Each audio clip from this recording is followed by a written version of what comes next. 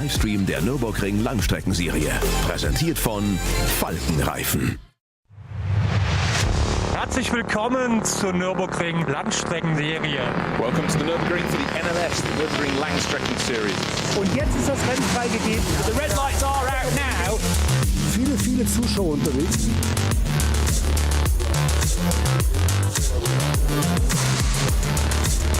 I would think that's very, very close. Jetzt kommt er ran, zieht sich ran.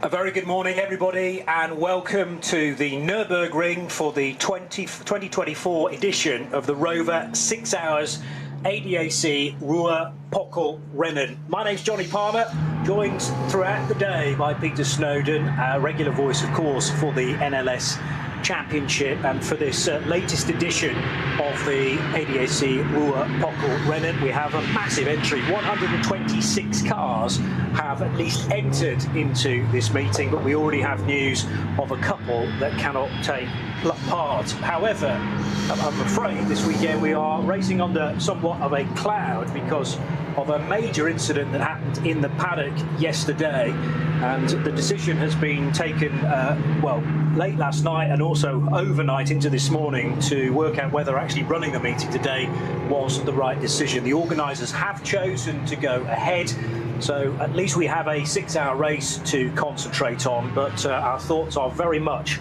with those in hospitals nearby because there were a lot of casualties due to a major incident that took place in the paddock, and I'll detail precisely what happened, or what we know at least, as we go on. But certainly, Snowy, this is not the mood necessarily that we want ahead of a 6-hour race, but we will try and concentrate on the racing nevertheless.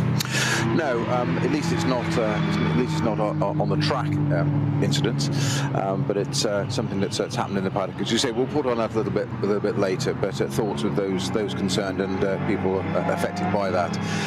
108 cars took part in qualifying this morning. There's a couple of stragglers that have fallen by the wayside, shall we say. Perhaps most notably is the number 6 entry, the Team Advent Mercedes AMG. That was actually qualified on P2 on the front row with an 8:06.107. That's been withdrawn due to an accident that I think it was Dennis Fetzer maybe at the wheel of that. I might be wrong. I think it was Dennis Fetzer at the wheel of that in qualifying. I think in the very last minutes as well of qualifying had an incident that's damaged that car. So that's withdrawn, unfortunately. That leaves the P1 car being the other Mercedes of Team Landgraf with Lucas Ralph Aron and Jules Gounon. That did a 7:53.23, so there was quite a gap there between the 9 seconds between P1 and P2, quite extraordinary. Second row is the other Team Advan Mercedes. That's of Salman Avega, David Schumacher and Hubert Haupt. And alongside that is Aston Martin in P4, the Pro Sport entry with Maxime Dumouriez, Marek Buchman and Simon Valassen. And that's the front 2 rows. We did also lose, sadly, I think it's being repaired though, the 5th place car, which is the Falcon Motorsports Porsche. That's number 4 entry, 3 and 4 as they traditionally are. Interesting lineup in those teams, or that team this weekend. Timo Glock has been drafted in alongside Nico Menzel, the number 4 car. Unfortunately, Timo did slightly blot his copybook with a bit of an incident at the Hatzenbach in the dying seconds or minutes of final qualifying. Damaged the back of the car a little bit, enough to get the car out again. I think it was relatively light. We always say light, but it never is that much. And in the other car, Fogg Motorsport cars number 3, which is actually 6th in qualifying, alongside it, we have Alessio Pecorello as normal. Alongside him is Alex Lynn, which is a late involvement in that. He normally obviously drives in WEC in the Cadillac, Team Cadillac, so he said he wanted to do a little bit more GT3 racing, and here he is. At the circuit itself, we've get the famous shots of the Schloss, the castle. That's okay on the pit straight, but there's a little bit of fog still as we look out the commentary box window. It's not going to prevent racing, as we've had a couple of times this year, most notably, of course, the 24-hour. We do have. There's quite a bit of fog a little bit earlier on. I think it's fairly well cleared now for race start, but not perhaps 100%. Yeah.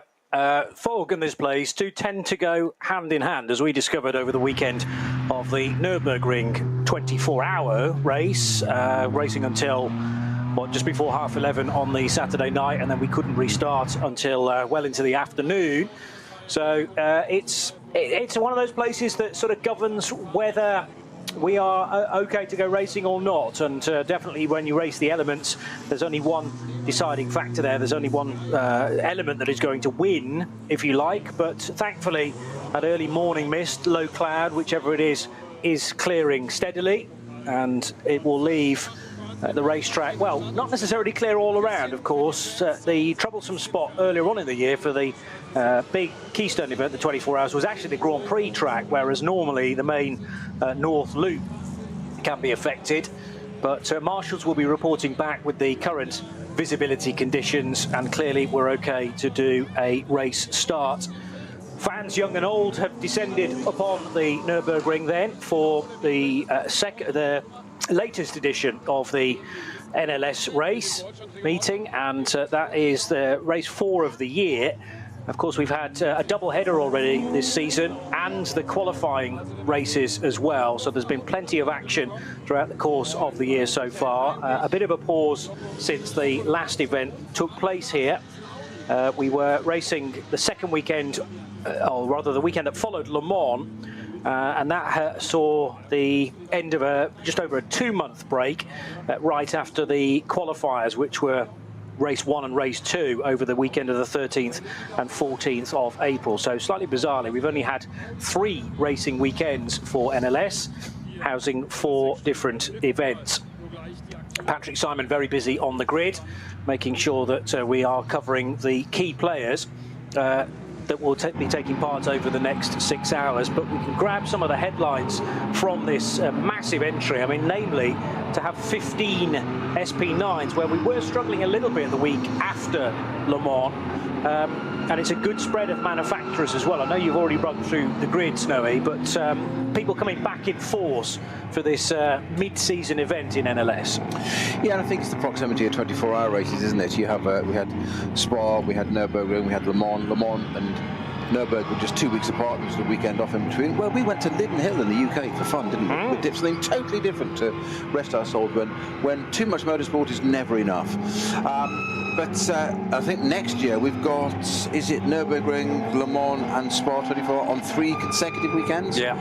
And you can never underestimate the toll that a 24-hour race takes out on the entire team, not just the car, the drivers, the whole infrastructure, the officials, the marshals, the whole setup. It is quite extraordinary. So 3 back-to-back, obviously there'll be 3 separate teams of each of those, but there will be obviously teams, drivers, participants, officials, marshals that will will literally migrate from one to the other as well, and they'll be possibly some of them might be doing all 3 events. That's pretty hectic. I mean, at least they're fairly close proximity. Spa and Nürburgring 60k apart.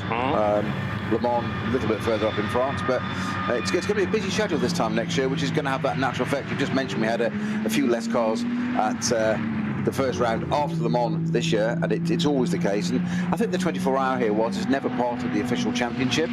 It's still the big one you want to take part in at the Nürburgring. So naturally, people do a lot of data collection and gathering before that event at the beginning of the season, and then have a little bit of a respite and a kind of natural summer break, if you like.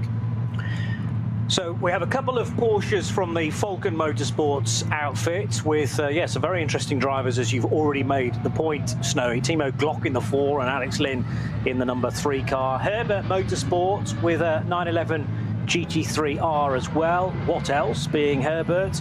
The Jutta Racing crew are back with their SP9 AM entry, which is an Audi R8 LMS for Alex Verimenko and the driver simply known as Selv, and various other different manufacturers represented as well, as the grid is now starting to form up on the start and finish line. 3 different grids, remember, 3 different starting groups, including for the number 148 Black Falcon entry. 148 is the car from Losch, Team 48 Losch for Steve Jantz and Tobias Muller. And this is a mixture of Pro and AM cars in the category known as Cup 2 for Porsche 911 GT3 Cup cars. Cup 2 will be started also in the leading group, and is also always a fascinating one. We've got 15 cars in that as well, so they are going to be nip and tuck throughout the course of the 6 hours. BMW number 721 heading to its correct position as well. 721 is the Thomas Reiner, Manfred Schmitz and Katja Thomas BMW 325i, which runs in the V4 category. But to continue on with who else we've got in SP9, Pro Sport Racing's Aston Martin for Maxime Dumouriez, Marek Bockman and Simon Balkan, number 17. Huber Motorsports Porsche for Hans Wehrmann, Joachim Tyson and Thomas Kiefer. The Car Collection Motorsport Audi for Alex Fontana, Klaus Koch, Florian Spengler and Johannes Stengel. And then some Valkenhorst Motorsports Aston Martins as well for, amongst others, Stefan Aust and Anders Buchart. On the Mercedes from Team Landgraf could be definitely one to look out for as well. The AMG GT3 car for Lucas Auer, Ralph Aron and Jules Gounon. That looks like a very strong lineup on paper. But we should also deal with some of the teams that are not taking part this weekend, who had planned to, because Manthey EMA have had to pull out of the event today after the Friday Paddock accident. We're told that none of their crew members were hurt in the incident itself, but it is nevertheless withdrawn in the wake of Friday's events.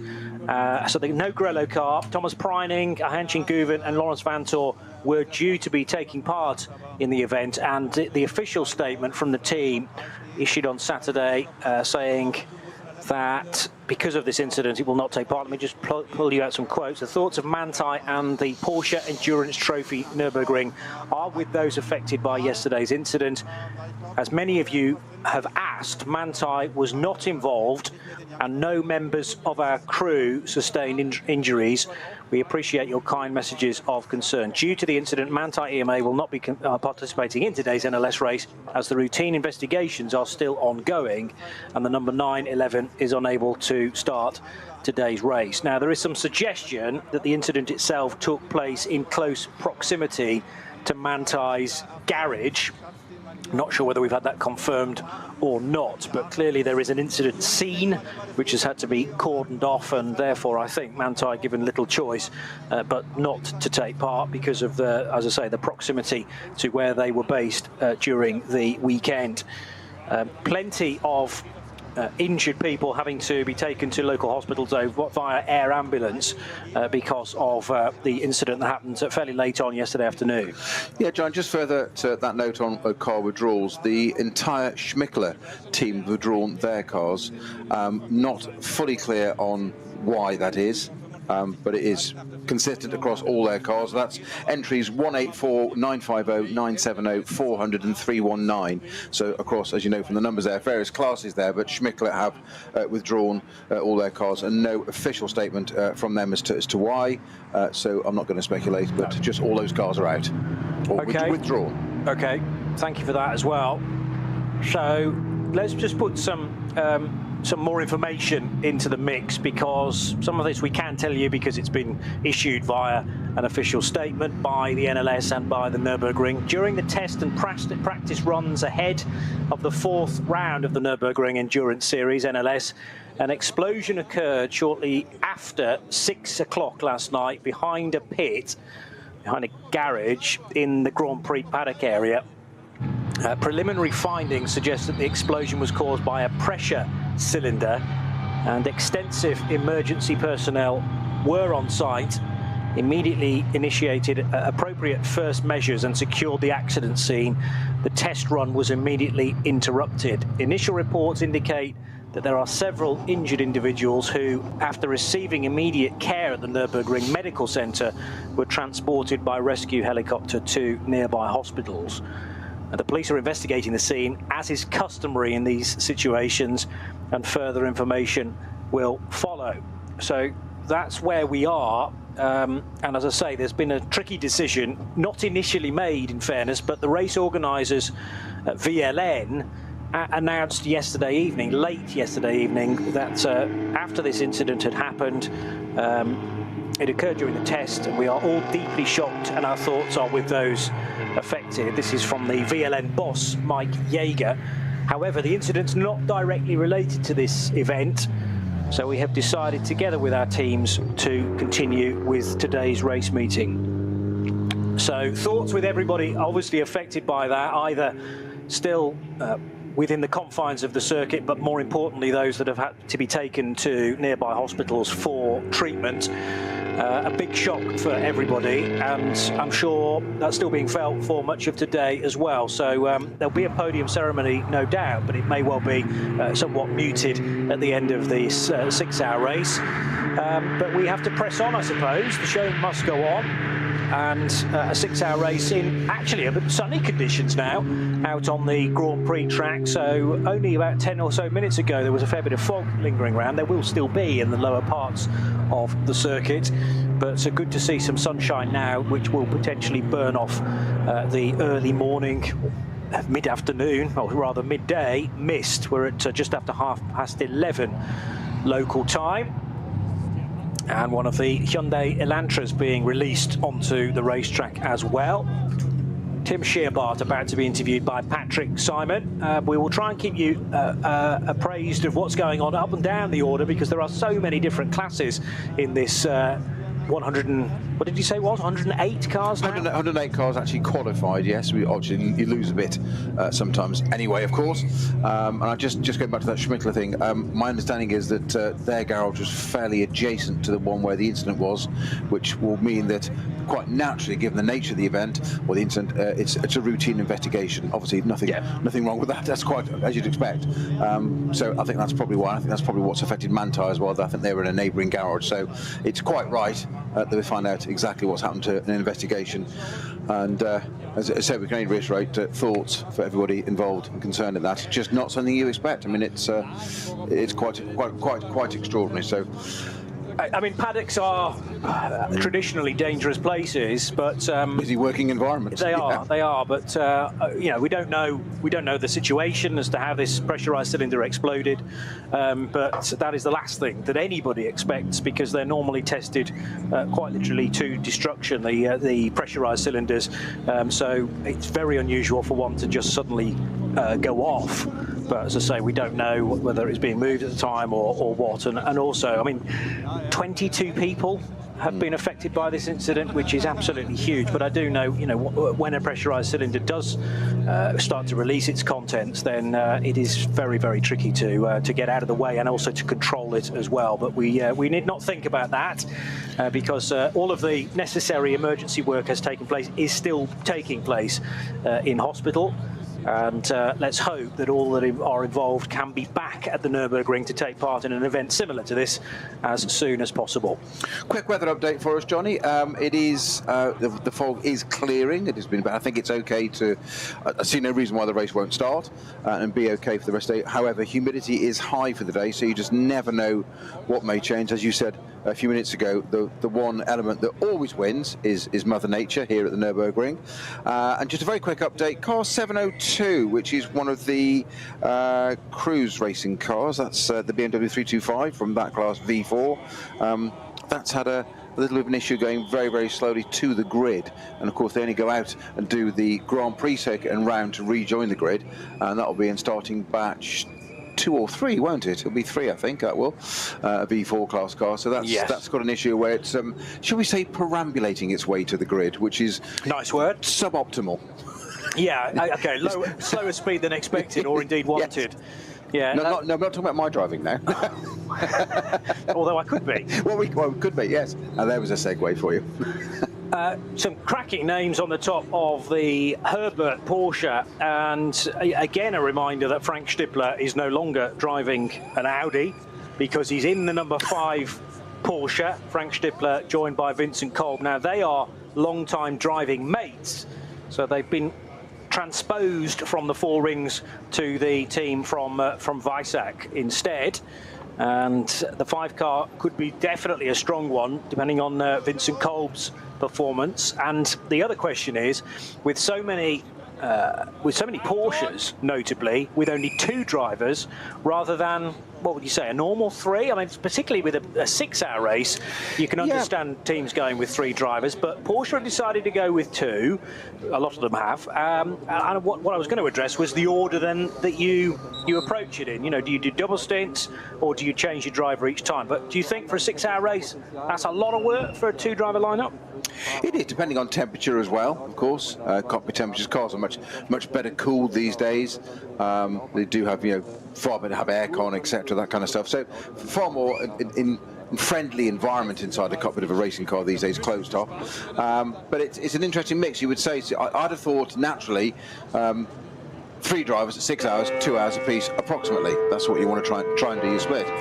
It is interesting that you've highlighted there, Johnny, that quite a number of these teams, these races are normally, of course, 4 hours our point. So 6 hours, this is a one-off. We have a 6 to 12 and the 24, not in the series, of course, the 24. So the pattern doesn't seem to follow there. So 2 drivers for 6 hours. You can do 3 hours apiece, but do you want less time in the pits, as ever? We tend to see quite a few people early on in these pits, and people like Falk and Herbert, they're experienced team players. This isn't their first rodeo. They will quite often short stint the car to start with to get a better stint at the end, a better fuel run at the end. So quite often do something like maybe a 5-lap run. I think we can go to 7 laps is marginal, isn't it? I think we can just about do 8 because your first lap on your first stint, that is, because your first lap, of course, is running behind. You've got the formation lap, so you're using far less fuel. So you can, but some people opt to do just 5 at the start and get a quick change in. Now, is that just a refuel to run a longer second stint? So say 7 laps, or to a change of driver as well. It's going to be fascinating to see how this plays out. And this is one of the things I love about this sort of racing is it's not just about men, women, boys, girls, whatever, driving cars really fast. It's about the strategy of the people behind in the background, of the drivers doing their best bet jobs. The Timo Glocks have just being interviewed on the grid by Patrick Simon at the moment, and Frank Stippler, those sorts of people. We know what they do. They put them in the car, and kind of it's a known quantity. That's probably playing it down an awful lot, but they're reliable, is my point. They go and do what they do. They do their job. It's the strategists that might just say, right, we're going to do this. And they're watching the other teams all the time as well to see what other teams are doing. And even to the point of looking down the pit wall and seeing how body language and animated people are. Are they calm, relaxed? Is there a flurry of activity? Are there tyres coming out? Is there anything going on in the pit box? And you're watching this all the time. And it's theatre playing out. It's almost like a set changing in the background, and you're kind of keeping an eye on, what are they doing? Well, they've got sandwiches out, so they're fine. They're not doing anything. But those sandwiches might just be a foil, not in foil, but just for, let's get the tyres out now. I see what you did there. It's going to be a long 6 hours, isn't it? Timo Glock's debut Formula 1 season was 20 years ago. I know. 20 years ago. I was looking up that stat myself. It's frightening, isn't it? Yeah. That was with Jordan.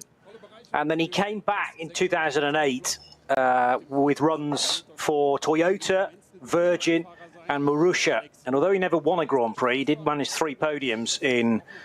how many starts? 91 starts. So even he will be perhaps a little disappointed with that. But he was always, he was a little bit of a fly in the ointment, particularly, of course, that year when everybody in Brazil wanted Felipe Massa to win the F1 championship. Oh, yes. And the positioning of Timo Glock made it go to Lewis Hamilton by, was it about a point or something? It was crazy? a single point. That was a point. The whole point was, sorry to do that, was really bad, wasn't it?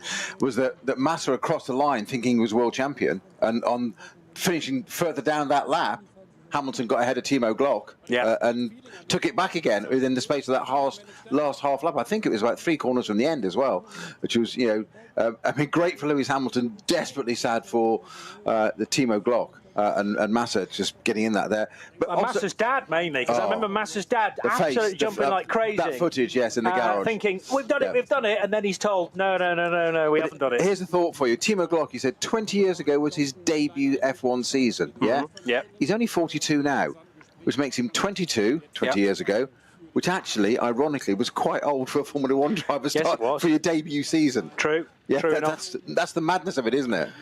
Yeah, first race was in Canada, so that won't have been at the start of the year. It was in June, in fact, so he brought in partway through the 2004 Formula 1 season, and may well have thought that his opportunity had gone. But as you say, at 22 years old, got the go-ahead. Probably a test driver for Jordan up until that point. But anyway, before we disappear down that particular rabbit hole, we'll be heading down the foxhole in a few minutes' time for several occasions as well, because the other thing I need to look up is how many laps we tend to do for a 6-hour race. It's all very dependent on the amount of caution out on the racetrack, the amount of code 60 as well, because remember, there is never a full course caution or a full track safety car here. We have safety cars or pace cars at the start of the events leading each of the groups, but then when there is, if there is, or more specifically when there is an incident on the Nordschleife, that is dealt with locally by double waved yellows, by code 120s, as in don't go any faster than 120 kph, and then into code 60s, and that is normally the order of the day regardless of the incident. So if it's a broken down car, or if it's a car that's done significant damage to a large stretch of barrier, the barrier is still repaired whilst the rest of the track remains live. And that is an opportunity for the complexion of the race to change as well, because huge gaps can disappear in moments when cars are heading into initially yellow flag areas where simply you must not overtake, but you can catch up with the car in front, and then after that you're restricted to, as I say, either 120 kph or to 60 kph as you head past the scene, and the first to spot the green flag on the other side of that can get going as quick as they like and start to overtake again, of course. 1 or 2 stragglers getting into line fairly late on, but the cars in start group 1 are now starting to head around the racetrack. It's not until really the start of the first lap that we'll be able to definitively give you starting drivers. I was still in the middle of giving you highlights of those entered into SP9, because the Dynamic GT Porsche, another crew that have decided to enter with only a couple of drivers, Adrian Delina and Bastian Boos, the Danish Porsche Carrera Cup Super Cup champion. And Bastian Boos also took part in the Nürburgring 24 hours earlier in the year as well, so it'll be interesting to see how he gets on for Dynamic. Renazzo Motorsport team, their Lamborghini Huracan GT3 Evo 2 for Sack Nana, Christoph Breuer and Dieter Schmidtmann is number 786. In SP7, we normally struggle for numbers in SP7, which is the old category for Carrera Cup cars. SP7's kind of morphed into Cup 2 these days, but nevertheless there are 5 SP7 cars and a mixture of 991 Cup GT3 MRs. There's a couple of Caymans in there, in fact 4 Caymans, 2 of which are the 718 version, prepared to GT4 rules. And Fabio Sacchi is in one of those cars, Lucas Drost, the German in the GT Motorsport by WS racing car. 15 Cup 2s, though these will all start in the first group as well.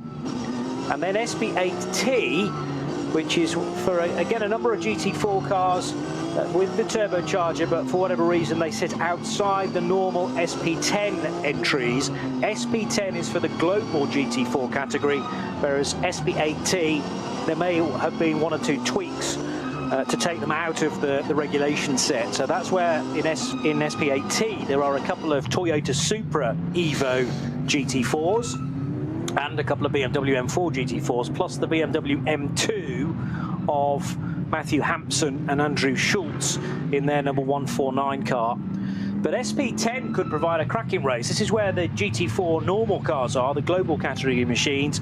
10 SP9s, and again, a mixture of manufacturers. There's a couple of Aston Martins in there, which will please the man to my right. 718 Caymans, 4 of those, a couple of BMWs as well, and GT4, we say this all the time, but yes, SP9 GT3 is the very top category, should I say, but GT4 provides a terrific race at the same time. Oh, fantastic cars! I mean, and a great stepping stone for those aspirational drivers, whether they be young pros coming through the order or amateurs that are the backbone of GT endurance racing, wanted to build their way up through. Fantastic experience. A GT4 car these days isn't just a road car converted; it is based on the road car, as is technically a GT3 car, although they are very much a race car. Let's face it, they are very, very different when you sit next to one. Certain panels might well bear a similarity to come off the same production line, but as they should be in some ways. I think if the public can look at it and recognise it as their brand, BMW, Aston Martin, Mercedes, Porsche, Ferrari, whatever it may be, and then one they want to, that's fine, as long as it looks visually like that's fine, and it's based on it. A lot of it is, the engine in a 296 Ferrari, even the 499 hypercar, the block is the same one that's on the road. Yeah, and that's great continuity, because the man on the street, he says in open close brackets, it's relatable. And that's what it should be. GT4 cars now are so advanced, they're amazing. One of the great things with them is that they've got so many driver aids that you can start in that with let's say an amateur. But what we mean by an amateur is somebody new to racing. So often a professional individual, made their money, wants to go and do this. They don't want to do the tired of golf or yacht racing or whatever. They want to try their hand at car racing.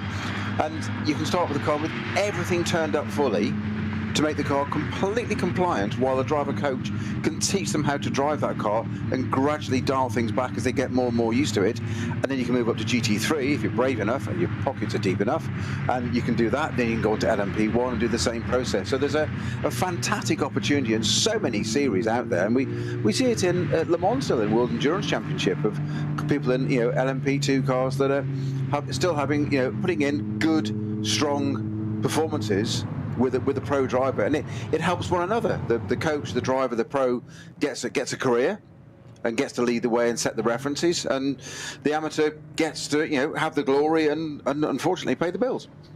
But yes, that's motor racing. Yeah, I know. It always has been. Yeah, and to a certain extent, the earlier you realise your role in the whole clockwork combination, then the better, I suppose. But without the other side, none of it could happen. So without your pro drivers to pedal the car as fast as possible, you're not going to be in the hunt come the end of the race.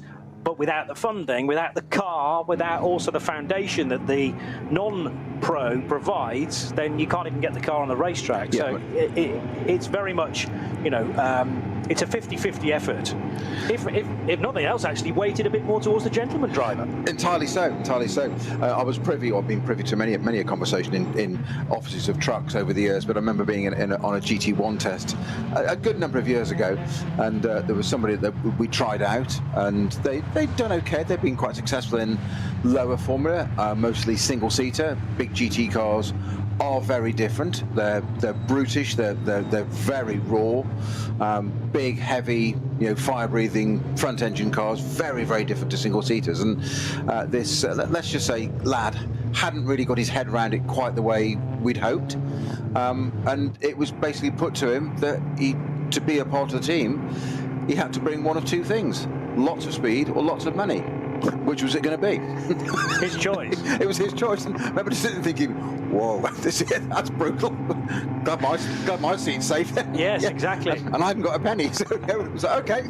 Yeah, so you know exactly what you're there for. But that goes back to what you said. Need to know your role. And you've got to, it's a brutal sport. You've got to understand it. Because there's a lot involved. There's a lot of expense involved in getting a car to a grid.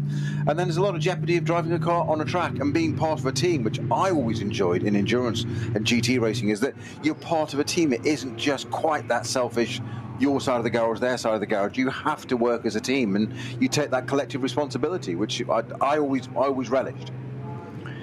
And it's a massive challenge, and that again is sort of irrespective of what you're bringing to the party. And then it makes the team work. When it does evolve into success, then you suddenly realise this is why we're doing it. This is why we've all got together, and it starts to make a bit more sense then when the silverware arrives. Looking further down the order of the production cars, V6 is the sort of top line of those, where Porsche Cayman S's can be found, and the 911s as well. Der für die allermeisten nie Realität wird. So it's RS1, part of the Radio Show Limited network of channels, bringing you live coverage of the fourth NLS race of the season, the 6-hour ADAC Ruhr-Pockl-Rennen, with practice and, well, mainly practice happening yesterday, and then qualifying early this morning.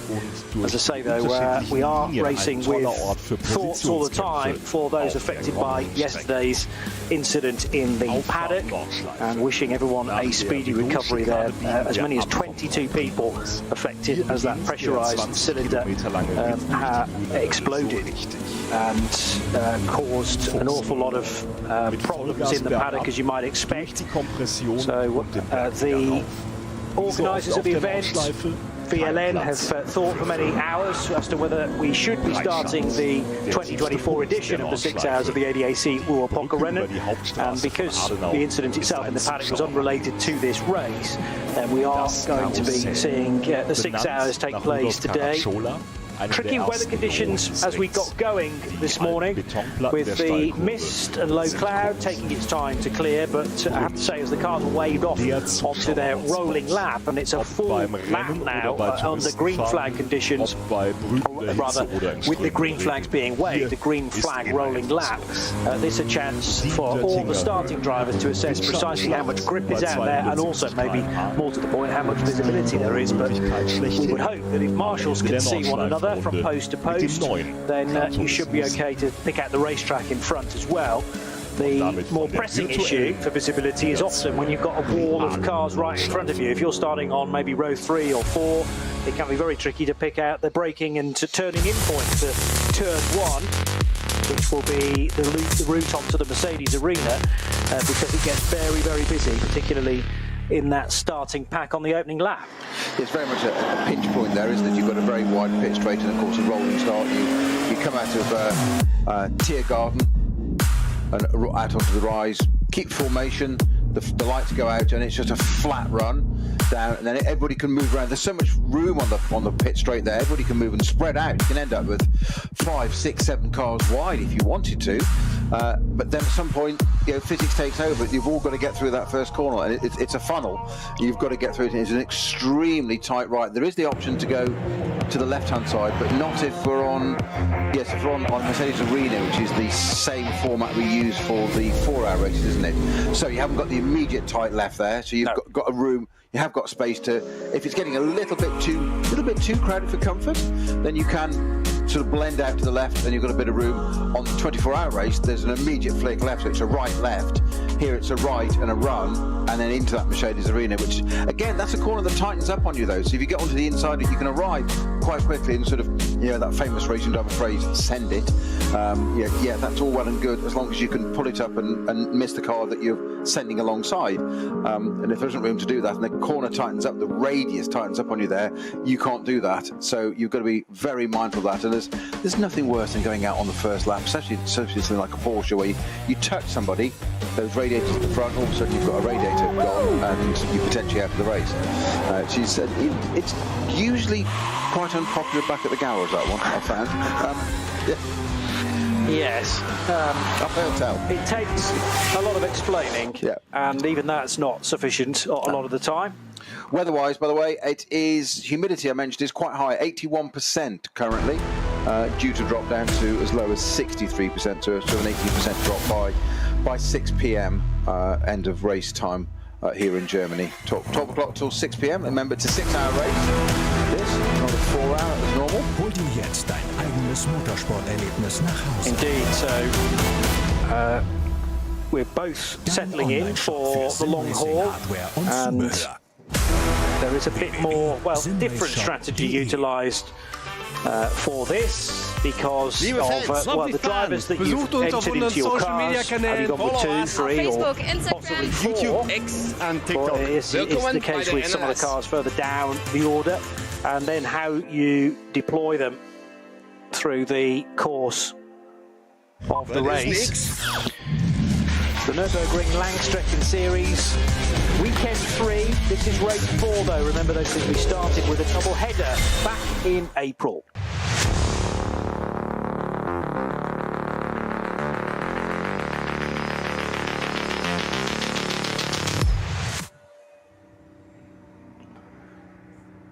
The Nürburgring looking resplendent in its summer green.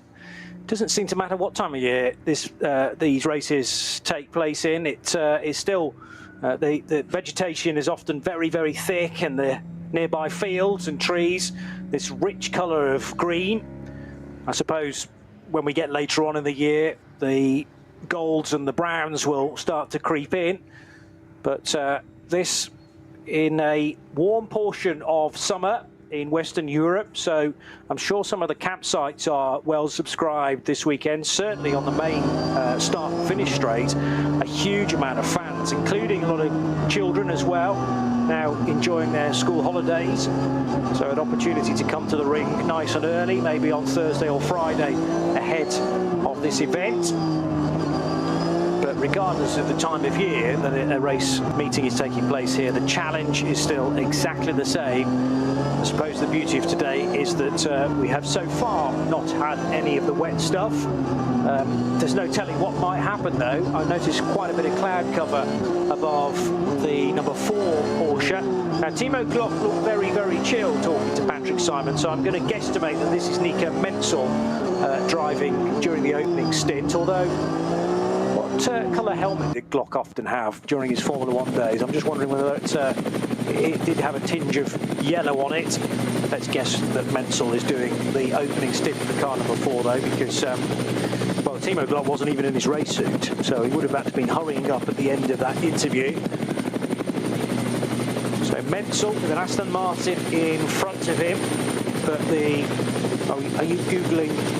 Yes, I am sad, but it is, as is classic of F1 racers of the modern era, just change it every time. Do the same for Nico Menzel to see whether you get any results in that regard. But I think I'm fairly safe with that bet for the starting stint. Yeah, Nico, blue and white. It's a very, very sort of Formula 1 Renault colours of the day. It is. Yeah. So he was using that helmet in Porsche Carrera Cup Asia of the past. Down the Nottingham they come then at the end of this formation lap. This seems to have gone by very swiftly indeed. It takes about 20 minutes to complete the lap at these speeds. And now Alex Lynn, I could spot Alex Lynn's eyes in his open visor helmet, or not open face, but the visor is tipped back, and he's taking the opening stint in car number 3 for Falcon Motorsports. Probably about 3/4 of the track being used by those weaving from left to right though. They're not quite getting to the white lines, although there is a Porsche further back that virtually is, and is having to do a kind of drift at the turning point there to not just get some rotation in those steering wheels, but almost chucking the rear into a bit of a slide so that the rear tyre temp is being built up nicely as well. They're the powered wheels, of course, on most of these cars. And that's where, just at this point, which is round about milestones 198, that's where they need to start effectively coming into 2x2 formation once again. So the freestyling using the whole width of the track to get those tyre shoulders up to temperature needs to sort of cease a little bit now, will certainly lessen to take formation, but of course it's quite difficult to come through the Tiergarten side by side because it's so narrow, which is wonderful at high speed, but that's what they need to do. Now, of course, you mentioned earlier that my love of Aston Martin, unashamedly so. Of course, the number 6 car that was in front of it there's now a gap on the grid. So the Aston, now the Pro Sport Aston, has the chance of a run down the outside.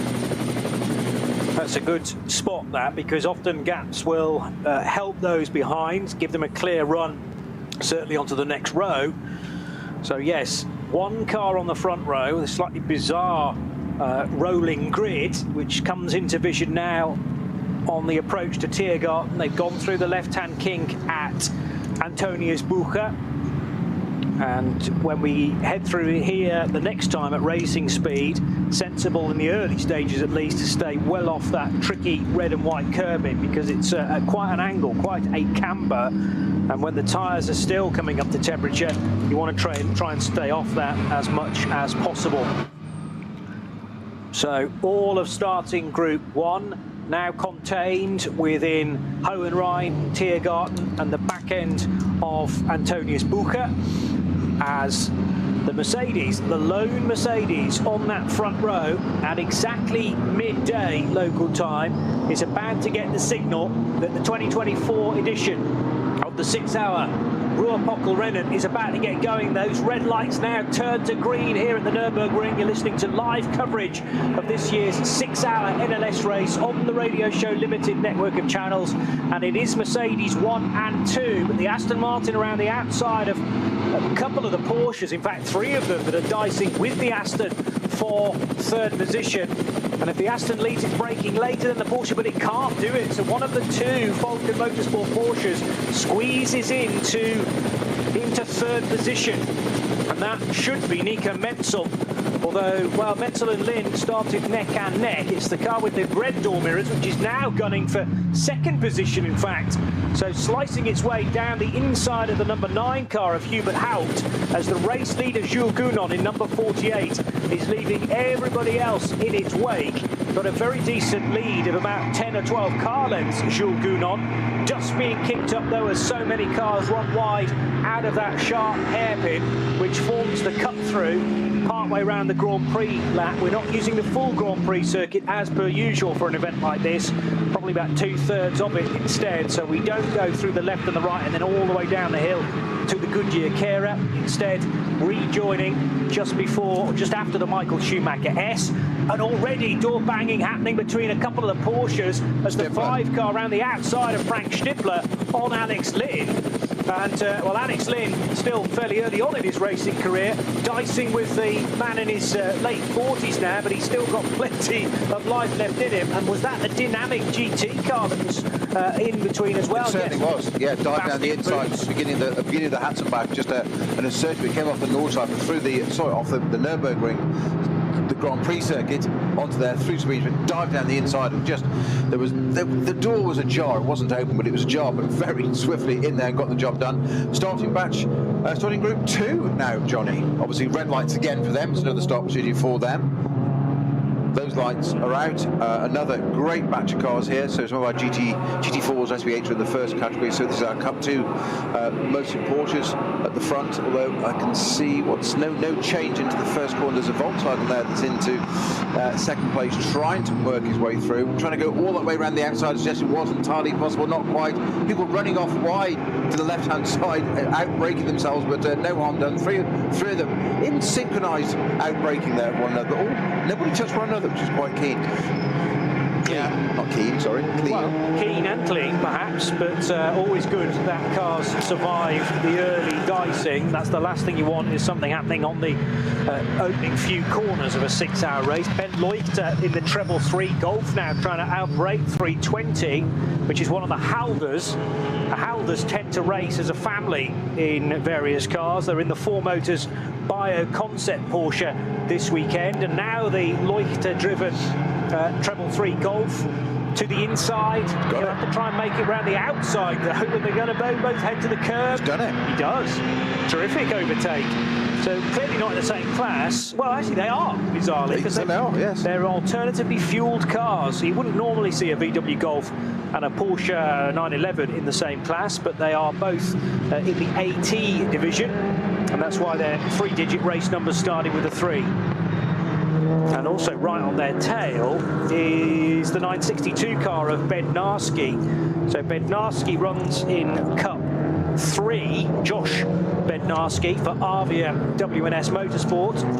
He's sharing with Moritz Oberheim and Lucas Daugard, so some familiar names there to be found in the Cup 3 part of the race. 15 cars in Cup 3 as well.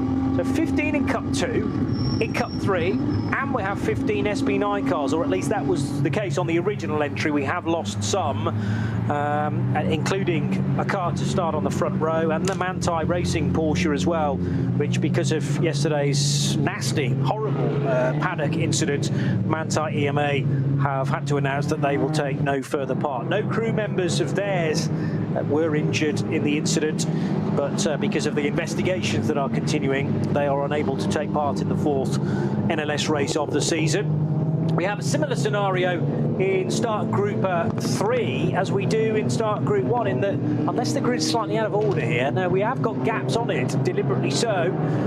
And the front row only had one car. Red lights are still being displayed. Now they turn to green, and it's a Porsche versus BMW fight at the head of the order, but again in different divisions. So the Nexon tyre livery Porsche with its white and purple will be the first down into the first corner. Porsche, BMW, then another Porsche in third, and then one of the Hyundai TCR cars in 4th position. Everybody else in Startgruppe 3 filtering through the first few corners, and it's going to be very, very tricky here. Not until you can hear the engine note in the background, not until you go down to ground level, and hopefully you're enjoying our coverage in sound and vision, because the rear-facing camera on one of those cars shows you just how busy it is in that mid-pack through the Mercedes arena on the first lap.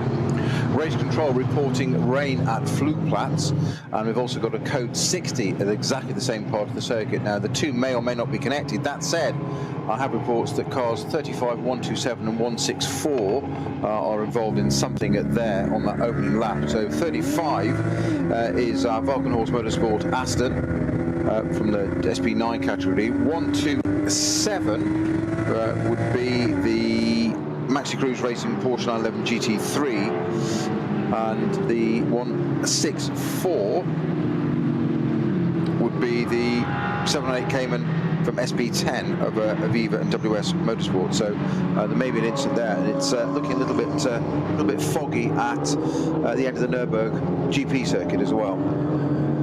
Yeah, it didn't take long for the rain to arrive, did it? Now the Herbert Porsche very late on the brakes. This is a few minutes ago, but now, is this to do with tyres? All of a sudden I'm thinking, because the Mercedes that was in second and the Aston Martin that was in third are nowhere in terms of performance and have just been swamped by a couple of Porsches. Then the Aston Martin gets ahead of the then second-placed Mercedes. So it's not Jules Gounon that I'm talking about, but the number 9 car of Hubert Haupt in the team Advan by HRT Mercedes that seem to have no speed, or comparatively no speed, on the run towards Schwedenkreuz and then down the hill from that very fast left-hander towards the right-hander at Arenberg.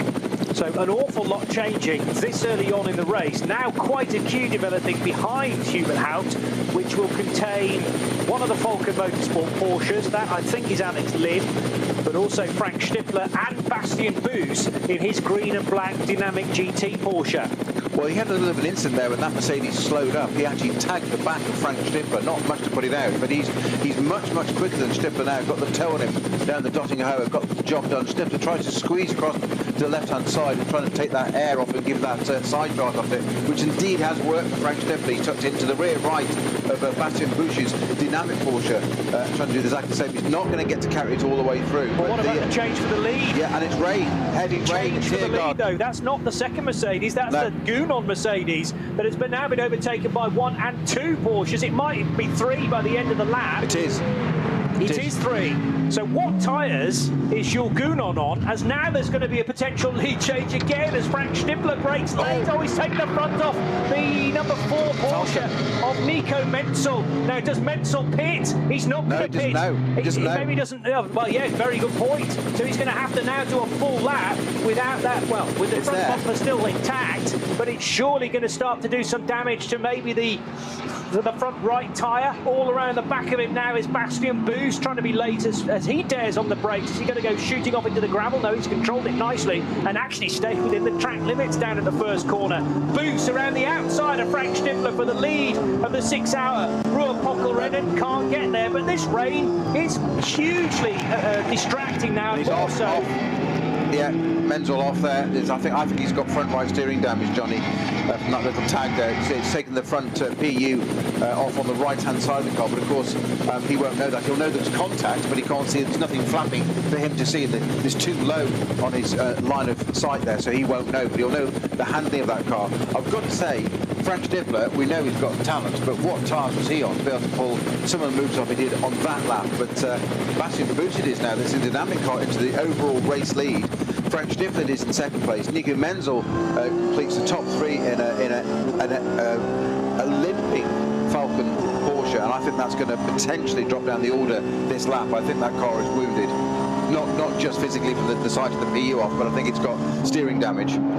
Trying to drill down into the sector times. If I tell you Hubert Haupt did sector 3 in 2 minutes and 14 seconds. Now the race leader's off onto the gravel at the Withdrawals chicane, and he's completely outbraked himself with no immediate pressure from Frank Stifler. Stifler nearly piles into the back of Bastian Booth as they go through the Sabine Schmitz curve and onto Hatzenbach. This will probably bring an ailing Nico Menzel back into the mix.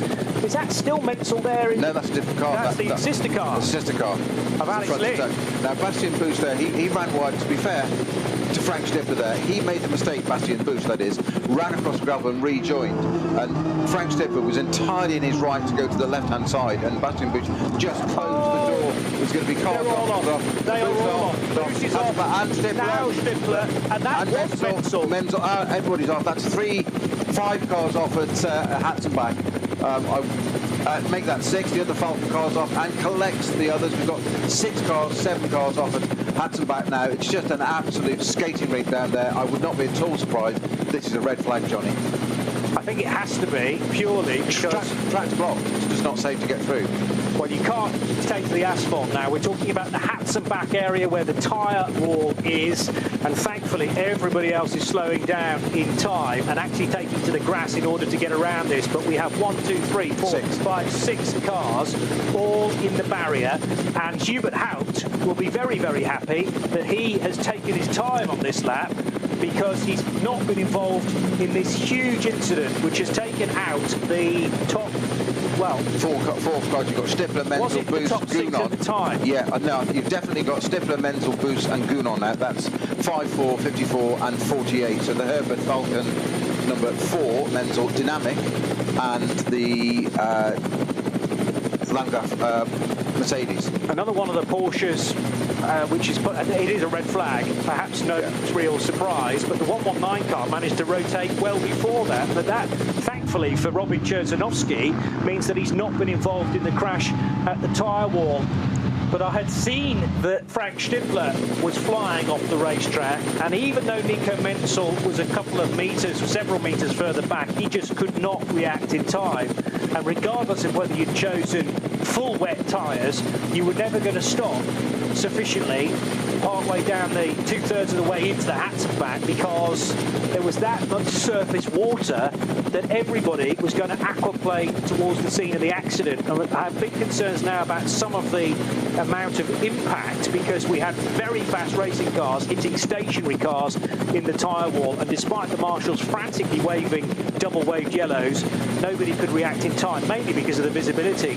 I actually mentioned on the rolling lap that there was no sight of any of the wet stuff, and that changed so quickly. It has a habit of doing so here at the Nürburgring. Yeah, but when you catch out the quality drivers of Stifler, Menzel, Booth, Gounon, all at the same place, there's something clearly wrong. So the Aston 17's in there. Stifler, the number 3 Porsche. So that's Lynn. That's Alex Lynn, isn't it? Yeah, I wonder whether Menzel actually got... No, I think Menzel's involved as well, but he got further around. But I cannot imagine that Menzel continued on. He did, you know, because he got to the end of sector 2. So my apologies. He's carrying damage, remember? Yeah, but he's got time to pit and get that sorted now. And that actually possibly, ironically, did him a favour. Because it was Alex Lynn that managed to progress up the order. Because they say we saw the two Falcon cars swap order. Because we suddenly realised that front PU was still attached. And then it was very much not attached because it's gone into the barriers and collected one of the Mercedes. Stippler in behind that. That Stippler's car was then also collected by the...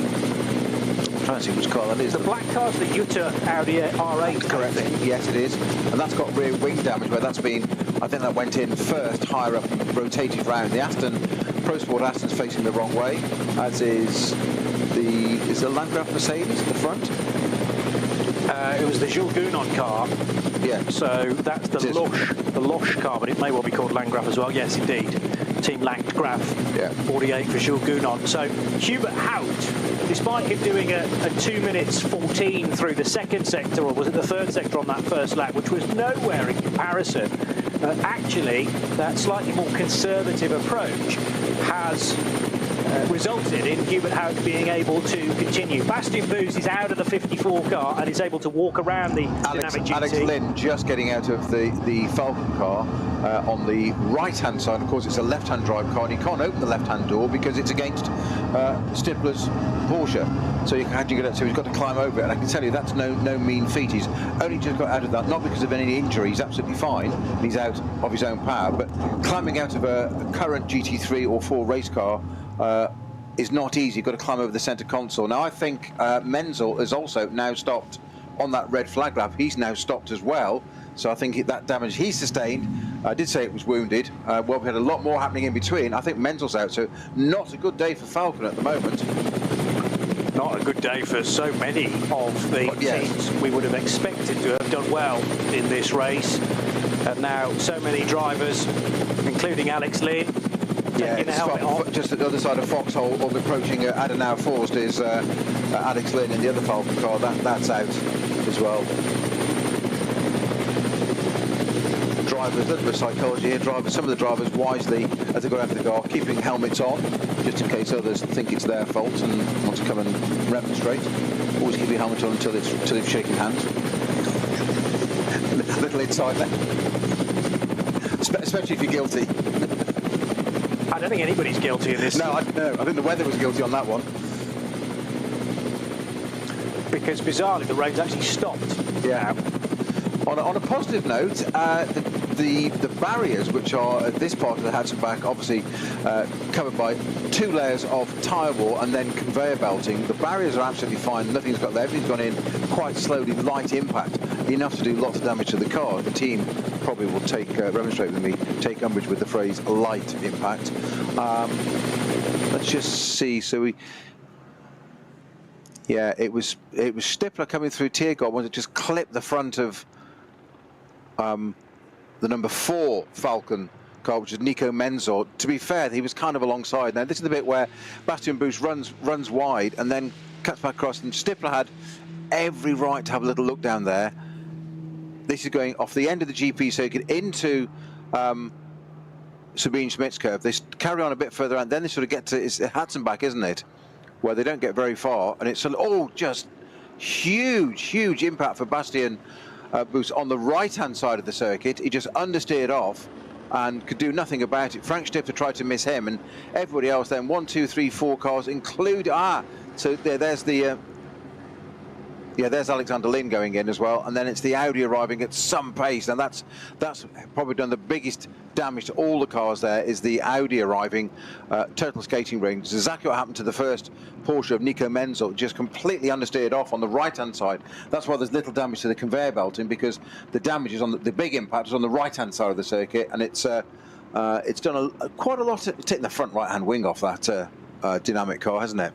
Nearly taking the front right-hand wheel off the dynamic car. Yeah. So it's going to take some recovering of those 6 cars. Nico Menzel was definitely involved. He actually hit the barrier to further damage his Porsche. But weirdly, I wonder whether the front bumper had actually sort of partially gone back on. I couldn't see any more gap between the front of the car and the front bumper, and I think the force of the airflow was actually doing him a favour and pushing the bumper back onto the front of the car. But then he hit the barrier, as did so many other cars. And Nico Menzel's done incredibly well to get down to the foxhole. He was hoping he might even be able to limp the car all the way back so that they could do some relevant work on that. A red flag allows you to do that, but it is not the case. And it's I mean, we are denied what could have been a bonkers race there. The way it had started, it could have been absolutely superb, but sadly it's taken 6, now 7 of the key runners out in one fell swoop. And bizarrely, as I say, the rain has now stopped.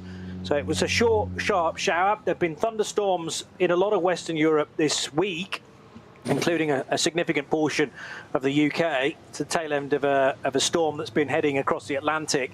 So how much warning did Alex Lynn have that cars were going off in front of him?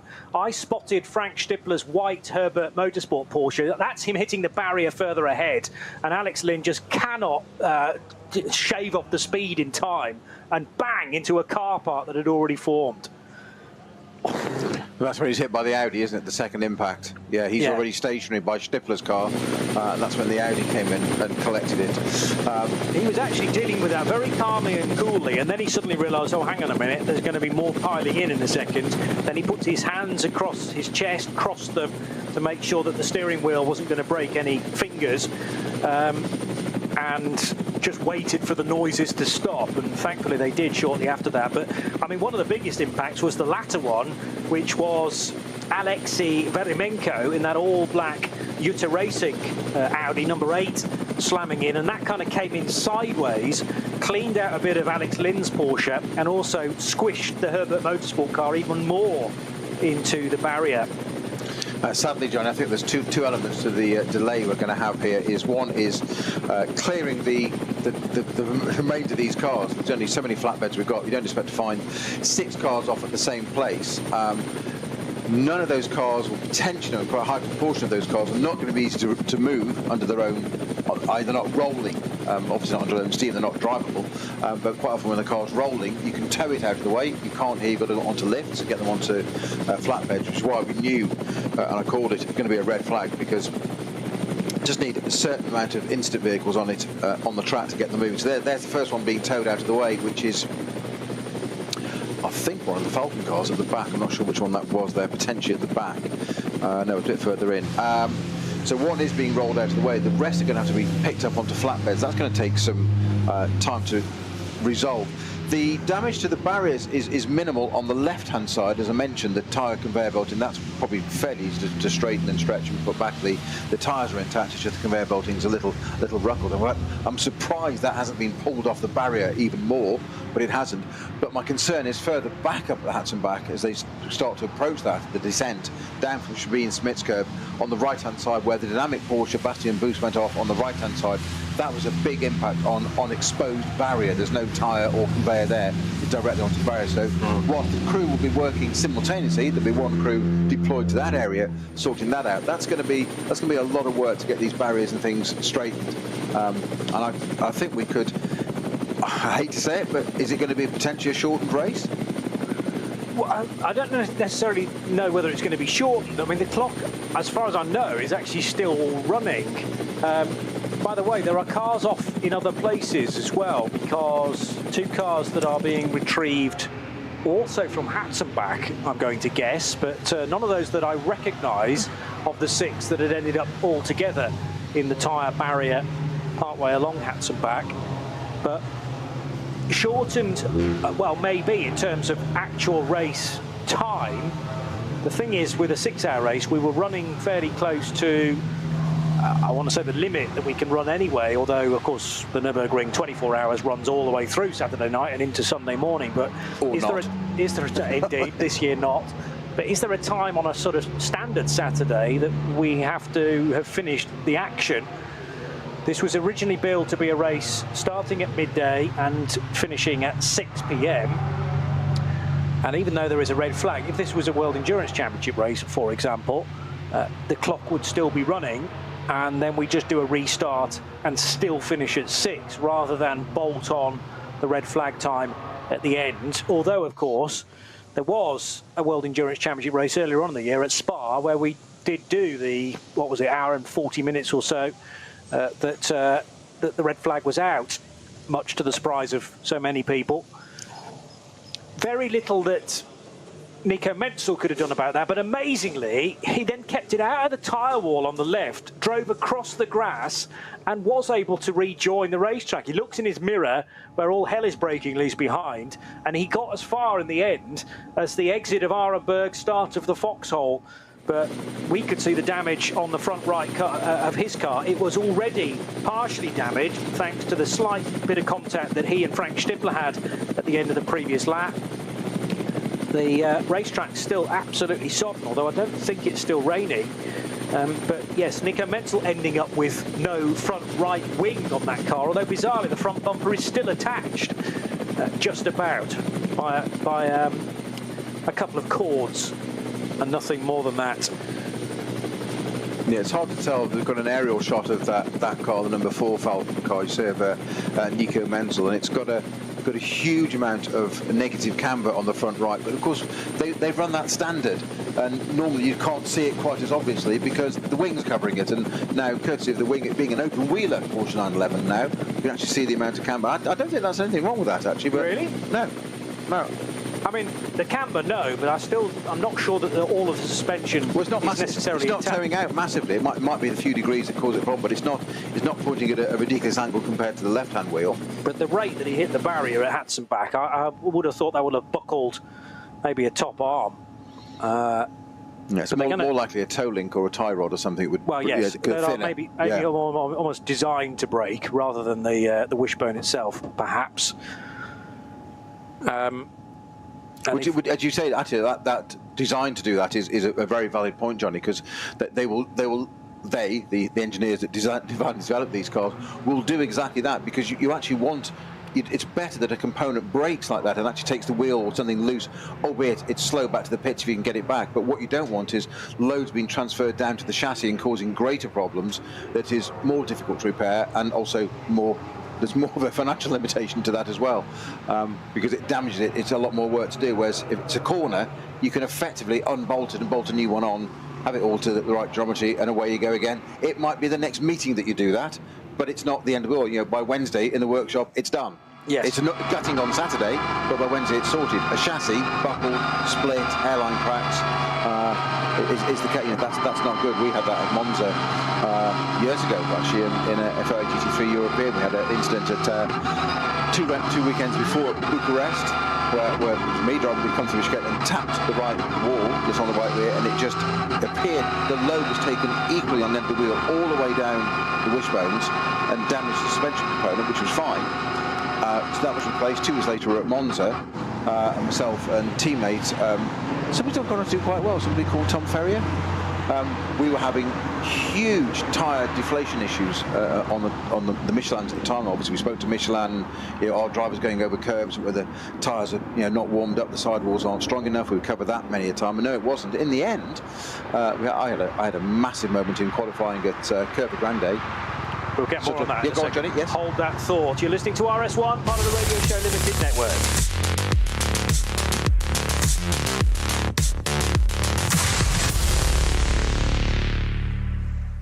So, we should have been almost half an hour.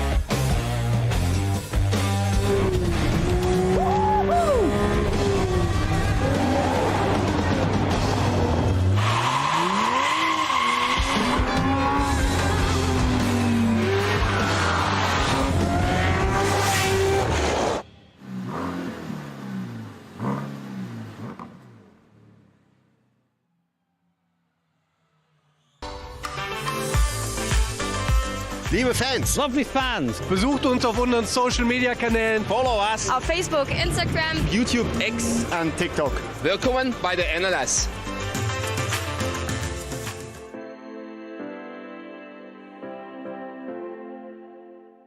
Was ist ein X?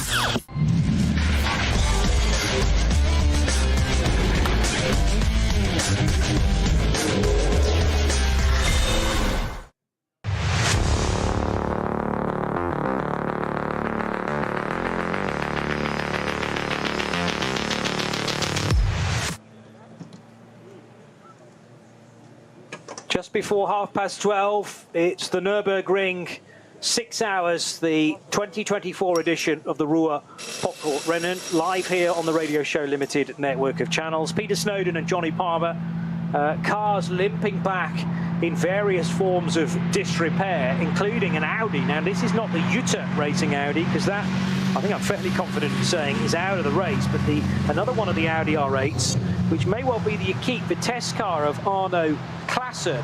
That car has now suffered some damage. I can't imagine that it's a puncture. It does appear to be down on the left-hand side. Or is it, in fact, the SP9 Pro-Am car of Bruno Spengler? I'm just trying to work out whether... No, Arno Klassen has made it back to the pit, so it's not Arno. Hubert Haupt about to catch up with Patrick Simon, but this interview will be in German, so we won't hold proceedings for that. Yeah, the 33 car is that is limping down the Dottinger Hohe. I'm sure one of the questions being posed to Hubert Haupt now is, could anything have been done about that? But sometimes, Snowy, weather hits that quickly that from an officiating point of view, from a stewarding point of view, there's nothing you can do about it. Well, I think the key word you used there was the track was flooded. It was like somebody had just literally turned a tap on it that bit. And as I said, to catch the likes of Stippler, Menzel, Lynn, etc., all those, just all of them consecutively at exactly the same place. They're all super experienced, platinum grade drivers. They don't make mistakes like that easily. All of them to do it, there's consistency. There's one governing factor there. What is interesting is the red flag procedure. Okay, so just looking through the rules here, because I'm sad like that. If less than 2 laps of the race, just bear with me, Johnny. If less than 2 laps of the race have been completed, then if the race restarts, it'll be as per the original grid. Free positions on the starting grid may not be taken up, but if there's a free row, you can close it up. So if row 3 is empty, those 2 cars are out. Row 4 can become row 3, okay, because it's no competitive advantage to either. They're both just moved up one. Yeah, that's fine. However, if the leader's completed more than 2 laps of classified, those that started, every car started with classified as a starter, then it will become a suspended race and started as per the finishing of those 2 laps. If that's the case, because we had, how many laps completed? 2. By the red flag? Well, we've got 2 laps on the timer's still running on the clock, and that's still at 5 hours 28, just coming up now exactly. But we've got 2 laps recorded on the timing screen. Only because, though, the car's coming back to the pits, so it's not at the time of the red flag. So I was just trying to think that we could have some extraordinary cars out at the front of the grid, but I don't think we're going to. Is this the Lamborghini that was coming back? What was the Audi? Audi Audi. Of not Bruno Spengler, sorry. No. Florian Spengler, who drives this. But yes, I'm expecting this to be car 33, because one Audi we know... Oh yeah, front left damage and tyre coming off. One Audi we know, which is the Jutta car, is definitely out of the race. There is a second Audi of Arno Klassen, who's already made it back to the pits. So this is Florian Spengler, car number 33. And is this a tyre that's gone down as a result of hitting a barrier or a tyre wall? I would suggest yes, because there's a big sharp bite out of the wheel arch as well, unless it's damage to or damage from the tyre. Very sensibly though, he's driving it partly on the grass to keep that tyre cool, because it's rain, the grass is nice and wet, to keep it cool, to stop it delaminating any further, and driving it back. The most difficult thing a driver has to do is drive a car back slowly. There's quite a, you said there's a big chunk of that missing, isn't there? Now he can't go on the grass because there is none at this point. So he's nearly there. That is painfully slow, but the race is stopped, so it's no big disadvantage as long as he can get it through the last little bit of Tiergarten. All right, and into the bits now. We've got one of the Supers coming up behind, and one of the Catemans. They just go past that stricken Audi. And there's some of our, there's our Astons, our Pro Sport car. That's number 35. That's the Valkenhorst car, isn't it? The 35. Yeah, the Valkenhorst Aston on the back of the flatbed, heavily damaged front and rear. That was from the earlier incident at Hatzenbach.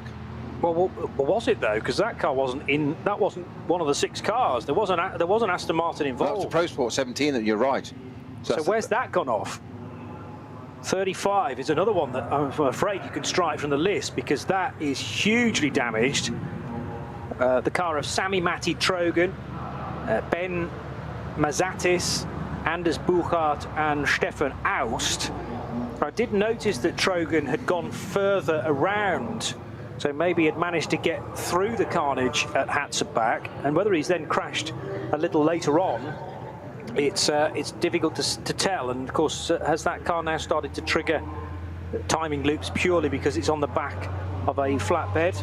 In fact, Trogan's not even showing 1 lap completed, let alone 2. So he's obviously had a crash on the opening lap somewhere. And bizarrely contrasting scenes in the grandstands as you look out, Johnny, of people in shorts and t-shirts and having cold drinks and just having ice creams. And what's all this fuss about? What's it mean? What rain? What rain? Such is the scale of the Nürburgring. And actually, to think about it, in the grandstand here at the main bit of the GP circuit, Hatzenbach is only just the other side of the pits, really. In reality, it's not like it's out in the woods, as it were. So there's the 33. Audi into the pits, looking decidedly second-hand. Just want a jet wash, it'll be fine. Well, jet wash and a bit of TLC. It's got a lot of vegetation on the left side, mainly because it's gone green. Maybe because the Grüne Holler and the Grüne Audi. So Florian Spengler spent most of the Dottinger Hoor straddling the white line. But it's not just grass that's done that damage. It's been in the barrier fairly severely because the inner wheel arch, the skin, is intact, which tells me that it's actually had contact from an outside force, probably a red and white tyre wall, because there's red scuffing all around the headlight, which is partially broken, and the outer wheel arch, if you like, is in a very sad state of affairs. So that's been in the barrier, which has caused the puncture, Detective Sherlock Palmer says. Would you say not too heavily, because the anti-dive planes, which are light carbon fins on the outer edge of the front wing, that they're still attached and intact and not marked, so it hasn't had too heavy. It's not, as you say, it's not been solid. It's been it looks like conveyor belting, which does absorb it. So it might get away with it. We might see that car back out again. No reason why not. Just getting word as well of more cars stationary at Flugplatz, which is a little later on in the lap. So we had rain at Schwedenkreuz, and also cars stationary, yes, on the opening lap at Flugplatz. So sounds like there's been a fair bit happening just on lap 1, and then and Flugplatz isn't a million miles away from the Hatzenbach either. So rain may be coming in from there. It does tend to creep in from Arenberg and Schwedenkreuz and then work its way in the wrong direction. The weather system tends to work its way towards Flugplatz, Kittelbacher Hoor, and then on towards Hatzenbach itself. And by the sounds of things, that's precisely what has happened. So cars 127, 164, and 35 were all stationary at 5 minutes past midday. So that will have been on the first lap. Car 127 is the Van Roon-driven Max Cruiser Racing Porsche 911. Sami Matti Trogan in the number 35. So that has had an incident either at Flugplatz or just afterwards. And then the other one is the 164 car, the Avia WNS Motorsport Porsche 718 Cayman of Still. Now that might well be Henrik Still. Let me just check. But it would make sense to me as to those 3 cars all being involved in potentially the same incident. So yes, it is Henrik Still in the 164. There are stories that are even more full of sorrow than what happened to those 6, 7, maybe 8 cars on the Hatzenbach, in that at least they completed a lap. There are others whose race came to a finish on the first lap and at Flugplatz, which is probably 2/10 of the way through the lap of a potentially, I mean, how long could we have gone? 28 laps normally on a 4-hour So we would expect another 14 on top of that, 30, maybe 42 laps. And you get two tenths into your opening lap, and that is all that she wrote. Hopefully the Audi number 33 of Florian Spengler can actually be fixed, but it depends how long this red flag is out. It also depends on how much repair work is going to have to be done on Hatzenbach, but also at Flugplatz and perhaps some other locations as well around the racetrack. And the track crew here at the Nürburgring, we know, are outstandingly good, but they're going to have to tend to about 3 or 4 different scenes all at the same time. Yeah, well, the 3 additional cars we lost separate to the Hatzenbach incident, as you mentioned at Flugplatz, were the number 35 Aston Martin of Valkenhorst Motorsport, the 164 VIA and WS Motorsport Porsche 718 Cayman GT4 from SP10. Hendrick still. Yeah, I'm sorry, the Valkenhorst car was SP9 category. And the other one in there was the 127 Porsche Maxi Cruise Racing 911 GT3 Cup. Those 3 were involved in something, not necessarily together, but they all went off at Flugplatz. I'm not saying that it could be exactly the same as Hatzenbach, as in Walter and all 3 went off simultaneously. And Jan-Jaap van Roon was driving that, the bronze-rated Dutchman, who has been racing on the Nürburgring since 2020. Our first meaningful season in NLS was 4 years ago. He's also done at least 1 season in the Dutch Supercar Challenge as well. Despite the rain, the weather temperature is still pretty good, hence why everyone is here at the Nürburgring in shorts and t-shirts. But it would have been wise to also pack a raincoat, a thin raincoat, and maybe a brolly, because this rain, which is still in the area, is now expected to run until about 1 o'clock. So, I mean, I'm just checking the radar for this part of Germany. It's very much the west side of the country, and not actually that far away from the Belgian border. You have to drive past Spa-Francorchamps to, well, if you're driving from the UK or indeed from parts of Belgium and France, basically drive by the front gates of Spa-Francorchamps in order to get to this part of Germany. And there's been quite a lot of yellow and red on the radar, which indicates to me thunderstorms or heavy rainfall. But now we should be left with a clear afternoon. I'm sure many of the teams knew that some rain was coming, and they may well have hoped that much of it would be let loose onto the track actually during the pit walkabout and the grid walkabout, even though that would have been not a nice situation for the fans. We may well have been able to keep a number more of those cars in the race, because so many of the key players are now out and very early on in the piece. It's a real shame, considering we managed to attract 15 cars initially in SP9 to this event. We were a couple of cars down, but nevertheless, with some drivers of much repute, sadly, they are now going to have to watch from the sidelines and maybe even make a quick exit to their next duties. Not that far away from in the ACO rule set, the next World Endurance Championship race, that is at the end of the month at Circuit of the Americas in Austin, Texas. But whilst Alex Lynn is not taking part in that for Cadillac, he had clearly a free weekend to be racing with Falcon this time, and thankfully able to walk away. But it was an incident that involved a number of bits of contact, not least for him ploughing into the barrier at high speed, then into parked cars, and if that wasn't enough, he was then collected further. Let's pause for this interview, because one of the Black Falcon drivers, Italian racer, is now chatting to Patrick Simon. We'll see whether we can home in on this. Okay, so he had an Italian flag on his belt, but clearly his German is also very good, so apologies for that. Just as soon as Patrick moves in to speak to a non-German speaking driver, we can pause for that. We have a decision on the new race distance. So the race is going to start at 2 o'clock local time, and it is now going to be a 4-hour race. So we start at 2 o'clock, which is a little over an hour and 15 minutes away, and we will race for 4 hours.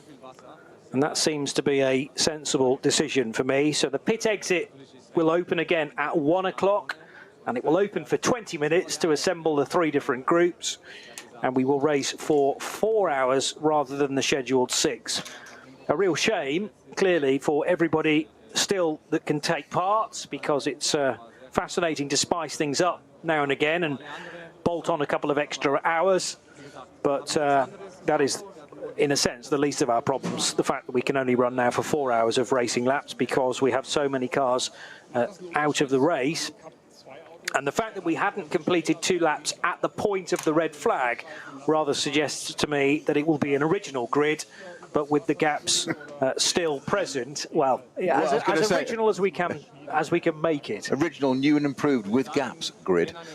Yes, because just looking at exactly there, because we've got 3, 4 out, which is the 2 Falcon entries, 5 Herbert Motorsport, Frank Stippler. The Utah Racing Audi is out. The 17 Pro Sport Aston is out. The 35 Pro Sport, Valkenhorst Aston is out. Shall I continue? I think you should. It's going to be like a child going to the dentist, isn't it? Lots of gaps in the teeth, yes. Too much sugar. Position 4 on the grid, removed at the age of 7. Yes. And gap closed. Well, some gaps can be closed, as you've quite rightly pointed out. I've not really ever thought about that before, but if we have both cars out, as is the case with the Falcon Porsches, and they were due to be, where did you say, on the 2nd or the 3rd row? Well, the Falcon cars were P6 and P5, yeah, so they were 3rd row. So we're now going to imagine that the 3rd row's not there. Yeah. And those cars on starting position 7 and 8 will be allowed to move up. But it is where we've got one car. 7 won't, because P7 was actually the Herbert Motors car with Frank Stippler, so that car's out. So P8 was alongside it, would have been Dynamic. Not there. So that's rows 3 and 4, non-existent. So row 5 becomes row 3. Where did you say the Falcon Porsches were supposed to be starting? Row 2? Yeah. So we don't have row 2? No, P5 and P6. So row 3, yeah. Put a line through it. Correct. Row 4. Put a line through it, because that's Herbert and Dynamic. Yeah. Exactly. So how many of the top 4 cars on the grid do we still have? That's 1 Mercedes, the Hubert Haupt car. Well, you've got the so Gunon's out, isn't he, as well? He is. That one's out. So he started on pole. Yeah. Now the P2 was the Team Advan number 6 Mercedes. That's out, isn't it? The Advan number 6 car is the Haupt car, isn't it? No. Hubert Haupt. No. Yeah. Sorry. Yes. Hubert Haupt. Oh, no, that's 9. No. That's 9. That's 9. So this is Dennis Fetzer. I thought Dennis Fetzer. Oh, Dennis Fetzer didn't even start. Correct. That was withdrawn. You're absolutely right. So that's out. So that's why there was the gap. Yep. So P1 doesn't exist. So I'm trying to establish what P1 will be. So P1 is the Mercedes Landgraf of Jules Gunon. That's out. P2 didn't start. P3 was the Hubert Haupt Mercedes. Was that involved? Hubert Haupt got back. You know, he was one of the ones that managed to escape. So he's effective now, de facto pole position. Okay. P4 was the Pro Sport car, the Aston. So that's out. So P4, 5, 6, and 7, which is the Pro Sport Aston. 5 is the Falcon number 4. 6. Sorry. Yes. P6 is number 3 Falcon Porsche, and P7 is the Herbert Porsche of Frank Stippler. They're all out. So P8 on our original grid was the Dynamic, and that's also out. So we've got to get to what was P9, haven't we? So the P9 car is now effectively on the front row. It's second on the grid anyway, wherever that might be on the grid, but we're going to lose 2 rows completely.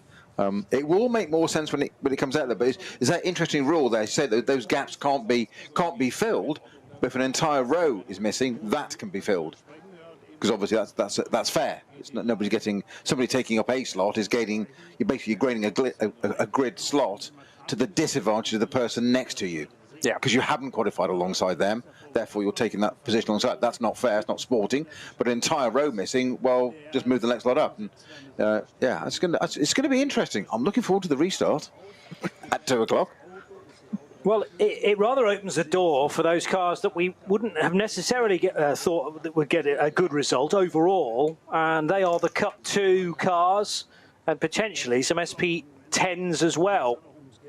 For example, I know it was under red flag conditions, but the race at the end of lap 2, as a stream of cars headed into pit lane, actually it was a top 3 of Cup 2 cars for Jan, Tobias Muller, Gabriele Piana, who I think was the Black Falcon pilot that Patrick Simon was catching up with.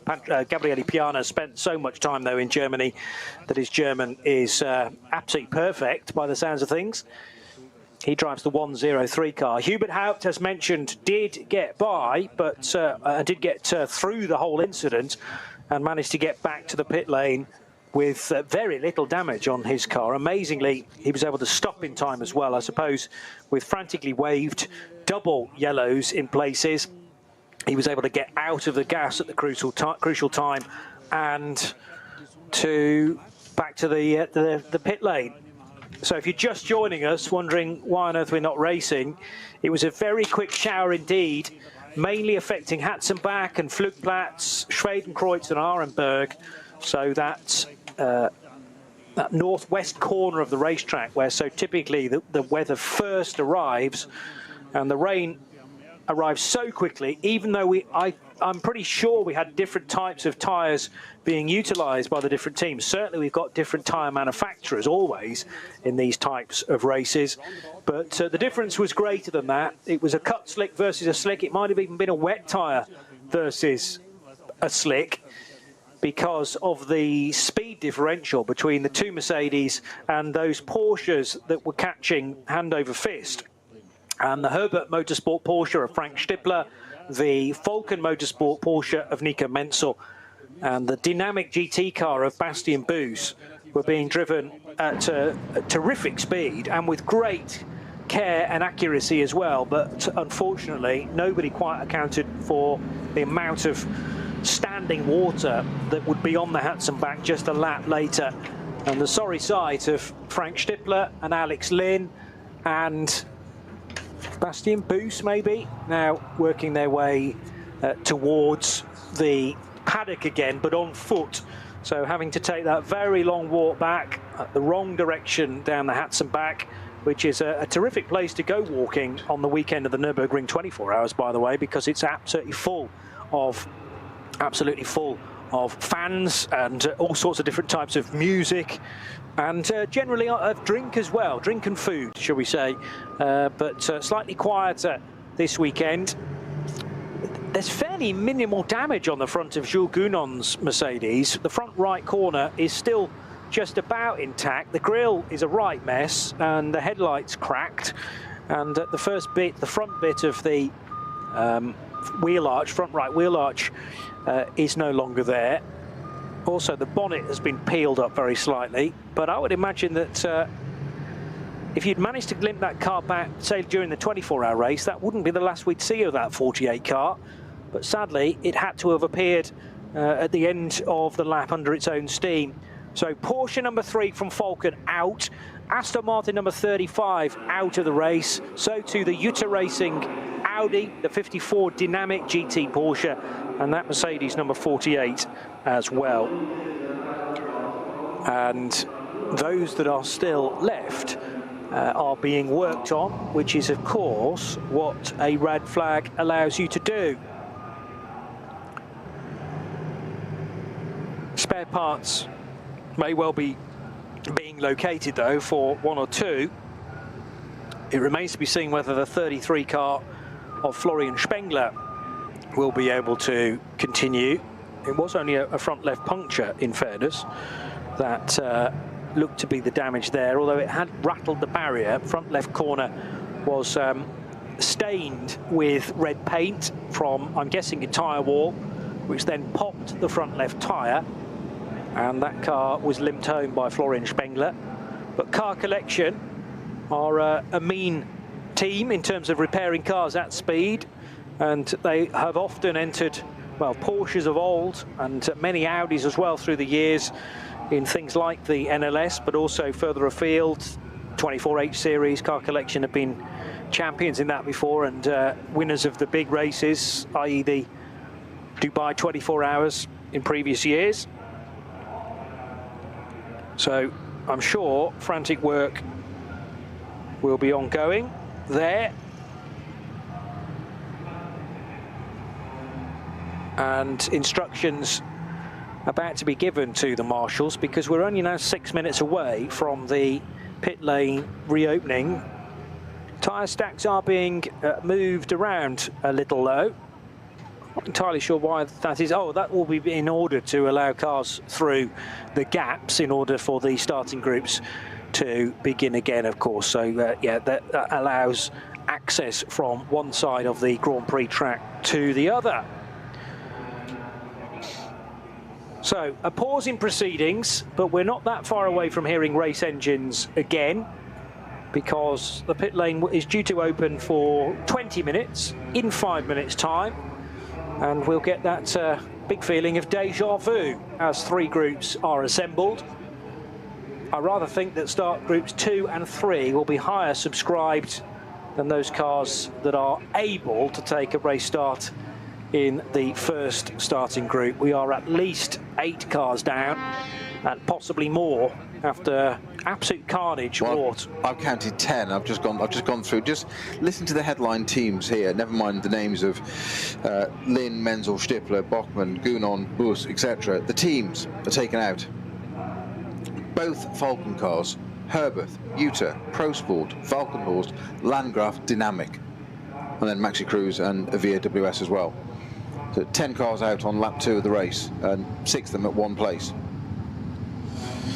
Not extraordinary scenes here at Nürburgring on Saturday, August 3rd. You'd have thought that the weather would be bright and clear and sunny. I did say there was a lot of humidity earlier on. Did I report 81% at the beginning? And I said I thought fog after qualifying this morning, because that was also shortened from 90 minutes to 60 minutes was the qualifying today. And the track, just looking down over the pit straight, it's still that shiny, slippy, wet. That, you know, do you risk slicks or not? And you go on to an intermediate, and it's a shortened race now. It's going to be a 4-hour race. It was due to be the Ruhr-Pocolt 6-hour event, midday to 6 p.m. CET time. Our safety car is indeed on the pit straight ready, and there are dry patches at the end of the pit lane as they drop down into turn 1. So my eye on that would immediately tell me that's probably worth going onto a slick, but that's only one little bit of the circuit in the sun and the higher part front of the grandstands here on the Grand Prix circuit. It's the rest of it that it'd be the concern, as we saw on lap 2 just 40 odd minutes ago, of how difficult it can be. It's RS1, part of the Radio Show Limited network of channels. You're tuned to the 2024 edition of the 6-hour race.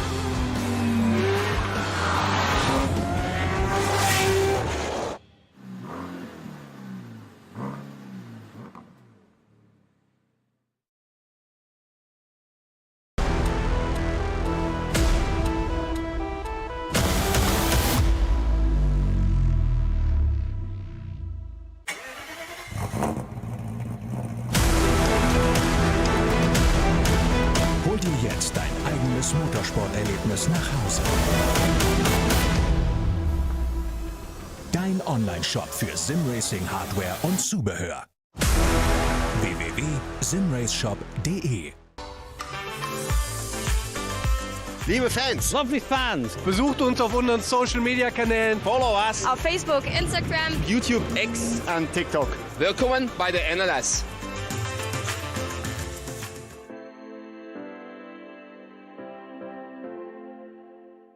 Was ist ein X?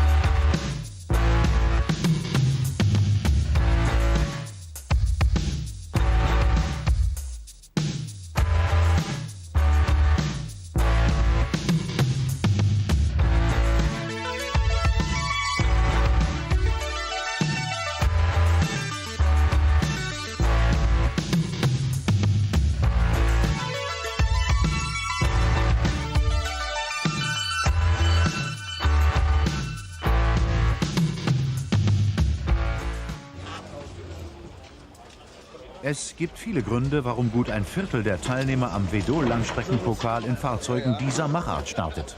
Hier, das ist einfach in dieser Gruppe H noch Fahrspaß pur. Vergaser hinten drauf und wenn man aufs Gas tritt, dann hört man auch etwas. Das heißt, das subjektive Fahrgefühl ist einfach in der Gruppe H am besten. Weil für uns die Gruppe H die einzige Klasse ist, wo wir genug Freiheit haben, unseren technischen Spielereien freien Lauf zu lassen. Gruppe A ist einfach ein Rennauto, wie man so DTM-Vergleich, Klasse 1. Einfach weil es Spaß macht, man darf viel machen und das ist irgendwo weit weg von der Serie und das ist das, was richtig Spaß daran macht. H steht aber nicht für Hobby oder gar für hemdsärmelig, sondern für liebevoll vorbereitete Tourenwagen. Wie für jede andere Wertungsgruppe auch, steht vor dem Renneinsatz erst einmal der Gang zur Abnahme. Geprüft wird, ob der Wagen den technischen Regularien und allen Sicherheitsaspekten entspricht. So, dann ist soweit okay.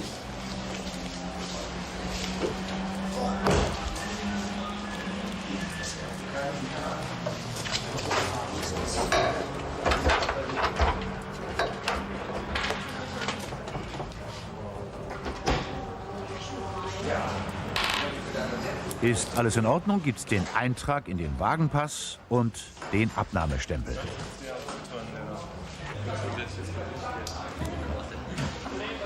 Die Gruppe H ist das Auffangbecken für Fahrzeuge, die streng genommen nicht mehr für den Motorsport zugelassen sind.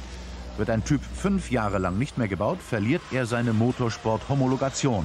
Erst im Alter von 25 Jahren dürfte er wieder eingesetzt werden, nämlich bei den historischen Fahrzeugen. Genau diese Lücke schließt die Gruppe H.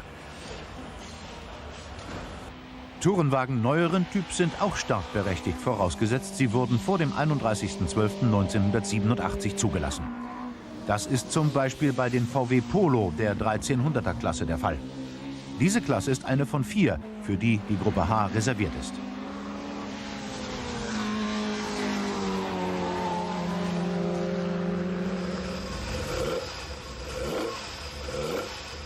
Die Motorleistungen liegen hier bei rund 150 PS. Das ist aber noch nicht das Maximum. Es geht weitaus mehr. Es geht also bis in die Region 160, 165. Manche Leute reden davon, sogar knappe 170 PS zu kriegen. Allerdings nur unter horrendem finanziellen Aufwand, den wir uns leider mangels Sponsors nicht leisten können. In der nächsthöheren Klasse fahren die 1600er Fahrzeuge. Hier ist der Aufwand schon sehr viel größer. In diesem Opel Kadett zum Beispiel steckt statt des serienmäßigen 2-Ventil-Motors ein 4-Ventil-Aggregat.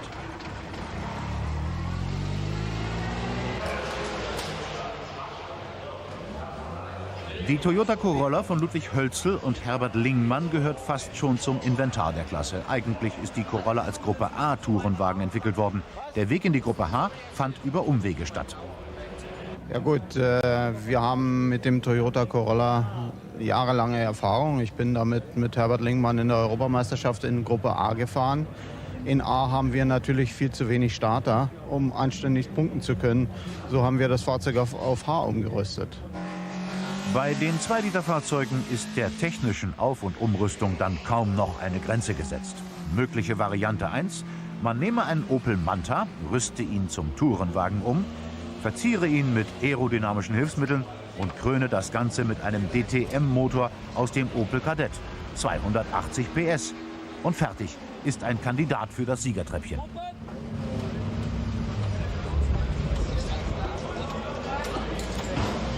Möglichkeit 2. Man wähle einen BMW 320i, verfahre karosseriemäßig wie beim Opel Manta und ersetze den Serienmotor durch ein waschechtes BMW Formel 2 Aggregat.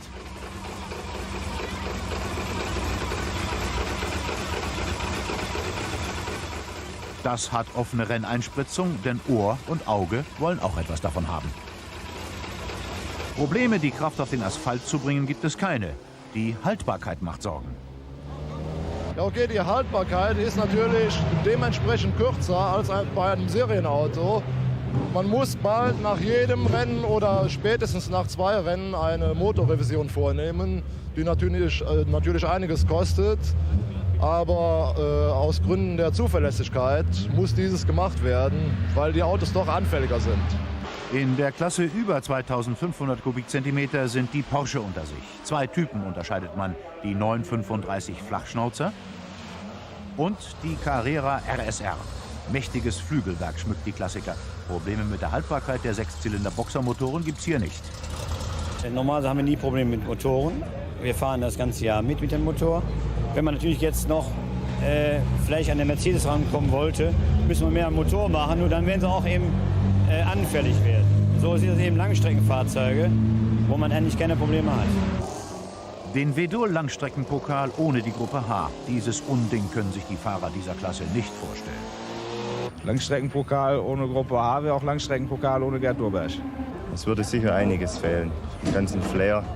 Also im Prinzip ohne die Gruppe H wäre das Ganze vermutlich ein bisschen langweilig. Also die Gruppe H gibt dem Ganzen doch so ein bisschen die Würze im Ganzen, weil da doch wesentlich schnellere Fahrzeuge antreten und nur Serientouren waren. Das wäre auch für den Zuschauer ein bisschen langweilig.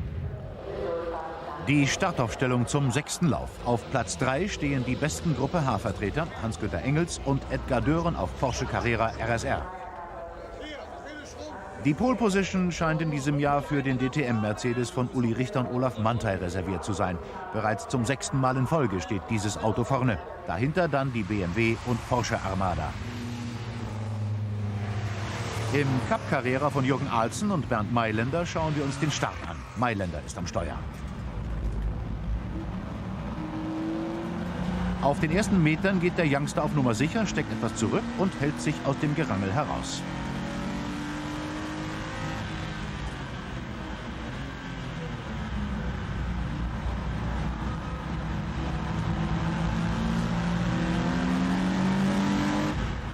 Er weiß genau, dass er noch 23 Runden Zeit hat, Plätze gut zu machen.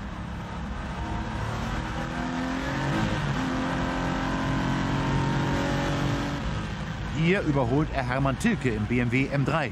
Den nächsten, den er im Visier hat, ist Friedrich Leinemann im GT Cup Porsche. Mailänder muss schon alle Register ziehen, um zu Leinemann aufzuschließen.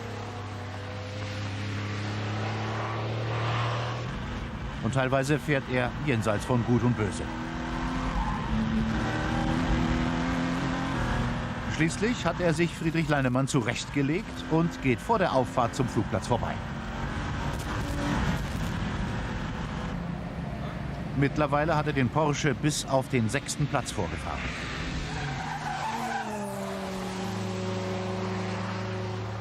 An der Spitze des Feldes kann Uli Richter relativ ruhig seine Bahnen ziehen.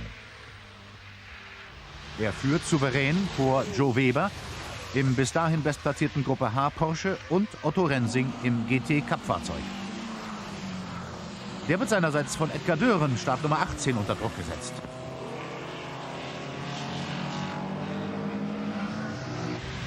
Dören kann 2 Runden später vorbeigehen und liegt damit bei Halbzeit auf Platz 3. Szenenwechsel die Boxengasse. Uli Richter übergibt an Partner Olaf Manthey. Sein Vorsprung bis jetzt 3,5 Minuten. Während sich Manthey und Richter noch besprechen, werden routinemäßig die Reifen gewechselt und der Wagen durchgecheckt.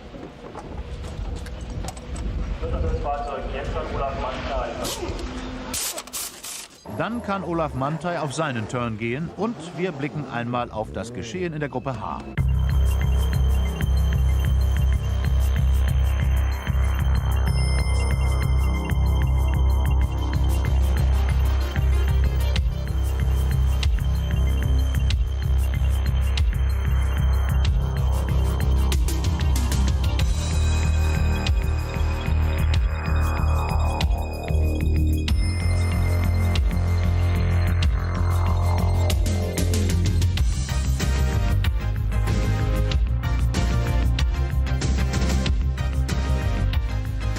Eindrücken wieder zum Renngeschehen. In der Gruppe H bis 1300 Kubikzentimeter müssen sich Gerd und Jürgen Neuefeind nur um 45 Sekunden ihrem Markenkollegen Klaus Bachmann geschlagen geben.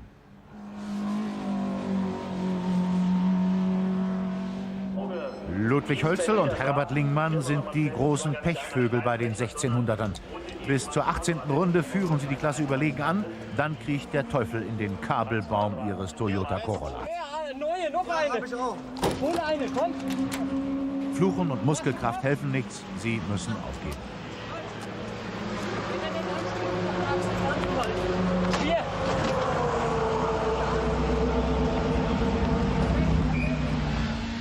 Gregor Schulte und Stefan Kiesling übernehmen so kampflos den ersten Platz und können ihren ersten Saisonerfolg feiern. Über 2/3 der 2-Liter-Klasse fallen aus, darunter auch der Opel Manta von Joachim Utsch und Peter Kreuer. Sie führten bis zum Achsschenkelbruch in der 8. Runde. Der Sieg und Gesamtrang 21 ging schließlich an Volker Imhoff und Wilfried Golombek auf einem weiteren Opel Manta. Sehr viel weiter vorne, nämlich auf Platz 5, da übernimmt Uwe Alsen den Porsche Carrera von seinem Partner Bernd Mailänder. 10 Rennrunden warten nun noch auf den Kraftfahrzeugmeister aus Betzdorf. Jürgen Alsen ist übrigens der Bruder vom DTM-Senkrechtstarter Uwe Alsen.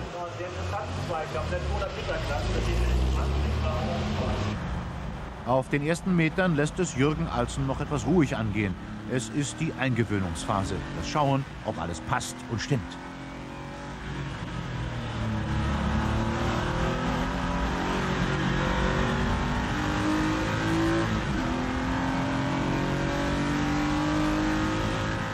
Und dann auf der Nordschleife gibt es nur noch die Faszination Fahren.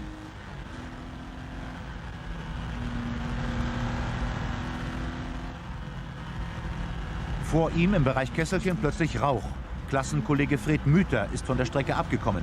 Problemlos kann Alsen das Hindernis umfahren. Mit fortlaufender Renndauer bekommt der Betzdorfer 2 Probleme. Die Sicht durch die Frontscheibe wird immer schlechter und der Motor seines Porsche immer kraftloser.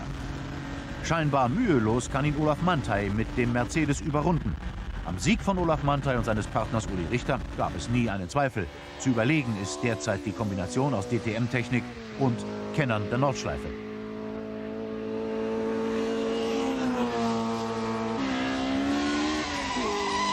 Dreieinhalb Minuten hinter dem Führenden Hermann Tilke und Franz Dufter auf BMW M3. Dufter fuhr den Schlussturn und legte eine sagenhafte Aufholjagd hin. Buchstäblich auf den letzten Metern rang er noch die Markenkollegen Werner Felder und Georg Severich nieder.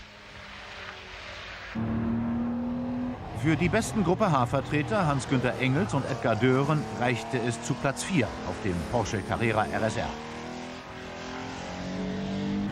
Jürgen Alsen wird mit einer Runde Rückstand Fünfter und feiert seinen ersten Klassensieg.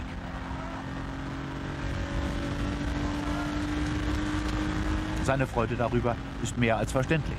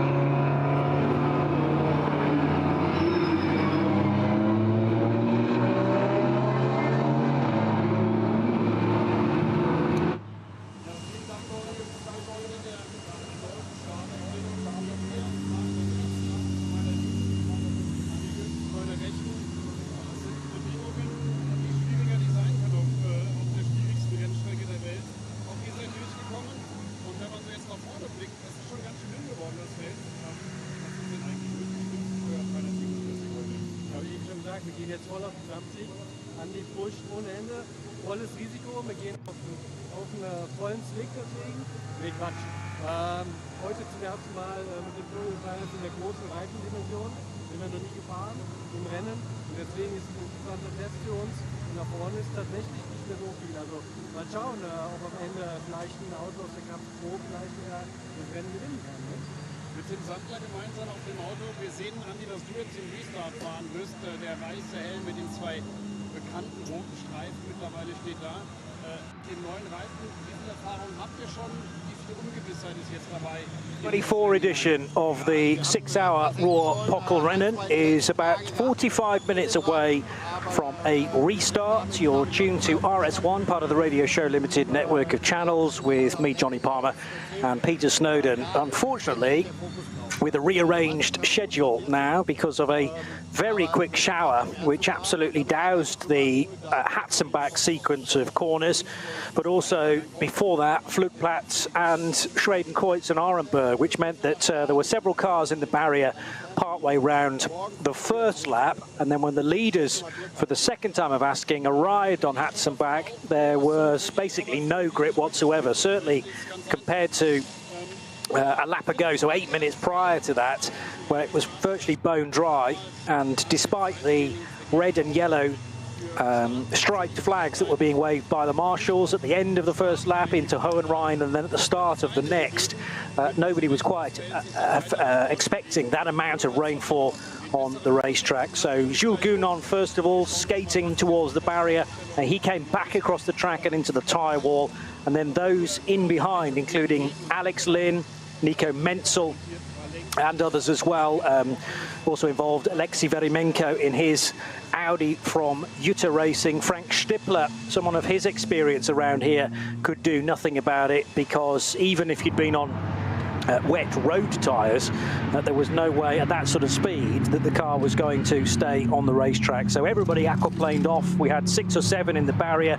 Nico Menzel, incredibly, even though he hit the Armco on the right-hand side, did actually get across the grass and continue on, but only for about a couple more, maybe 3 or 4 kilometres before finally coming to a halt just out of Arenberg and down into the initial point of the Foxhole. So many cars will not, sadly, be able to take the restart. SP9 has taken a big hit in terms of its initial well, we have 13 cars about to take the start of that car that race. We had 15 initially on the entry list, then Manthey were not able to take part because of the events yesterday in the paddock, a very horrible incident surrounding a cylinder, which a pressurized cylinder which effectively exploded, and we had as many as 22 people injured in that incident. And because of the ongoing investigation now, Manthey were not able to take today's race start.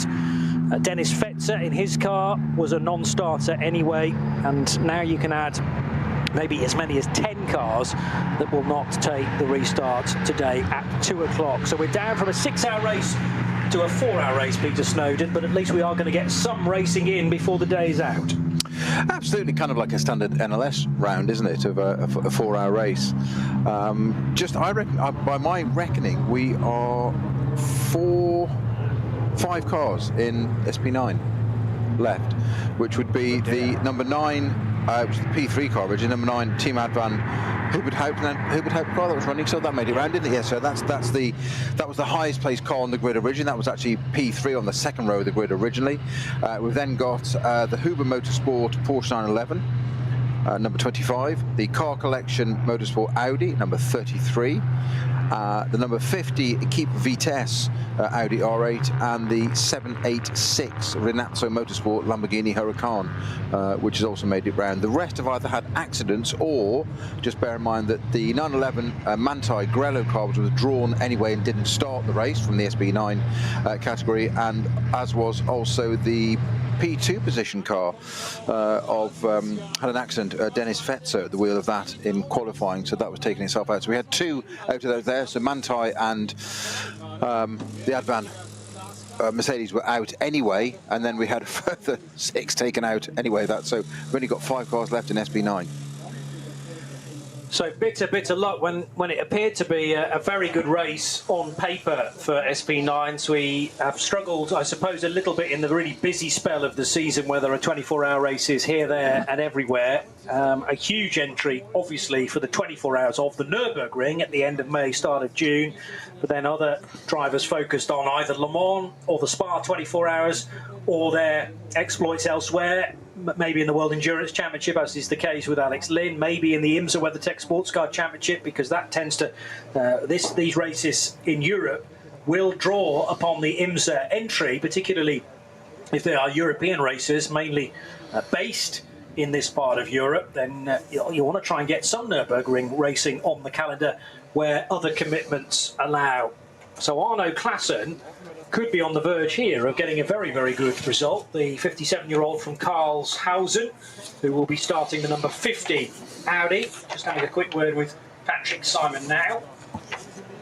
And the 33 Audi is on the grid. So despite it looking very dog-eared indeed, particularly down the left-hand side of that car, they've cleared all the vegetation away, but it's scrubbed a tyre wall somewhere and just taken the top layer of that wrap off, which this car looked glorious at the start of the day. It's been patched up. There's quite a lot of gaffer tape now been offered to the front left wheel arch as well. Proper racing car. From a very long distance away, it looks as good as new. Absolutely, it's a proper racing car now. You have to stand in order to witness that, the Car Collection Motorsport car, and the amount of repair work that's been done to that machine. And starting that will be Alex Fontana, who is trying to get on board. Well, he was in that car. Now he's choosing to step out again, maybe just to stretch his legs, to give him a chance to walk around, because we're not actually going to be sending the cars off from this standing grid, the dummy grid, until, well, about another 20 minutes or so. 1:42 is the official sending them away time for their rolling lap. Yeah, you've got 21 minutes. Yeah. 21 minutes to go, as the old phrase, well, kind of the old phrase goes, that song lyric that the kids will know. Not even the kids now, probably the generation above that. So this is going to be a race, definitely, for Cup 2 entries, because Cup 2 are always the strong ones at the end of the opening stint, when some of these Porsche Cup cars can go onto an 8th lap of the starting stint, bearing in mind that your window, if you're in SP9, is anywhere between 5 laps and 7 laps. So you could start with 5, you could start with a maximum of 7, but you can't, very rarely can you do 8, unless there's an awful lot of Code 60 around the racetrack during most of that stint. When we get into the stride of the race and the real rhythm of it, then you can do 8 comfortably, but 7 is generally the order of the day to kick things off. However, SP7s and Cup 2 cars are much better on their fuel mileage, so we'll see how they go, but certainly there's the potential today to get a Cup 2 Porsche on the overall podium. The question is, which one might that be? Because there are many, many cars in the entry that will want that as something to put onto their CV. I was also going to have a quick look at the timing screen, which of course is reset now automatically to blank, ready for the start of this new 4-hour distance version of the 6-hour race, Royal Polka, we're going to have in the first place. I'm just interested to see what the SP8 cars are in terms of GT4 cars, how well they might perform now that we've got so many of the GT3 cars non-running. So they too may have quite an opportunity. I just need to see where those were that finished on that end of lap 2. But an extraordinary opportunity for those. It's obviously commiserations for those that all got taken out by those 6-7 cars, well 10 in total at 2 different parts of the circuit. Hatzenbach, and of course a little further around at Flugplatz, a further 3 taken out there. But my printed old school analog entry list, but I make notes on in the old style way. It's covered in lots of accident and highlighters of so many cars. It's quite extraordinary. Almost got to move on to the second page. In fact, there are only 2 cars from the first page still in that race, in the race. Two withdrawals, of course. We had the Manti Grello car, number 911, was withdrawn before the race anyway, and then, of course, before the start after qualifying, P2 car, Team Advan Mercedes, was withdrawn. But it's now down to really Cup 2 and some of the other cars. A couple of things I did notice, by the way. We had, forgot to mention from qualifying, whether it still carries across into this race. I suspect it probably will. Code 60s for a little bit of speeding violations or breaking the code 60s was car number 80, the Plus Line Racing Team Porsche 718 Cayman GT4 from SP7. That will have had 45 seconds added to its race time. And I know there was one other which I saw and I made a note of at the time. And of course, and I need to say it now, I can't find it, but there was one more clearly further down the order. So far down, I can't actually find it, Johnny. Shall I talk about something else? Yeah, I know I found it's the 703 Kevin Sports and Racing BMW 3255. That also had a code 60 violation and had a 45 seconds added to its race time post qualifying. I forgot to mention that a bit earlier. A minor detail, but indeed. Various drivers on the grid now being interviewed, including for Door Motorsport, who are often present with several cars, and Door, another crew that tend to favour Aston Martins. So Door Motorsport, yes, with the Vantage GT4 that they have as the 169 car, so that's an entry into SP10 for Oscar Sandberg, Nick Wustenhagen and Phil Door himself. And that might actually be the only car. Oh no, there is another one, and it's another Aston Martin 179. So the sister car within SP9 for Nicholas Abrahamson and Olaf Hoppelshauser. So two Door Motorsport Aston Martins, both running in SP10, one with a 3-driver lineup, one with 2. Wet weather tyres are potentially there for anyone that wants to select them, because this has now been identified as a wet race. So it's a wet track, a wet race, therefore you are allowed to use wet tyres, and as such the slick tyre allocation still applies, but you always have to have confirmation from the steward of the meeting, from the race director, the clerk of the course, whatever you wish to call them, that wet weather tyres can be used. And clearly parts of the circuit are still damp in places, so that is an option. I don't actually know whether it was declared a wet track at the start of the race. Possibly not. No, it wasn't. No. So that means, does it not, that you couldn't have selected wet tyres anyway? So the most that anyone could have been on in terms of a grip level was a cut slick. Because I still, and maybe we'll never get an answer to precisely why there was that speed differential between the 3 Porsches and the 2 Mercedes that had shot off into the distance. A reminder that we are going to be starting this race at 2 o'clock this afternoon. I'm assuming all of these interviews now with the GT tyres pilots are going to be in German. I know that is Beitske Visser part of this lineup as well. Mind you, Beitske being Dutch, she should be able to speak German as well. Yeah, that's an interview being done in German as well. Apologies, because it would have been nice to speak to some of these drivers to get a feeling for how their day is going so far. Clearly, you can plan for a 6-hour race and then everything goes out the window by the end of the second lap, and much has to change. But I suppose everybody is in the same situation, and at least there is some thinking time for those that have to make the big decisions on the grid and on the pit wall. Their engineers calling the pit stops and when the driver changes are going to happen. But maybe this goes into the favour of some others now who are less used to longer races, 6-hour, 12-hour, 24-hour races. This becomes a standard NLS race distance now, and hopefully without the influence of weather, although parts of the sky in the distance are still looking cloud covered without them being necessarily gloomy. It's not dark enough to suggest there's any more rainfall on the way. But the weather bands have been working their way in from the west and actually mainly the southwest. some strong wind here today, so that is blowing the weather systems through the area rather quickly. And in the next few moments, in the next 10 minutes or so, we will have another attempt at a rolling lap.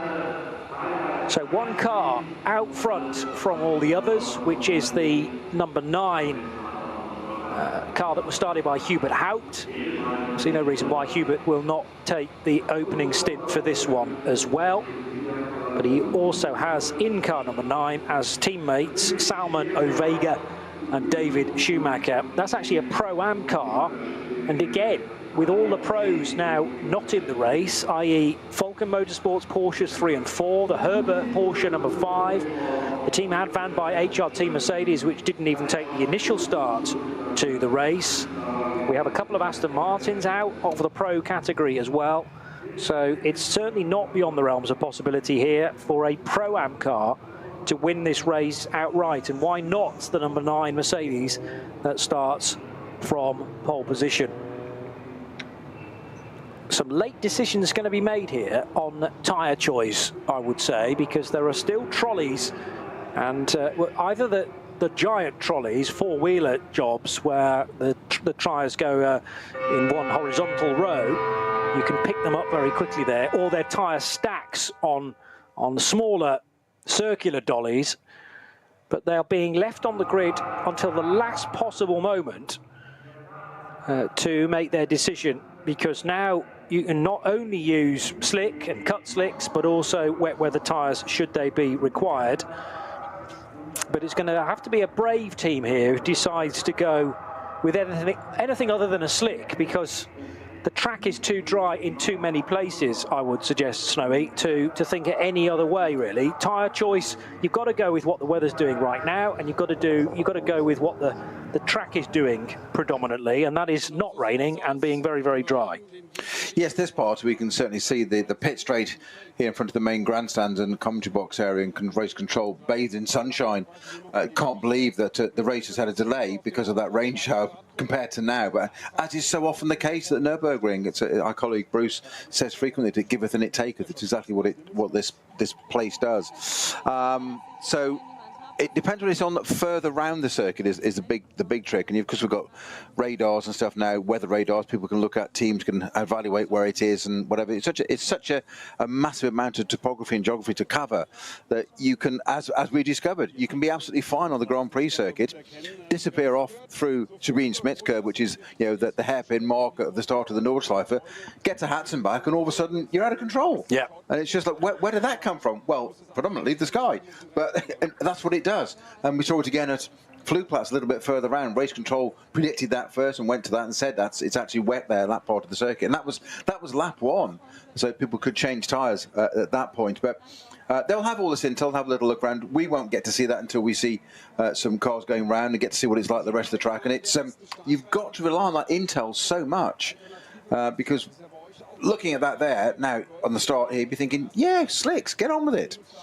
But that's only actually the tiny part of the circuit. The Grand Prix circuit is so small by comparison to the entire Nordschleife, and it's the rest of it where it gets really tricky. And there's less runoff area the rest of the circuit as well. And it's ironic. The jeopardy changes completely. The Grand Prix circuit, by nature of all modern Grand Prix circuits, when did this reopen? 84, I think it was, the new bit. It's got a lot of runoff area. You might end up in the gravel, but towed out, or you can run wide if you've got enough speed. You can carry it through and get it over the gravel. You can make mistakes. You have a greater safety net, if you like. When you get to the Nordschleife, it narrows, and you're going a lot faster. So it's suddenly that changes completely, and you don't want to be on the wrong tyre on fast parts of Nordschleife.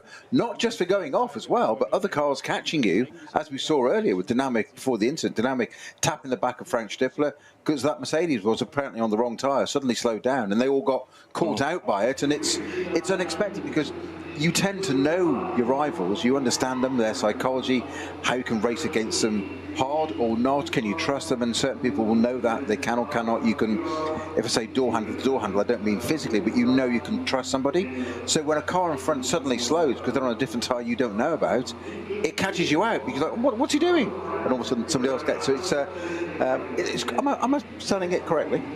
I think so. Yeah, no, entirely.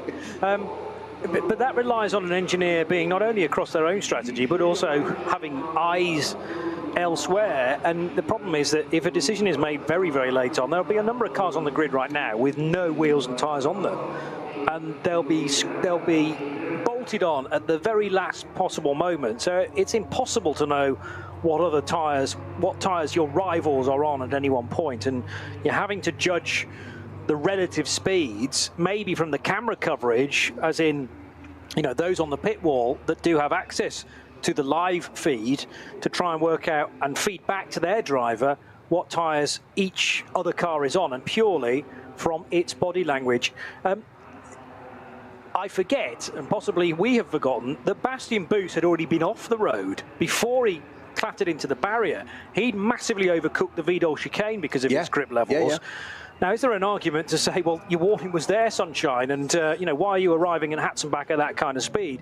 But then again, as the race leader, you can't exactly be 50-50 kind of, let's just see what the grip levels are like in here. He's trying to hold on to the race lead, and he's having to push like crazy, and just has to hope that there's going to be some sort of grip at turning point. But that is only really one negative of leading a motor race, is that you're the first to arrive on a scene that could have changed sharply compared to a lap ago. And the thing for me that there was very little that anybody could have done about that was those 3 and 4 cars back had the warning of those in front flying off towards the scenery. And even when you were in the seat of Alex Lynn, and then the car further back, Alexei Verimenko in his black Audi, they couldn't do anything about it either, even though they'd had probably a couple of seconds warning of how bad the conditions were. But you are fully committed, several meters back, aren't you? And that's the point. It's so easy to sit and judge in the comfort of a commentary box. Oh, I'm very good at that. Or being a sofa fan, and there's nothing wrong with that. But it's so you're not in the actual situation, and it's an entirely different environment. It is bordering on warfare, some of it, because you're in a highly powered machine that's covering meters per second, and your thought process is you've got to try and keep up with that, and that's where experienced people like, I'm going to quote Stifler, just because he's slightly older of the drivers, but and huge experience and hugely successful. So he's a perfect case study of he's got that experience. So when those situations arise in a split second, and probably a nanosecond, they can draw on experience intuitively. And you can't buy it. That just takes time, and it's just that experience of what to do, how to react, and it's almost like I've been here before, so it's drawn from the memory bank and expressed. There you go. We do this. We do whatever, and sometimes back out of it. And there's the age-old bit of if in doubt, don't. Yeah. It's try and keep the car intact. The idea is, there are no points for being in the barrier, sadly. True enough. But then, it is a simple matter of science in that the only thing that is in contact with the ground, or what should be in contact with the ground at any point, is those 4 round black things. And even if you did have wet weather tyres, I don't think anybody actually had wet weather tyres on at any point during that opening stint, or that opening lap, shall we say. But even if they'd been on fully grooved wet weather tyres, the cars had got up on the top of the surface of that water, and the phrase aquaplaning just takes you straight to the scene of the accident. So the rear is then starting to overtake the front of the car. You're trying to turn left, but the car is turning right, or basically going straight on, and you become a passenger at that point.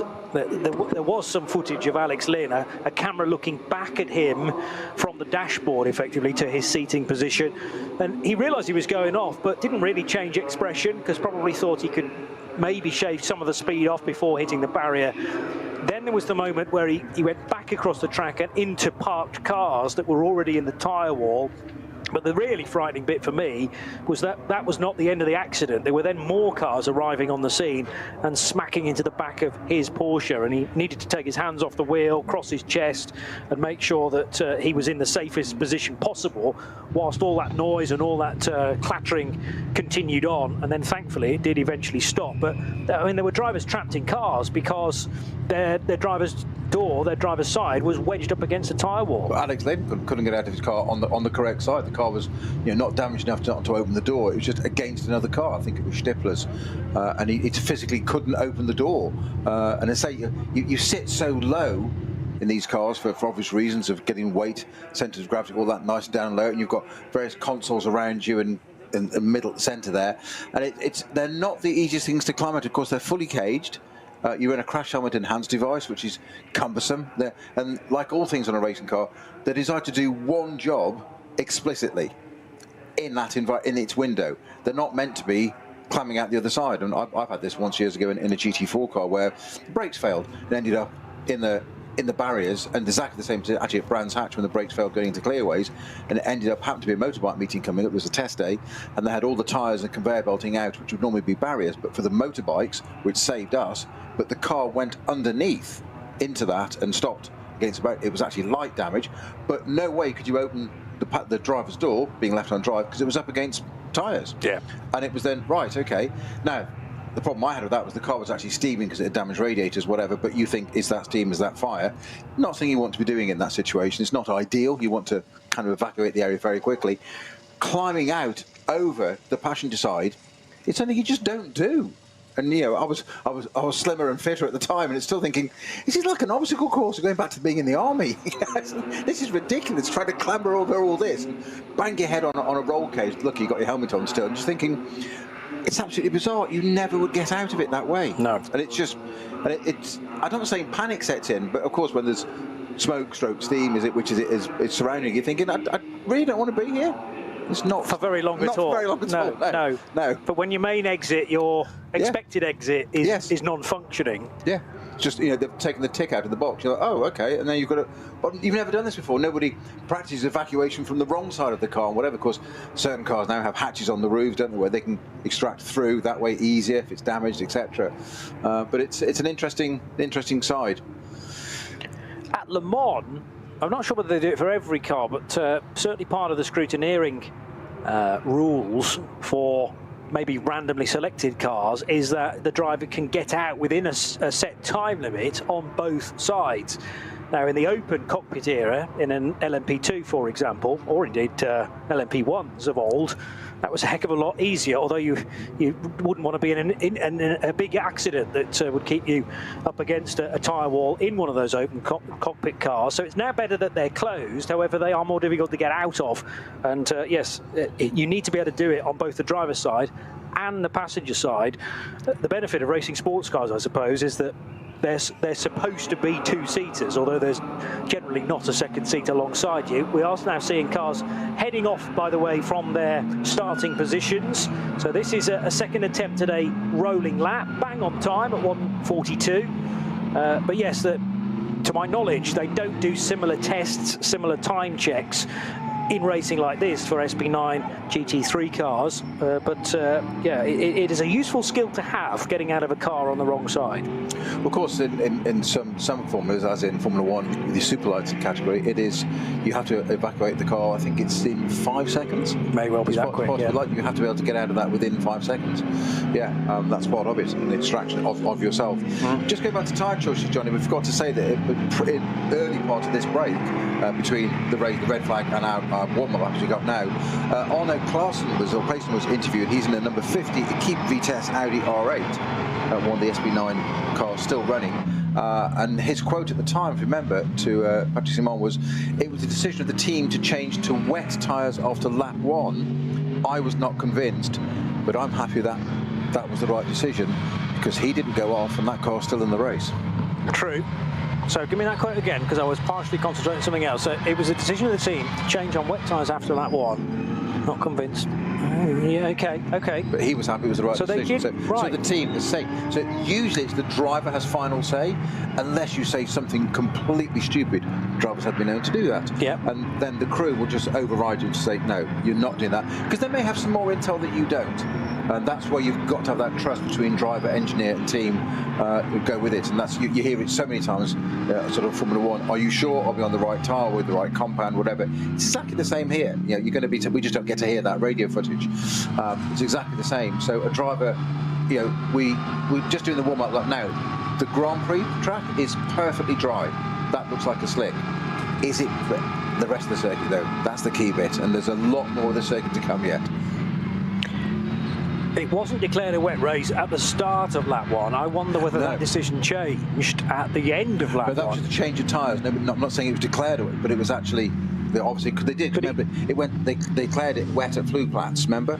On team messages, therefore that's an option, you can put tyres on. So his team, Heat Vitesse, chose immediately to put him onto wet at the end of lap 1. Because the message, race control message had been, it was declared wet at Flugplatz, therefore you can put the tyres on. So it's perfectly within the regulations. And Arno would have driven through that sticky area of Flugplatz, because remember that those 3 cars that you read out, 35, the Aston Martin was one of them, 164 or 167 was another, but there were 3 in total that didn't even make it to the end of the second sector. So to show you how bad it was even at that stage.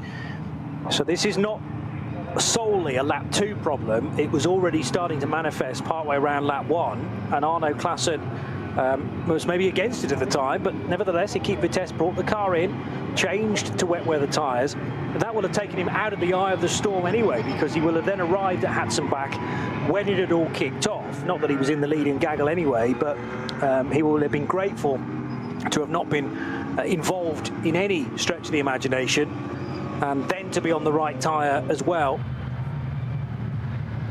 And one of the Mercedes that really struggled on that opening lap, which was the number 9 car of Hubert Hout, that at the very least was on a cut slick, I think, because it just did not have the speed of the Porsches around it, and maybe those Porsches were on a slick tyre and able to find a lot of speed down the Dottinger Hohe.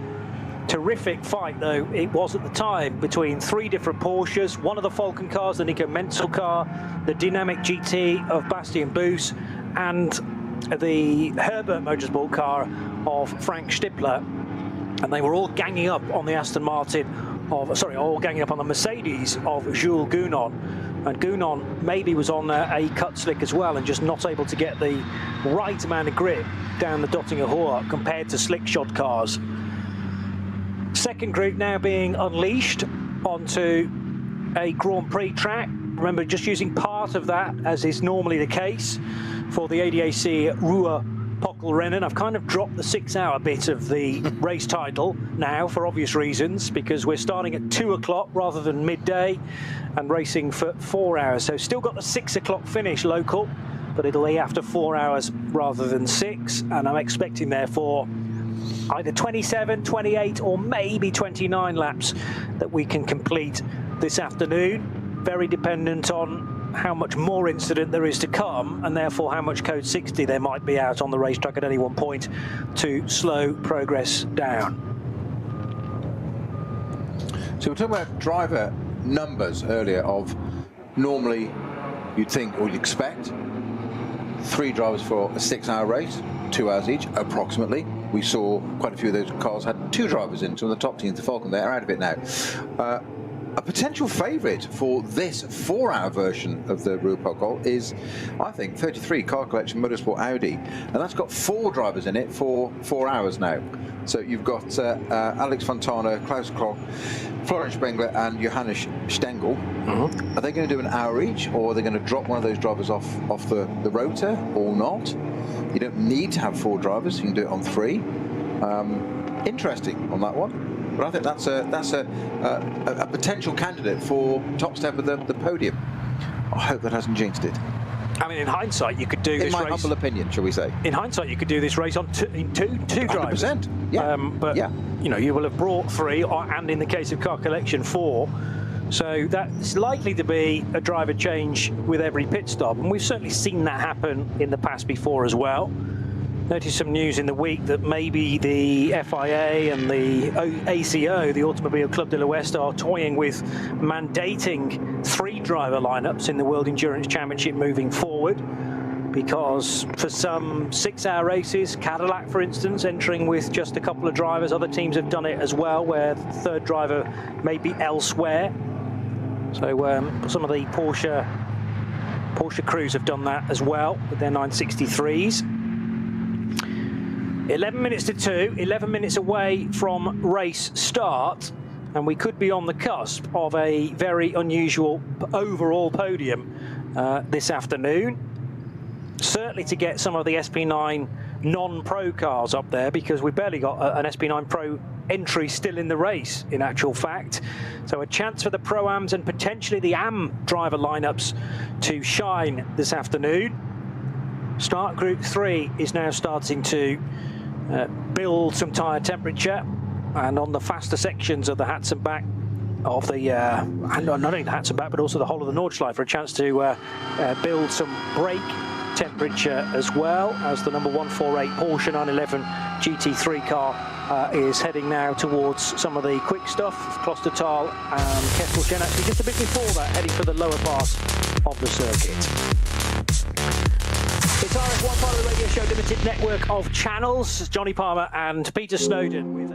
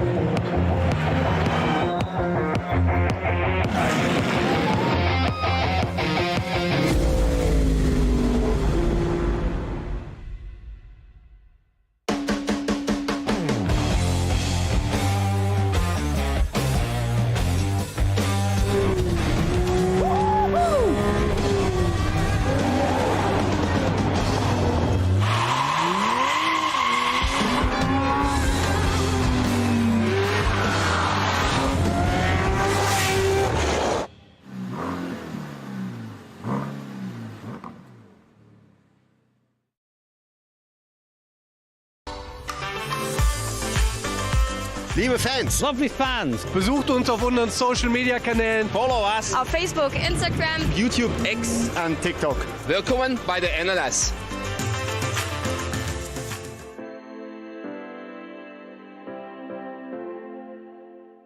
Was ist ein X?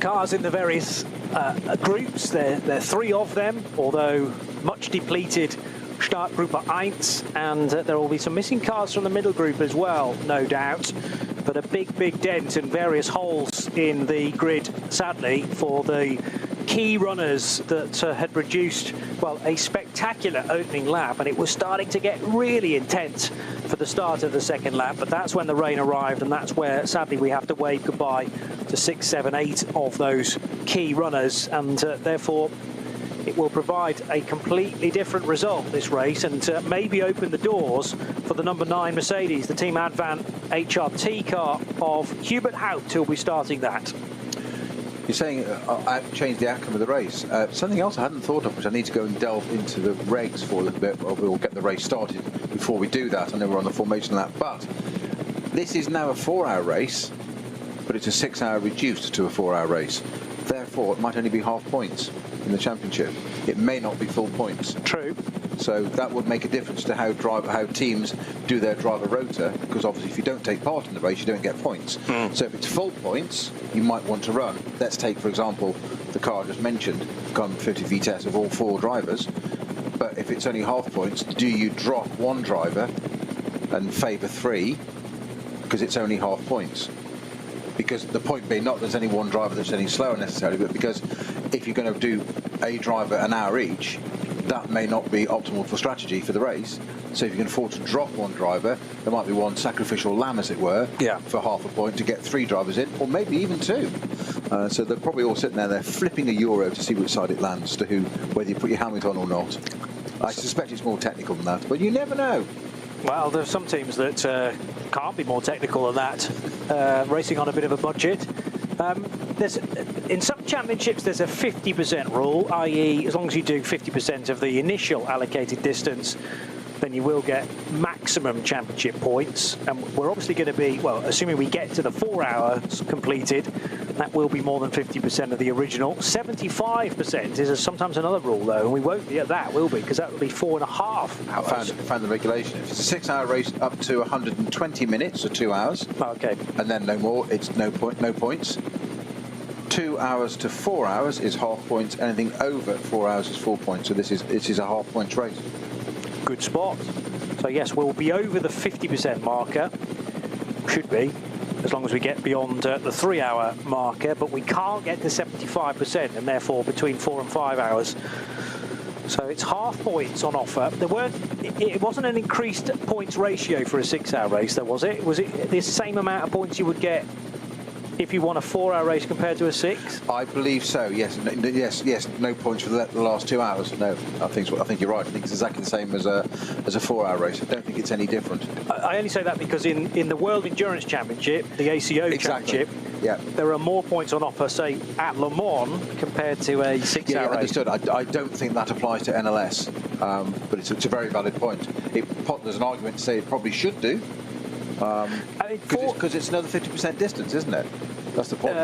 Not quite. It's another third distance. Well, I suppose, yeah. No, for a 4 race to a 6-hour race is 50% You're longer. adding another 50%. Yeah, true. So you could do 1.5 points on that basis.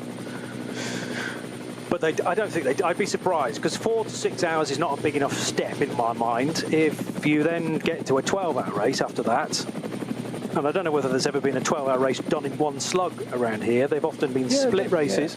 Well, we have done 12 hours. Yeah, I think so, yes. I'm just thinking also because back in the day when I were a lad, all black and white and sepia, I know, but the 24-hour races at Spa and places, that you got quarter points at quarter distance and half points at half distance for attrition. So you could go out to, it was worth doing. So, metaphorically at 5 to 10, assuming it was that part of the race, 4 o'clock start, you'd make sure you completed that lap at 10 o'clock to get the points in. You almost lift and coast, dare I say, to make sure you got the points in the back of the team, as in, if you don't mess it up, any point in the race, but especially not this lap, because we get some points in, because it counts towards the championship. The things you have to think of. Well, there's a time and a place to do a pit stop in those races. They do it in IMSA as well, the longer distance stuff. Points are awarded after 6 and 12 hours. They used to do it in Spa 24. I'm not sure whether they still do. Might be the case that there are different stages of the race that are points awarding. So a very strong sense of deja vu. I mentioned this earlier on as well. It feels like we've been here before. That's because we have at a few minutes to midday this morning. And now we're a couple of hours later down the track, the other side of lunch, although has anybody actually had a chance to pause and get a bit of food on board? Maybe between the red flag and 1 o'clock when the pit lane reopened to release the cars onto the Grand Prix track. Then the red light appeared at the end of pit exit. That happened at 1:43.5. And the yellows that were being shown at Hatsa back and code 60s as well. Some of that is now clear. So we were being told about a code 60 that was on at Marshall Post 67 on the hats and back, but it's now clear at Marshall Post 68. So, but there is still code 60 in certain portions of the racetrack. Yeah, 68 is the end of the Hudson Buck, isn't it? So that barrier damage was further up on the right. Just very quickly, Johnny, before those cars just are at Tiergarten now before they come to the start, there is an increase for a 6-hour race, dependent on number of starters. Rule 24.1.1, if you want to know, sadly. And it is, if there's sufficient starters, it goes from 11 to 15. And 8 to 11 for second, etc. But obviously down at the bottom it's the same. Yeah, so 15 to 19, 11 to 14, 8 to 10. So there is a scale. So it's for if the top class is full. Now here's a point: if the top class is full, then you get 3 more points. Okay. But the top class isn't full, is it? Not by any stretch in this race. Yes. Not by any stretch of imagination. Is this classified as a 4-hour race or a 6-hour race? It was a 6-hour race. I think this. I would argue the point now that this is now being classified officially as a 4-hour race. They're at Tiergarten, and we're about to find out, Johnny. One car on the front row. That's the Mercedes of Hubert Haupt, car number 9.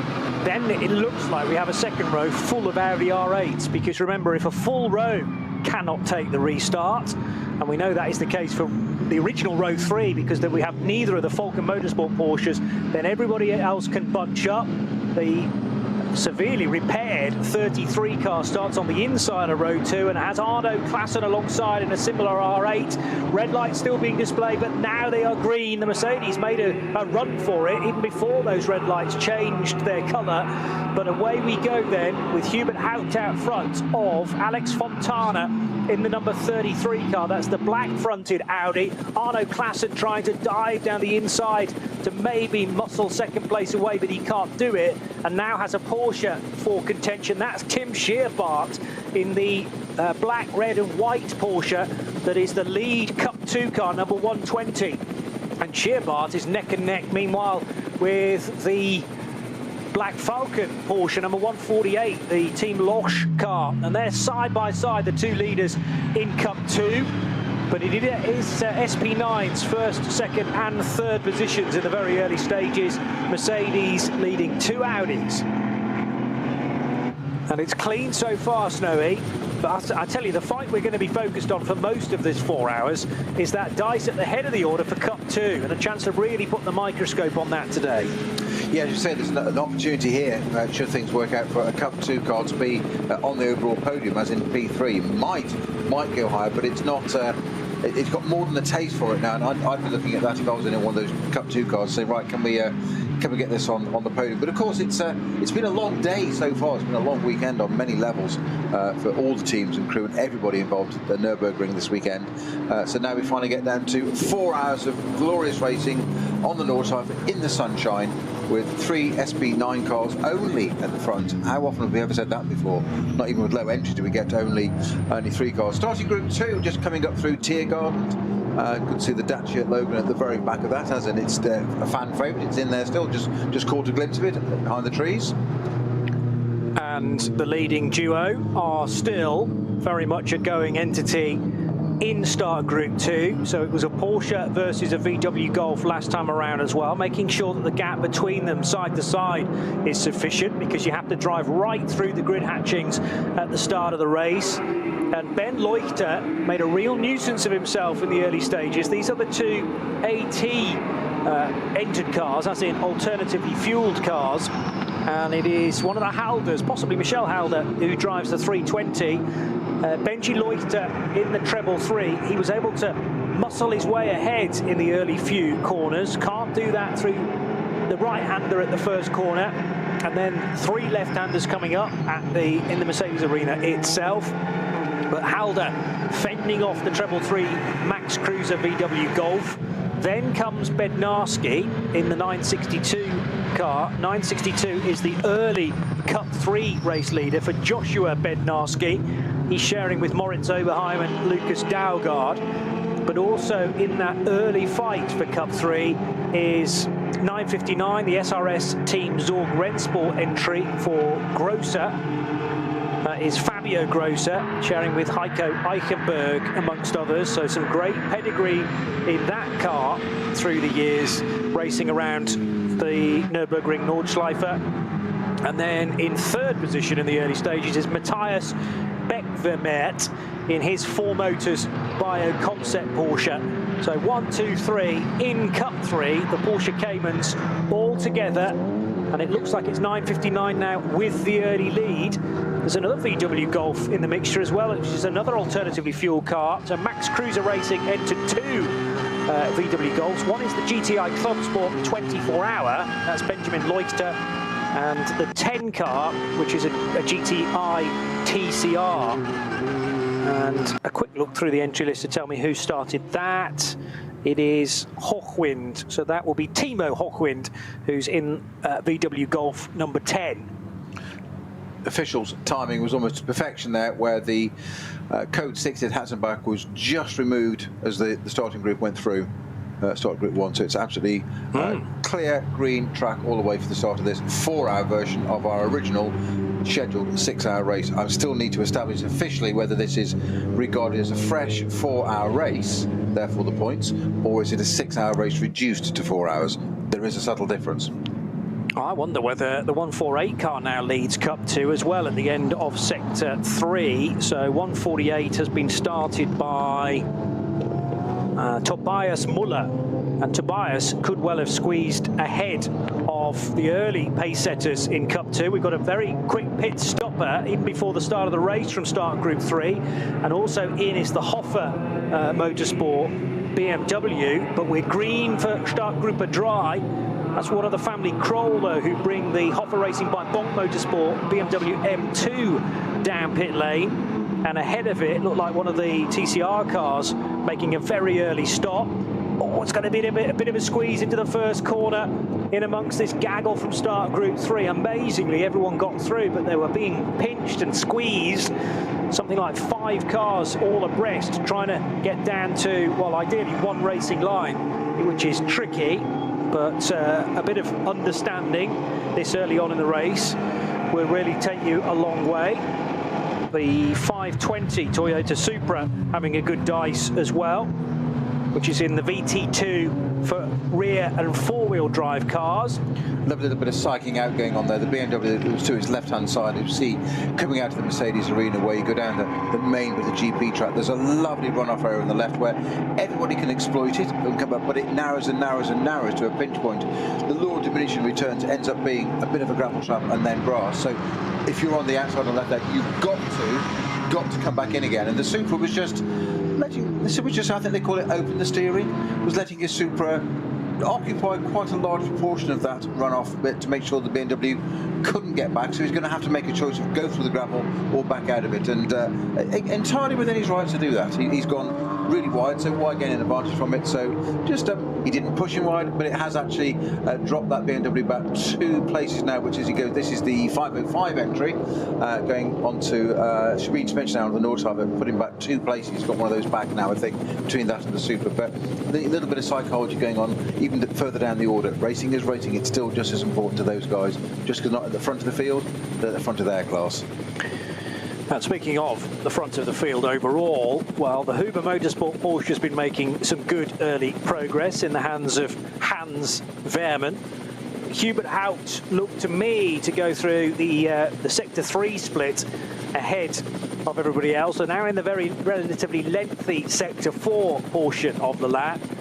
But I'm not expecting Hubert Haupt to be swallowed up by anybody who is nearby. The one to look out for is definitely the progress of Tobias Muller in his Black Falcon Team 48 Loesch car, number 148, and trying to keep tabs with Tim Scheerbart, but I wonder whether he might actually be past Tim this early on. So a new race leader, yes, that confirms it. Tobias Muller, I should say, is now ahead of Tim Scheerbart, who is matching Tobias in terms of outright speed through this 4th sector.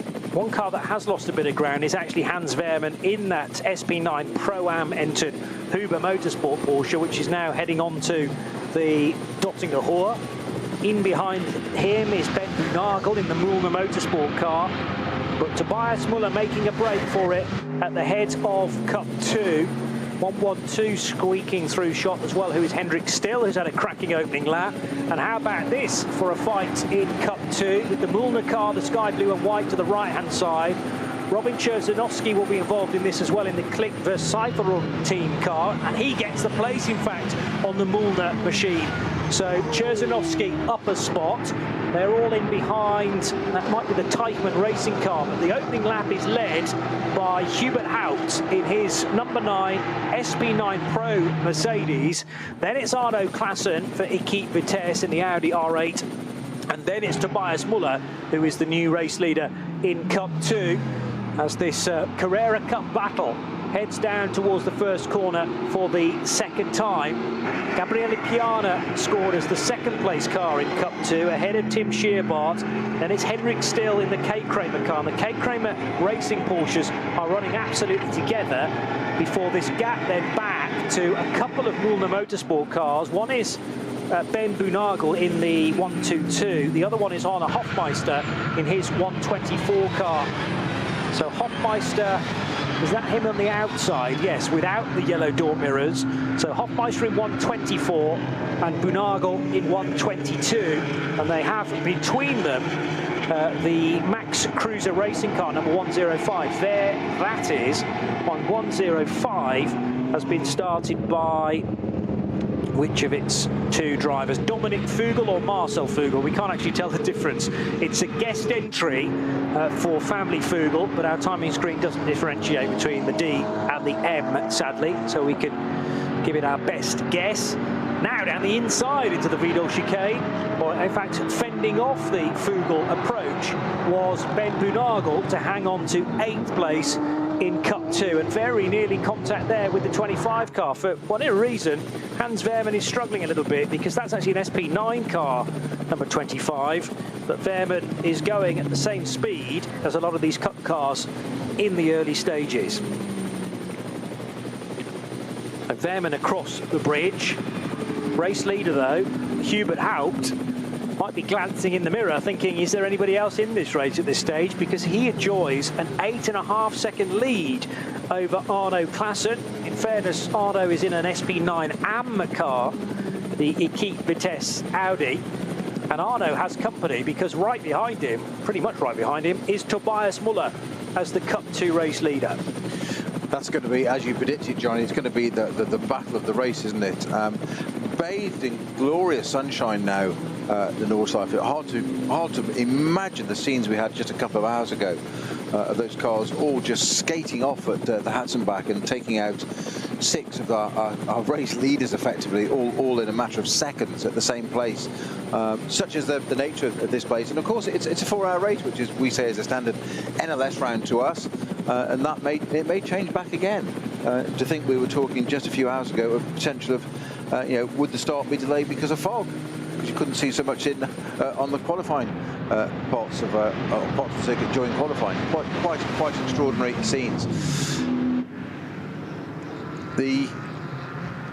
This Cup 2 battle, so it's Müllner, it's at the back of that at the moment. They've dropped a place, haven't they? So the fastest lap of a race so far, what have we got? Hubert Haupt has run an 8:16, which compares to Klassen in the Audi with a 8:25, so 9 seconds quicker.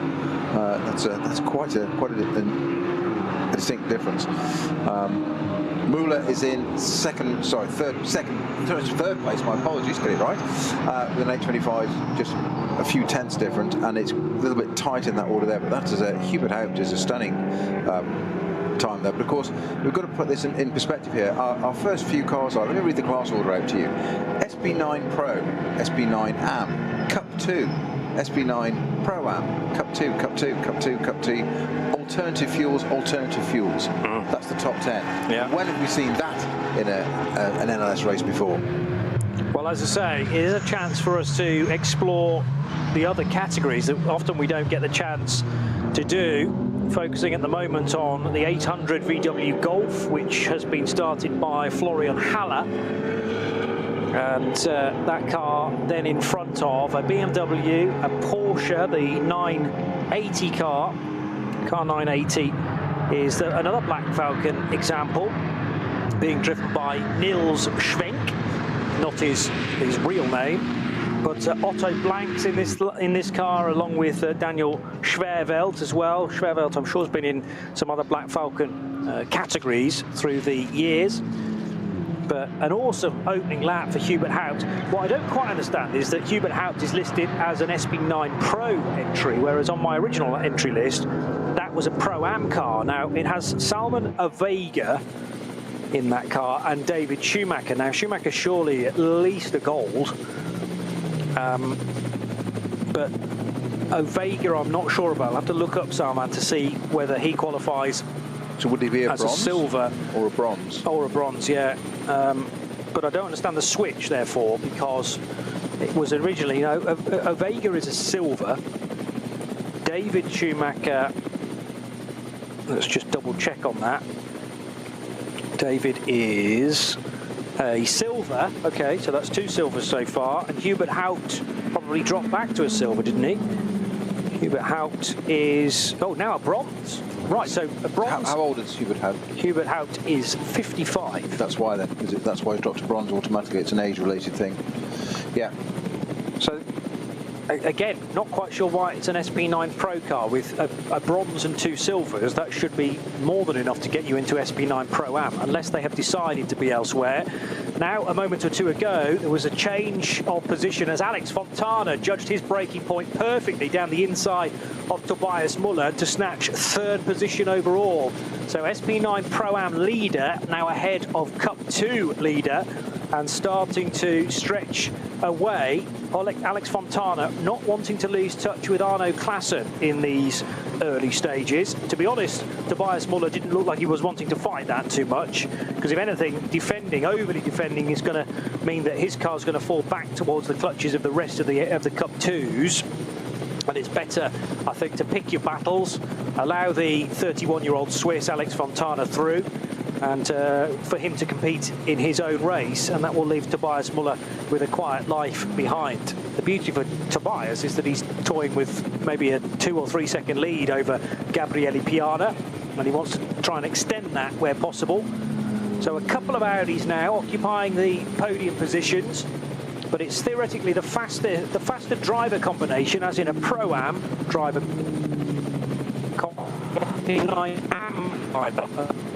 On Klassen. You remember if I mentioned quite a while ago actually that broke the reset you left the 6 to 4 hour race. There were code 60 infringements from qualifying. The 80 plus line BC Porsche Cayman 708 and the number 703 rate. By that is carried across the race. The number 8 had the 5% penalty now, and we're still waiting for the 3 but that's still carried across, and I thought it would do, but certainly one of those cars is now 70 pounds. I believe the 703 at any point in the burst. Just keeping up with all that admin. Yeah, well, everyone do that. Because yes, there's a motor race in its rawest form, but there are various boxes to tick in terms of regulations through the course of today's affair. Tobias Muller crossing the line. Now, in fact, my timing screen is not yet updated because it's still showing the cars in the same order. I'll allow that to do it in a moment or two. Hubert Haupt and Arno Klassen. Yes, you've got Fontana ahead of Muller, which is the correct order at the end of lap number 2, Snowy. Yeah, I've just got to say, sorry, I shouldn't laugh, but some days it just doesn't go right for you. I've just mentioned about the code 60 infringement incurring a 45-second penalty for 2 cars, one being the number 80 plus line racing team car. That came in to serve it, would you believe, served slightly too short, got called back in again to re-serve it. I mean, that's just, I mean, there's many things you could say about that, but I would just classify that as just plain unlucky. Yeah, I mean, I shouldn't laugh. Sorry, when you get a penalty like that, you want to get it out of the way as quickly as possible, but you can so easily do it too quickly. I can just imagine the radio comms need to come back and go, really? Really? Come on. I've been penalised enough. Exactly. Did the two Audi switch positions a moment or two ago? Yes, Arno Klassen didn't have a great run through the first corner, and here is Alex Fontana on the boot lid of Klassen. And Klassen may just open the steering. Yes, that's exactly what he did. Didn't defend it at all, did he? I think he realised the game was on. Quicker car, isn't it? Clearly. But also very sensible there from Klassen, because he's in a great position that he wouldn't ordinarily be, potentially, had the rest of these peers in that field, in that class, been there. So it's a long way to go. So why risk everything now at this point with, we're 19 minutes into a 4-hour race? Think about the big picture. And they've entered into SP9 AM, remember, and I mean, therefore their nearest rivals, they may not even have nearest rivals in terms of winning that class. Is there any? No, they are the only SP9 AM car now in the entry. Other cars at the start of the weekend included the Jutta Racing Audi, but unfortunately that was involved in the big accident on lap 2 of the original start for this race. A brief glimpse of Hubert Haupt in splendid isolation. He has now a 17.5-second advantage over everybody else, and it will have helped a touch that the Audis were battling amongst themselves.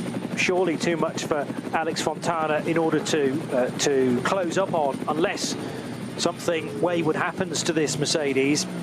Already an uphill climb for Fontana to close that gap, but he won't care a huge amount, because again in SP9 Pro-Am, his nearest rival is the Huber Motorsport Porsche, which has spent much of the opening 20 minutes actually going in the wrong direction, losing places to so many of the Cup 2 cars.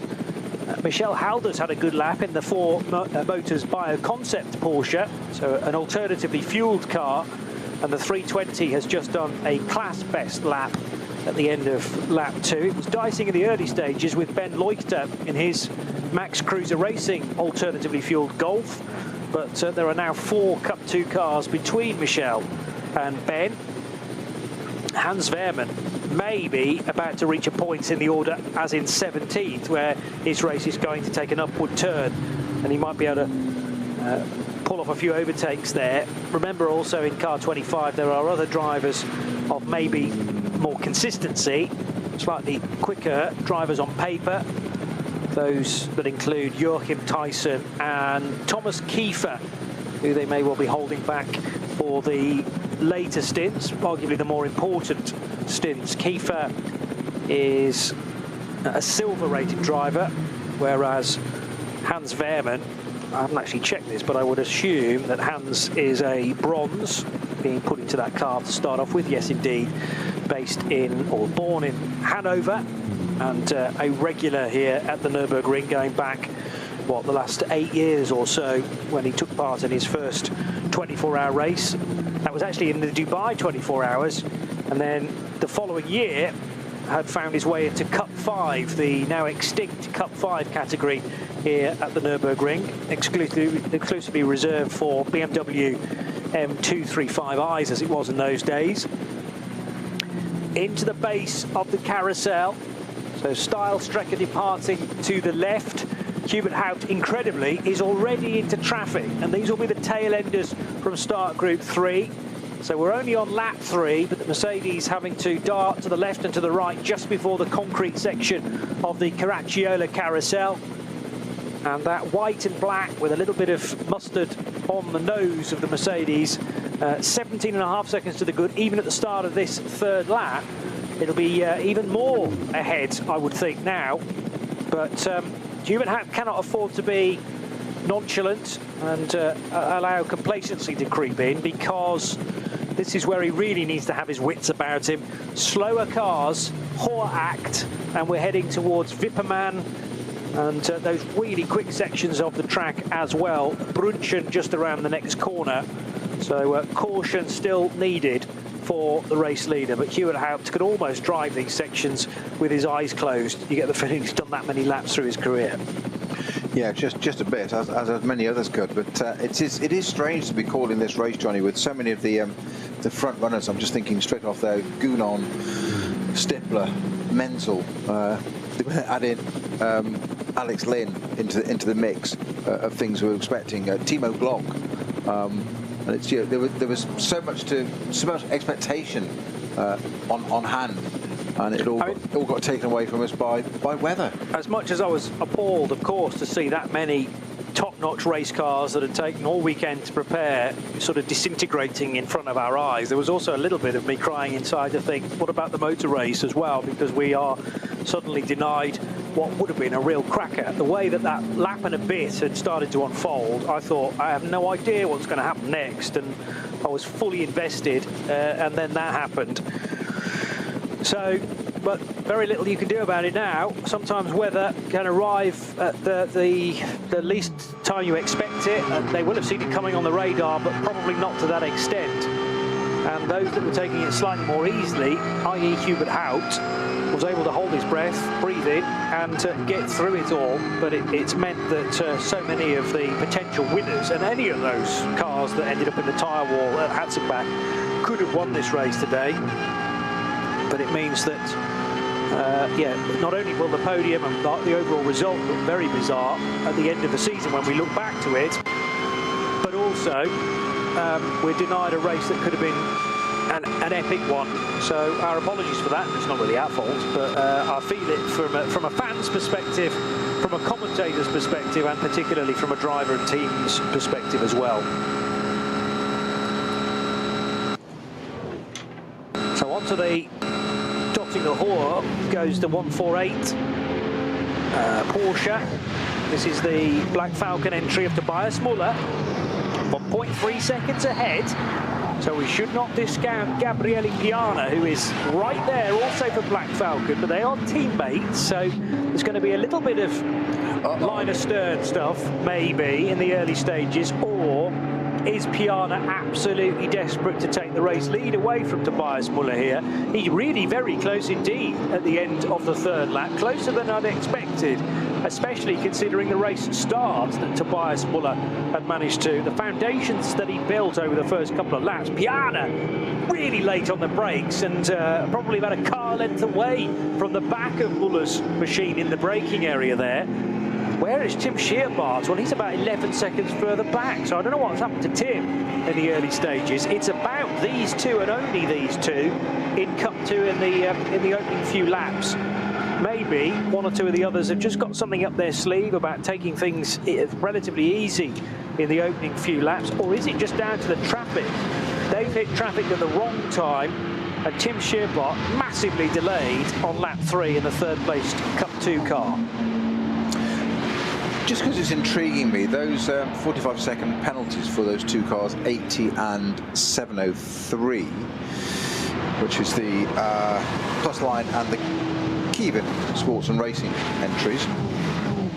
I said earlier the 80 had if it didn't have any luck at all, didn't have any bad luck, it'd be no luck at all, that it's had to serve its penalty, come back in again and serve it again, which it did at the end of lap 1, which would be odd to come back in again straight away. I'm surprised it got pulled back in. 703's got the same issue, which tends to point more towards it being a glitch on the timing. They've done that, both done exactly the same. I can't see both doing that. Serving a penalty too short, it's highly unlikely. So I suspect that may not have been the case. So 80 and 703 have served their 45-second penalties, and there's just a little glitch on the ticker there. So I hope that won't be too much of a hindrance to them. Well, sometimes there is some erroneous timing, particularly when your timing pit stops. Race control. It looks like something on the timing saying it looks like it's left the pits and then rejoined straight away, but it hasn't on those two cars. So I'm guessing that's a transponder type issue. Both cars have got exactly the same, which would be very odd. Well, race control will have access to far more accurate information. They'll also probably have locked off cameras near or right on those timing lines so that they can account for when certain cars go through. 7:10 BMW about to complete a lap, and that is the BMW 325i that runs in the V4 category. And it's safely on to lap 4. So that is one of the Schmitzes, 7:10 Marco Schmitz, who drives with Leo Brown and Niels Renken, Christopher Gruber, several cars in today's entry that aren't actually labelled as a team name. It's just 4 guys, 4 girls, or a mixture of both, getting into a car, a pretty standard machine, as is the case with this V4 entry, the BMW 325i. Little bit of understeer there into the second left-hander on the Mercedes arena, but dealt with nicely by Schmitz, who now comes out of that tight technical start to the lap, which is bypassed entirely during the 24-hour weekend and indeed the qualifying races that lead up to N24 each year. I'm noticing at the top of the order that Alex Fontana came through and Arno Classen came through, but where on earth has the SP9 Pro-Am car, or the SP9 Pro car gone, which was leading the race, because that's no longer being seen anywhere. Now I want to make sure that that is not a timing glitch. We can't surely have had a pit stop already for said car. This is the number 9 car, isn't it? It is the number 9 car, but it's now being shown as 0 laps completed as well. So clearly that is an issue with timing. Yeah, because according to the GPS tracker, which is not the timing, separate issue, sorry, separate system, it's currently flat chat on Kashuchen and Fossatol. Right. So it's moving still, but just not appearing on our timing screen. So there appears to be an anomaly there. But so that would put a Cup 2 car on B3 as we predicted. But I don't think that's right. Just checking various other timing sources, and they are showing an Audi 1-2, but they're also showing the Hubert Haupt Mercedes down in 99th position. No, that's the wrong Mercedes, beg your pardon. Car number 9 in 102nd position. It's definitely not 102nd, because that would put it behind some of the cars that didn't even take the restart of this now 4-hour race. So it's lost all of its laps for some reason. They will be put back manually, I am sure, in due course. So let's assume that that Mercedes is still there. Our scoring tower on our TV graphics is also echoing that, saying 33 leads and the 50 car is in second, but I'm pretty safe in the knowledge that you can insert Mercedes number 9 at the top of that pile and still assume that it is leading the race, even though we have some slightly erroneous timing data in and around, just to add to the complications of today already. And the Arno Classen driven Audi running then in 3rd position behind the number 33 car of Alex Fontana. Classen drives the number 50 Audi.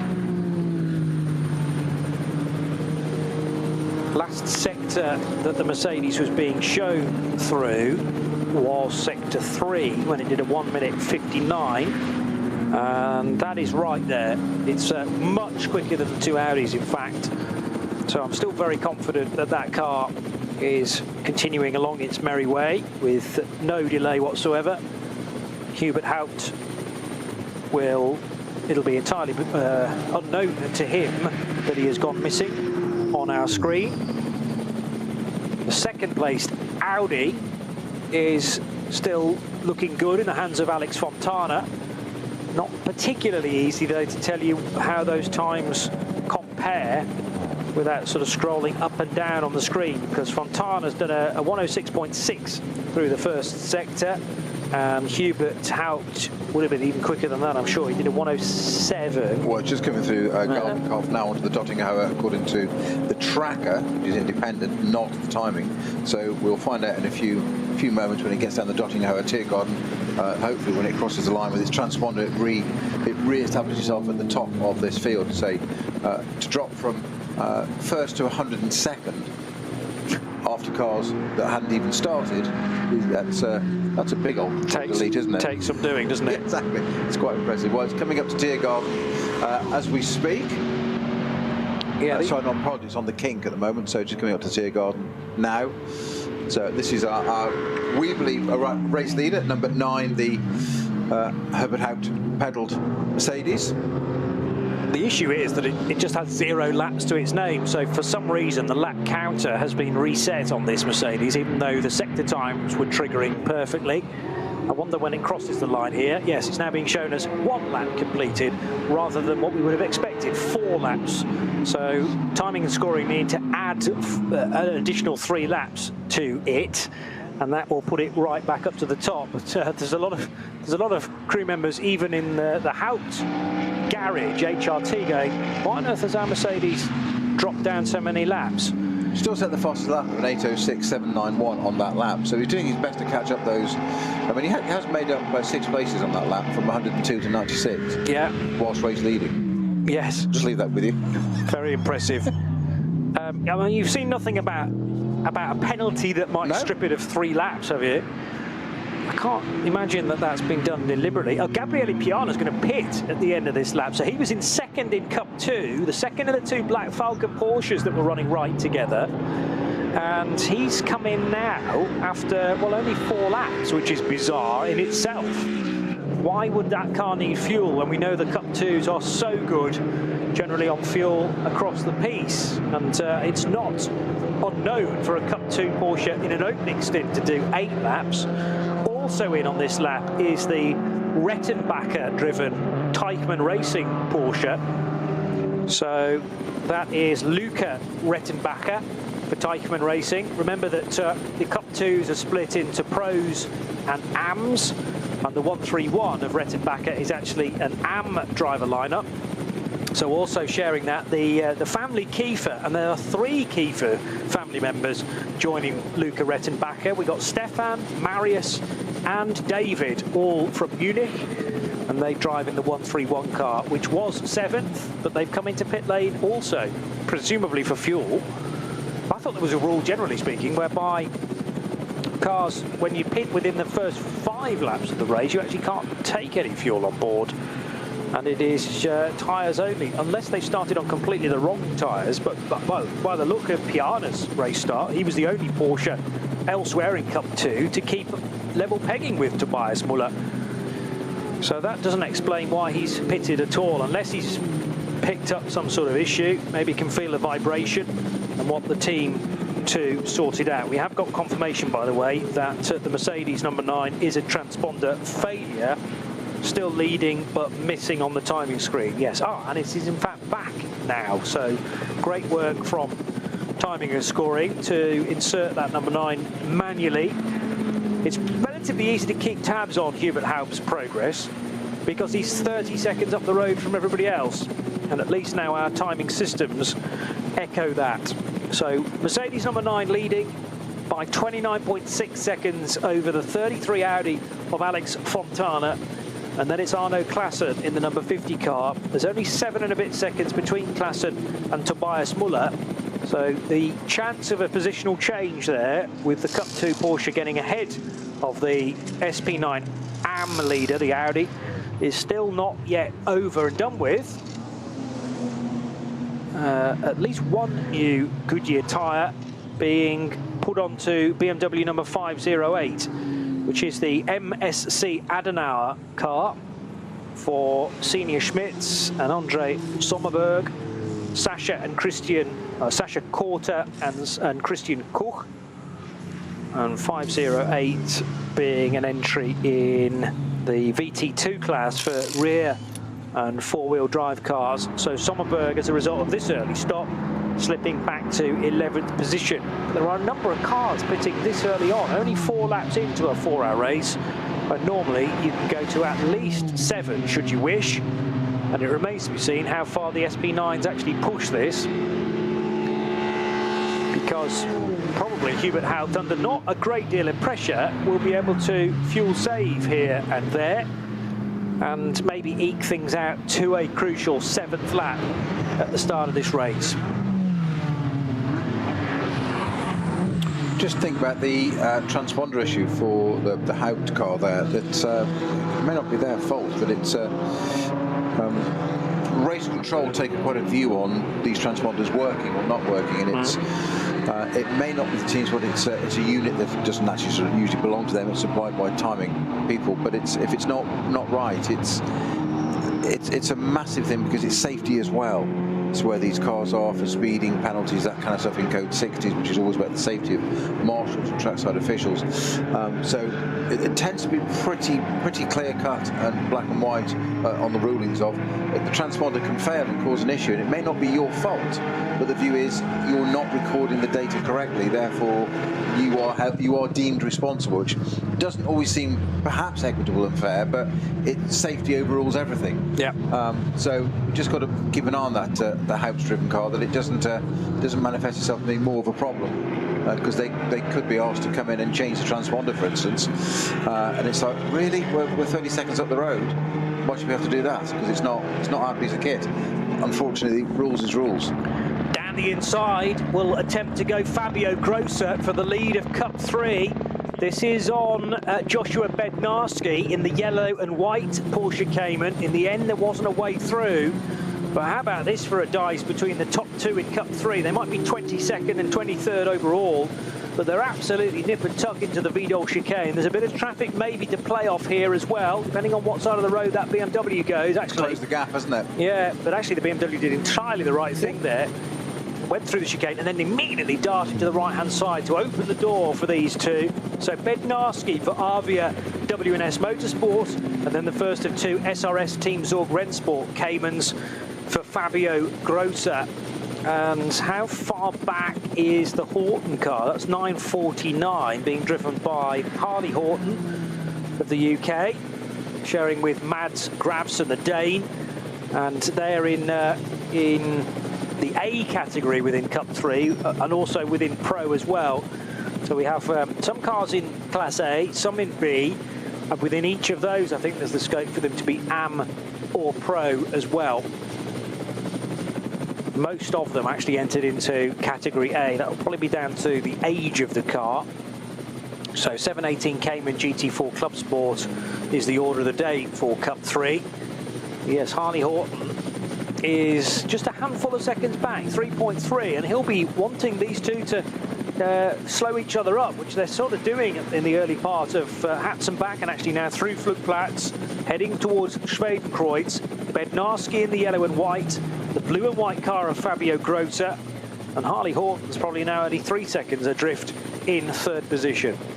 Yeah, you don't want them to trip over themselves. They just want to hold one another up a little bit. So busy in their own duking it out, in their own duel, that it gives Harley Horton the chance to catch up and join the party.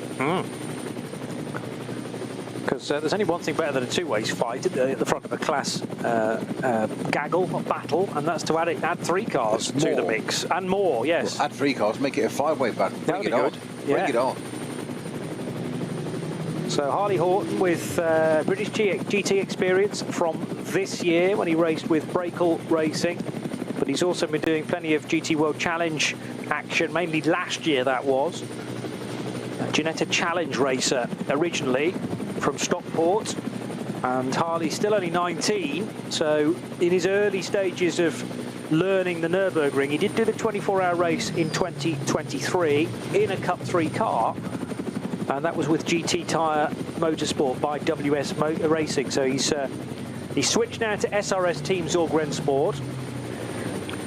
I wonder whether through the splits we can work out precisely where he is. We're waiting for Bednarski, Grosser and Horton to all go through the split at the end of Sector 3 to get a real-time gap. Nobody else really from Cup 3 in contention, as now, very wayward, is the 650 BMW. That looks like it's right at the end of the lap as well. It is, well, absolutely right. But no, not diving into the pits there, Johnny. And I'm just wondering if that's just, that's the Adrenaline Motorsport car, isn't it? Yeah, the M240i. And I think he's just run wide there going into Tiergarten. Hasn't gone off or hit anything, although he must have kissed the barrier a bit because the driver's side mirror is now folded back on it, so he's kissed something, and yes, there are reference marks on the front left wing, so I think he's just run wide there and clattered the barrier. Yeah, there's also the same as the Audi had, actually, the number 50 Vitesse car, that had it scraped the barriers you saw all the way down the side, left the die plates intact. I think this Adrenaline Motorsport number 650 has had a little connection with something more solid than the track, and got away with this, and that will have got his attention. So I reckon this is Federico Braga, not initially listed as being in that particular BMW. I had him in 660, which is another Adrenaline Motorsport car. But I wonder whether 660's even in the race, in actual fact. Yeah, I can't see 660 as an entry, so they probably moved Federico across and put him into the blue 650 car instead. Federico Braga, originally from Argentina. And a tweak, therefore, to their driving lineup. 650 originally was going to have Sven Marquardt and Ranko Majatovic and Toby Goodman in it. It might be that those three are also racing this weekend. There's the lead change in Cup 3. Fabio Grossa getting a much better run through the Caracciola carousel to get ahead then of Bednarski. I caught the tail end of that, so I don't know whether he did him on the brakes, slowing down for the sharp left-hander. Maybe Bednarski misjudged it and got out of the groove, so to speak. It's very easy to do that and find yourself on the asphalt, the less cambered section of the carousel. But it was the run out of the corner that decided Cup 3, for the moment at least, would go in the favour of SRS Zorg-Rennsport. So talk us through this. They arrived into the carousel, Snowy, with the yellow and white car of Bednarski ahead. Oh. Yeah, he's just run wide. Yeah. The apex has run wide of the carousel. That's a moment for you, because you've got in nice. You've got the turn in absolutely right, but it's just carried a little bit too much speed into the carousel, which is not something you want to do. For those that don't know, the carousel is severely banked. It's not just running wide. It's severely banked this inside line, which it's called the Caracciola carousel, because Rudolf Caracciola found that if you hook the left-hand wheel into a ditch inside the track there, then that was a quicker line. You can keep the power on more. So they made this ditch a feature of the circuit now, which is obviously the logo of the NLS as well. And he's just caught that and just run a little bit wide, and therefore popped out of that. So it's a double whammy, not just losing mid-corner speed. He's actually popped out of the carousel banking and had to probably on the brake as well, and come out of it and had let the other car straight through behind.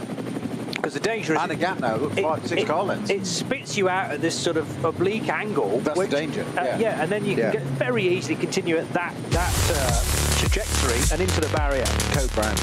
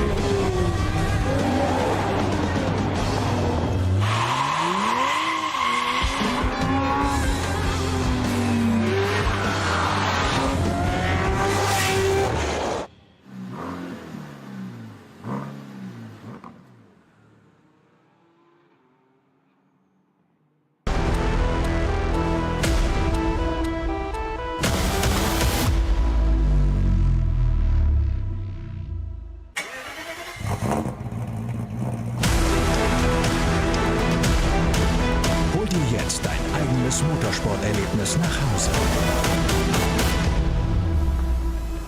Dein Online-Shop für Simracing-Hardware und Zubehör. www.simraceshop.de. Liebe Fans, lovely fans, besucht uns auf unseren Social-Media-Kanälen. Follow us auf Facebook, Instagram, YouTube, X und TikTok. Willkommen bei der NLS.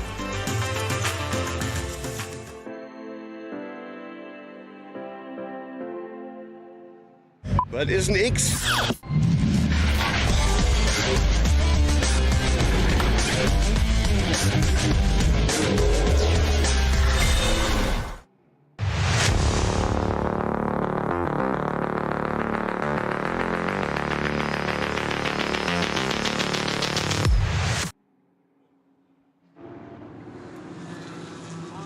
Nearly 50 minutes into this year's Ruhr-Pockelrennen at the Nürburgring Nordschleife. This is RS1, part of the Radio Show Limited network of channels.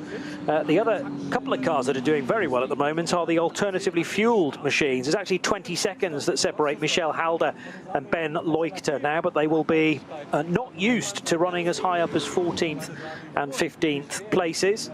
And that Michel Halder car, there are 3 other drivers to cycle through the Bio Concepts machine, the 4 Motors Bio Concept car. So Smudo still to come, Hendrik Boleslev and Matthias Bergvermert will be in that car, the 320 at certain points. But Hubert Hout's probably never had it this easy around the Nürburgring Nordschleife at Peter Snowden. He leads by nearly 37 seconds now. Well, you say that, but it was also an investigation for a jump start. You're kidding, really? Nope. They do. You did actually say at the time, and I didn't comment on it, but you did actually say at the time that he got going before the lights went out, and I thought, ooh. Yeah, I did say that. You're right. So, yes, and Hubert Hout's now in the pits, by the way. So he's got a drive-through for the jump start. Yeah. Well, that makes the race a heck of a lot more interesting. We've also got 106 has had an accident at Hatzenbach, and that is our Maxi Cruise Racing 911 from GT3 Cup class. One of the Fugels aboard that, either Dominic or Marcel. Can't tell you which one of the two. No, we can't, sadly. Was not. They've also got 105, haven't they?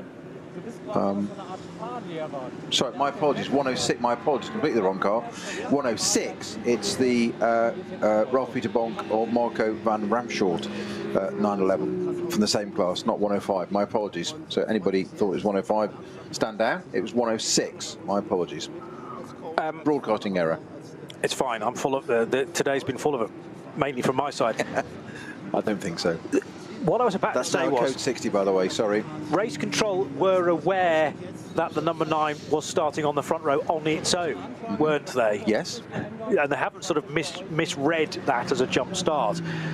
Clearly not, because, as I said, the car seemed to go and start to pull away from what was then the second row, well ahead of those lights turning to green. We actually do have green lights displayed from the starting gantry, rather than just extinguishing the reds and then nothing else. The greens add even more points to the fact that we are racing. And yeah, Hout had gone by that point. I don't quite know why.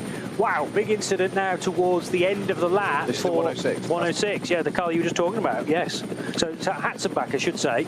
I need to listen to you from now on. You told me about the incident. You told me about the incident. So this is the tyre stack that took all of that abuse from the pile up in the opening couple of laps, or is this further along? The one thing that Hatzenbach is generally short of is tyre stack, so that it's pushed the tyres back considerably. Well, it's rotated them round, hasn't it, 180 degrees, and they're a double stack, which are, of course, so the tyres are usually, I think there's 4 of them high, which are bolted to each other, obviously laid flat. Then they're bolted through the treads, as it were, to the next stack, which keeps them all intact. They don't fly everywhere, so it does their great job of absorbing. And then there's conveyor belting over that, literally supermarket conveyor belting, turn 90 degrees, that then is also then bolted to that as well. But this looks like it's gone in on the end of it. Not too much damage on that Porsche, actually. It's caught the end of it. But what that's done is not necessarily they're actually 5 tyres high. You can see it now, because there's a stack there of 3 laid on the side. Yeah, when I said 30 tyres in a little group there. When I push the tyres back, I didn't mean towards the arm car. I mean, actually, the end of the tyre wall has sort of folded itself at least double. And therefore, where there should be tyres, there's now bare armco. But the car has kind of taken those tyres with it. So 106 is the Cup 2 car, as you said. Yeah. And a Ralph Peter Bonk at the wheel. You gave us both drivers, but I reckon it's Ralph Peter Bonk doing the driving at this stage, and that might be it, yes. That can't have been the drive-through that car 9 was doing, because they've done a driver change to put David Schumacher in, and you're not allowed to do that during a drive-through. So probably the next task for David is to do a lap and then come straight back into the pit lane. Unless you serve the drive, it's not a penalty, is it? Not a drive-through, it's not a stationary. Because you serve it at the beginning of the pit lane, then go to your box. If it's drive-through, you can't. So a drive-through is come to the 60k line, observe the limit, drive past your pit at that speed, drive out again. That's the penalty. So you can't change that. So at this point, I reckon Hubert Haupt starts to stretch his legs, and then a couple of seconds later, maybe only a second later, the lights go out. So you have to. Well, it's Hubert's job now. He's gone. In fact, at the point pretty much where Hohenreich joins the Grand Prix track. Now it's Hubert Haupt's job to dictate the pace. As soon as the lead car, the pace car comes in, you then have to keep the pace that the pace car has set, hence its name, and wait for the lights to change. Either they go out, or, as is here the case, they turn green. But it's only at that point that you can hammer the loud pedal, and he'd gone well before that. And rules vary. I need to check exactly what the rule for this race is, because in the UK and Europe, they sometimes have different regulations, where quite often in the UK, you cannot race until you've crossed the start-finish line. So the lights may well go out, but you could be row 10, and you need to hold formation still as you go across there. So other people can go in front of you, but you've got to wait until you've gone over that line.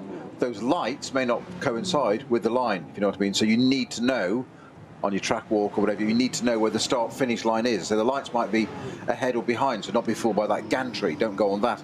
It's not a visual. It's a visual when they go out or to green, as you said, but they may not coincide with the line. Some places in Europe, you're allowed to go as the lights extinguish. So you can be 10 rows back, and you can hammer it and gain a few places. But you've got to know your opportunity. That's why you have to go to drivers' briefings, because they will make it quite clear. And it can change also during meetings. I've been to Spa for the 6-hour historic meeting, and the 6-hour race is obviously its own entity, and then there's 5, 10, 12 other races which are under different rules. The pit exit's different, and they might be different things. So it might suddenly say no, it's not, and it could be a different series organizer that says we're not going to do that. So you've got to be very clear that you understand you attend the right briefing and understand exactly what it is, and it's down to you. But I think Hubert out there I think he slightly over anticipated. Racing driver's instinct. It's easy to do, especially when you're on the front row and there's no one alongside you. But the weird thing is, regardless of when he decided to go, he was going to get a good start, because those behind him couldn't even draw level until those lights had gone out. So, bizarre moment where you're the only car on the front row, there aren't 2 cars there, and you get a jump start. The other further complication is that at some tracks, the start line is in a different location from the finish line. Correct, absolutely so, yes. And therefore, again, a track walk is so crucial, because where are they judging the start from? Because it's not necessarily where the checkered flag will be waved in 4 hours, 6 hours, whatever we have for competitors, and people get tired of drivers' briefings, but that's always explained, and it's usually, I've found this especially abroad and in the UK, that part of the driver's briefing from the race director will involve slides. Those slides will show you very clearly, with arrows or circled area, there's no way of mistaking where those points are, and it is for you, and that is start and finish and light gantry, pit entry, pit exit, where those lines are, 60k, and it is for you to absorb it, and there's nothing to stop you saying, can I have a copy of that, please? Because they will just say, yes, of course. Yeah. Because it is down to you as the driver of the car to get that right, and if you don't, well, the officials have done their bit. So, sorry, there's a penalty. Yeah. That's how it goes. It doesn't matter if you're a world champion or you're nobody, but you've got to follow the rules for everybody else's sake. Officials can control the sending of the message. They can't necessarily control the receiving the message, yes. And drivers are drivers, when all said and done. True. Yes. They want to drive fast and as quickly as possible and win the race, but there are rules that you have to obey during that route to potentially success. What did they say? There's assumptions are mother of all mistakes, isn't it? You sit there and go, oh, I know that. that's the start line there, and it isn't. The finish line's another 100 metres down, and can you imagine that, backing off, just going, I've won. Somebody got steams past you, and you go, oh, that's fine, off you go, and you go, actually, that's the finish line down there. It has happened. Yes, many times. Yeah. When the finish line is the other side of where your pit crew is on the pit wall, and you cross the start line and go, oh, we've won, and then get absolutely swamped by those cars that actually have won. Yes, and the pit crew send very Anglo-Saxon messages over the radio at that point, suggesting all sorts of things about you. Could you just give away a race win or class win? Too right, yeah. A result, whatever. Yeah, it's just like, really, did you just do that? All that hard work, and then you mess it up at the end. Always race to the checkered flag. Valentin, but never twice. Lachenmeyer, don't see it twice. No, that's also very bad. Don't like that one at all. Also very bad. No. Valentin Lachenmeyer in his VT3 BMW. So this is for BMWs equal or more than 3 litres, or up to 3 litres. And there's only one car actually in this category, the Kevin Sports and Racing car, for Guido Wietz and Jörg Schoenfelder, together with Lachenmeyer and his teammate Zoran Radulovic. Oh, problems now for the Audi, though, the number 33 car. This is going to be the most bizarre podium going. I tell you, it could be a real standout result for years to come, because Alex Fontana has stopped. He was running, well, we thought in the lead for a spell when the number 9's transponder was properly glitchy. He was running second, and is it just dead stick, or has it been in the barrier somewhere? It looks relatively straight from this angle, but I am observing it from a great height. I think it's just stopped, Johnny. I really do. Unbelievable. There's no reference marks on the track or anything related to that coming to a halt with debris up to that point, or grass or whatever. I think that's just stopped. And the fact that it just hasn't moved there, I'm guessing it's either had a transmission failure, or there's no oil, nothing on the track, so it's not an engine necessarily. Well, it might be, but it's not oil from the engine. It's not stuck anything out of the block or anything. But that just looks to me like it is just terminated its desire to continue forward. Somewhere in that long fourth sector, I reckon Alex is. Is it on your tracker? Yeah. It was one of the public roads very close to the racetrack to driver's left. Car number 33, and you're looking for it to be somewhere in the fourth sector, so that long sector before the Dottinger Hoor. No, it's between Brunchen and Flansgård. It's on the run down to Flansgård. Yeah, okay. Yeah, well, that's all that long sector. I mean, it's a very long sector, which does include all of that as well. So before or after Brunchen? After Brunchen. After Brunchen. So it's gone through the right-hander there. So it's almost at Flansgård. Yes. And yes, that right-hand bit just before Flansgård, and I hadn't realised that was so close to the public road. There's a lot of fans down there. And it's also quite downhill at that point, which adds further to my fact that I think it's probably had some mechanical demise, because it would be really quite easy to effectively dip the clutch and put it in neutral, as it were, or pull both paddles back, whatever the sequence is on that particular car, and roll it onto the grass out of the way. And naturally, as a driver, if it's terminal, you know quite quickly. Again, this is what I call the Stippler experience type thing. I generalise, but you know when it's over, or it's certainly not going to continue at any point there. So your natural thing is to get it out of the way and not spoil anybody else's race. There's absolutely no point in doing that. So get it off the racetrack and try and get it to a marshal's post, all of which are marked where there's a gap. They've got the thin orange line is for where they can park the car and it's pedestrian. A fatter one is the car can be pulled back behind the barrier, but you want to get it somewhere out of your way so the marshals can do their job. And even if you can't work on it, then that's fine, you can do that, but you don't want to cause code 60s and things. And also, particularly selfishly, it's sitting on a narrow part of the track there, it's an expensive motor vehicle. You don't want to get hit by something. No, that's true. Around a blind bend, can easily happen. For everybody's sake, that person that might do that, and yourself, you're probably going to be okay, but they may not. So you just want a damage limitation all round. David Schumacher's now taken the number 9's drive-through penalty. That was awarded or assessed, remember, when Hubert Haug was judged to have jumped the start. So Schumacher ends his first racing lap with a trip down the pit lane. That's dropped the number 9 car down to 11th position as a result. So that, along with Alex Fontana's Audi potentially crying enough just after Brunchen, means that Arno Klassen, an SB9 AM car, now leads this race overall. And Arno Klassen, who shares with Michael Heibrich and one of our favourite drivers, Lorenzo Rocca di Torrepadula, he's also going to be in the number 50 car later on. But they're leading, but it's only by 2.4 seconds, because snapping at the heels of the Equipe Vitesse Audi is the Tobias Müller-driven Black Falcon Porsche. So this could be quite a story in the fact that the Cup 2 car may, well, it's definitely in the reckoning to win outright here, but can it do it? There's another slow car at the very end of the Dottinger Hall. 320, 325, yeah. Do you know, in all my excitement talking about that Arno Klassen out there, I totally missed that Rocco, one of our favourite drivers, the driver's name is in this race. It's fantastic. And you got in there with it first, Johnny? I did. I had to look it up to make sure I'd got all of the syllables in the right order. But Lorenzo Rocco, as he is down on the entry list but that misses the best bit, the Di Torrepadula bit. But it's, oh no, that's that BMW that was coming down the Dottinger Hohe, that was actually coming out of Scharfentrans-Galbenkopf onto the Dottinger Hohe. With whatever issue he's got, he's moved over very sensibly to the right-hand side of the kink there, so to allow the racing line people to come through there. That's probably not been turned to a code 60 just yet, but again, we were talking about this a few minutes ago, getting cars off track and helping your other competitors, that's in, not causing a hindrance. Competitive racing, yes, but when you've got an issue, get out of the way and let everybody else get on with it. He's very sensible, move to the right-hand side to allow cars, the racing line through there, and then he can hopefully coast down to Tiergaard. Whether it can manage the ascent of Tiergaard is another question. I'm not quite sure what's wrong with that. I didn't see which, we only saw a head-on shot as well.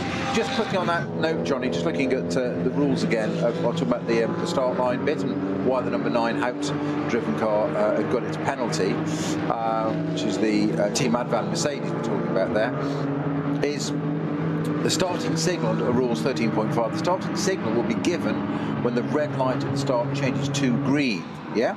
Yes. That's 13.5. 13.6 is, once the starting signal has been given, i.e. green light at the start line, yeah?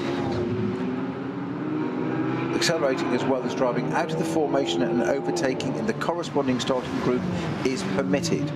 Now the starting line is quite a bit ahead of the gantry, as we report of the BMW M-Power gantry across the top there. But the point here, which is why he's got a penalty in Hubert Haupt, is he'd started to accelerate roughly in line with the pit lane entrance. So I would suggest that he's gone earlier than the green light. That's why they've got the penalty. So it is effectively a jump start. Yeah. That's my interpretation. That sounds logical to me. Was that the BMW 710 that was going slowly? Because its sector times to make its way back to the pits were rather slow in comparison to other 325i's. The other thing I've noted, looking at sector times, is that even though the fourth sector took 9, nearly 10 minutes, that 33 Audi of Alex Fontana is moving again. So it has got away from Brunchen and it's now got back into the pits. So we shouldn't discount Fontana's car completely. It has dropped down to 29th position, but the car collection Audi does appear at least to be back in the sanctuary of the pit lane, and it remains to be seen whether that car can rejoin. If they've literally turned it off, gone through a reset, turned it back on again, and everything works, then probably best not to ask any further questions and just hope that things keep going until the finish. It's not necessarily a very warm day, so that wouldn't go to explain precisely why the car has cried enough. Degrees. Okay. Yeah, well, warm for the Nürburgring, and clearly temperature is producing some thunderstorms locally as well. The BMW that might be the 710 is going to go no further. It's gone through Antonius Bucher. Snowy described it going frantically from one side of the road to the other. Now they're in yellow flag zones, and this is the lead for the race, by the way. Arno Klassen up against Tobias Müller So an SP9 car and a Cup 2 car, but Tobias Müller was prevented from overtaking Klassen. This is the end of lap 7. They're both going to be in at the end of this lap as well, because the Audi was definitely out of fuel, and I wondered whether the Porsche might be able to push on for an extra lap, but they've decided not to. So Tobias Müller in the 148 brings this in. Interestingly, Gabriele Piana is also due to drive this car. Remember, Piana is also in the 103 car, so if they are planning to do a driver change at this point, it can't be to Piana, because he's still on the racetrack, but in another car, the sister car at Black Falcon. Now, there was a Hyundai going slowly there with its right-hand indicator on the approach to Tiergarten, which Klassen stuck behind, but there was a green flag. So I think he was a little bit slow to interpret that. He may not have seen the green flag on the right-hand side, blocked by the Hyundai, but from the other angle, looking back down there, I could see the green flag clearly, thinking, why isn't he going? Why isn't he clearing that car? But equally, the Porsche right behind us go, well, if he hasn't cleared, I haven't, so we've got to be careful there. And it's exactly the same thing. That green flag is at the very end of Tiergarten, on they finally got the 2 bit from the end, isn't it? So I think you're just slightly unsighted coming up the hill there. You've got to have clear sight of it. Here comes the next gaggle of Cup 2 cars, and Michele Di Martino in the K. Kramer car has got ahead of Tim Scheerbart, I make it. So they're actually displayed in the reverse order on my timing screen, but that's a K. Kramer car ahead of the Avia car for sure.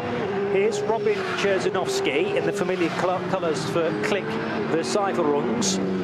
So in that sort of white, black and blue liveried car. And Cherzinovsky has almost on a tow rope next to him the 122 car of Ben Bunagel. But 124, interestingly, Arne Hofmeister is going to go around again. So Hofmeister thinks that there's enough fuel on board his car, as does Ben Bunagel, intriguingly. So that's both the Müller Motorsport cars who technically lead this race now. So it's a 1-2 for Müller Motorsport, because everybody else is in the pit lane. The big question for me is, are they able to do 9 laps on this amount of fuel? The fuel burn rate in a Cup 2 car is a lot less than it would normally be in an SP9 car, and I know that 8 laps are possible for for Cup 2 cars for the opening stint, but can you do 9? Can you do 9 is the next question. Well, one or two think that that's possible, and Müller deciding not even to split their strategy. They've kept both cars out for a 9th lap, and Bunagel leading Hofmeister by 5.3 seconds, whereas everybody else has pitted after pretty much 8 laps. So Arno Klassen, terrific effort from him to... Wer bei der Nürburgring Langstrecken-Serie nicht selbst mitfährt, aber trotzdem ganz, ganz nah dran sein möchte an der Rennstrecke, der sollte unbedingt als Sportwart anfangen, denn dann arbeitet man wirklich direkt neben dem heiligen Asphalt. Wir zeigen euch heute mal, was es braucht, um als Sportwart anzufangen und wie ihr mit dabei sein könnt.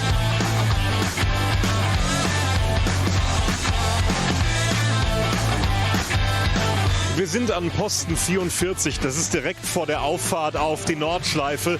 Marco und Andreas sind hier an diesem Posten unterwegs. Andreas, erzähl mal, was macht für dich die Arbeit als Sportwart hier so besonders? Ja, das ist halt, du bist ganz nah an der Strecke, du bist mit den Fahrern auf Du und Du und winkst ihnen zu am Anfang, bevor sie auf die Strecke gehen, und das ist einfach das Feeling, was du hier hast und was Spaß macht.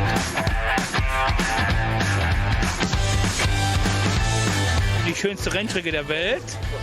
Und die Typenvielfalt, Fahrervielfalt, der Langstrecke-Rennen, nicht so Kurzstrecke-Rennen wie eine Stunde nur und mit 10 Autos nur und so. Das macht mich für Faszination Nürburgring aus.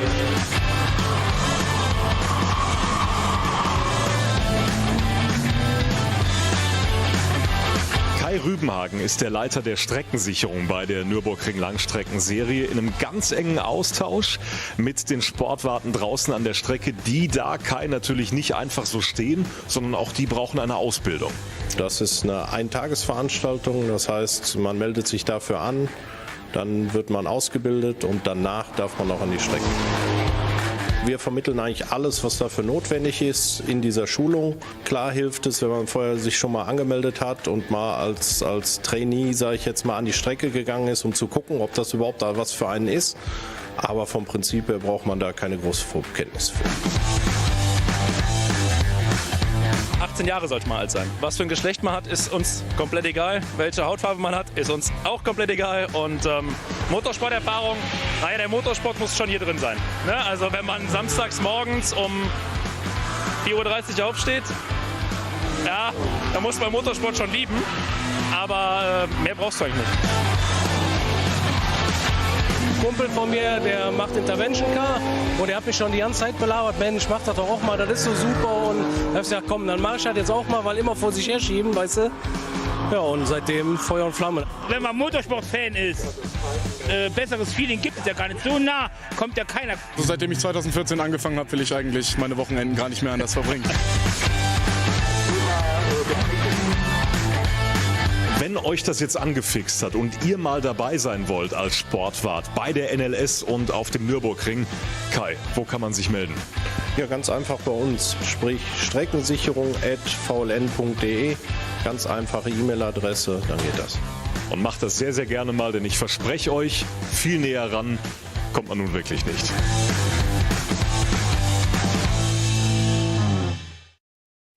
Car that no longer leads. Cup 2 out front for Mühlner Motorsport. At Mühlner 1-2, Ben Bunagel leading Arne Hofmeister, but neither of those cars are in fact the 1-2-3, which is another entry from the Belgian squad. This for Leo Messenger.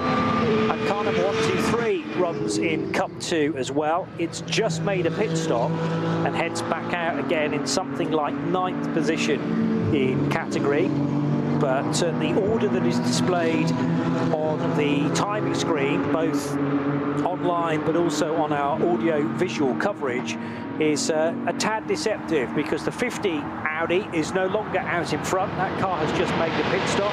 They took Arno Klassen out and Lorenzo Rocca in, Rocky to his mates, and the Equipe Vitesse Audi has, as a result, fallen down the order within Cup 2. It is an SP9 AM car, let us not forget. It will get back up there again when the various Cup 2 cars pit around it, but at the moment, a Mühlner Motorsport 1-2, Ben Bernagel in number 122 leads the 1-2-4 car of Arne Hofmeister, and I'm not sure too many fans of NLS would have predicted that as a leading 1-2 after an hour and 15 minutes of today's race. I always think, or often think, that Lorenzo Rocca de Toro Paddock just sounds like a racing driver's name, doesn't it? It sounds fast. It's almost like Emerson Fittipaldi. It just sounds fast, doesn't it? Yes. You have to be fast to get the name out in time. Yes. If he's embroiled in a side-by-side battle, that is. Hence, Rocky to his friends. Yes. It's just the safer option, isn't it? Otherwise, it'd take you the whole time it takes a car to go down the Dottinger Hoor to reel off his full name. But we do like doing that from time to time. A bit like Ferdinand Habsburg, Ferdy to his mates, but he's got about 17 names in truth from the Habsburg dynasty. Indeed. Mentored and managed by, I should know that, Jamie Campbell-Walter. Oh, really? Yeah. Okay. Yeah. Excellent. There's a company, a group company, I can't remember the name of it now, but he and former creation teammates Nick Manassian have got a driver agency management company, and they look after up-and-coming rising stars and mentor them very successfully. And that's one of the Ferdy Habsburg's one of the main characters under the auspices of JCW, former British and FIA GT World Champion. Well, Habsburg certainly was up and coming a few years ago. There's an argument to say he's very definitely arrived now at 27 years old and racing with Alpine. Actually, he was on the Alpines at Le Mans, wasn't he? Yes. Yeah. We didn't see anywhere near enough of those cars, both expiring, I think, around the 6-hour mark. Same lap with engines. Yes. Issues, yeah. Yes. There's a little bit of a question mark about their ability to do the longer distance stuff, but they had it. But they've done that earlier in the year, haven't they? They've done it at longer races, or longer than than 6 hours. Longer 6 hours, yeah. Qatar. Yeah, true. It lasted longer there, which was slightly odd. But I think both got to the end of the 6 hours of Sao Paulo, which was the start of this month.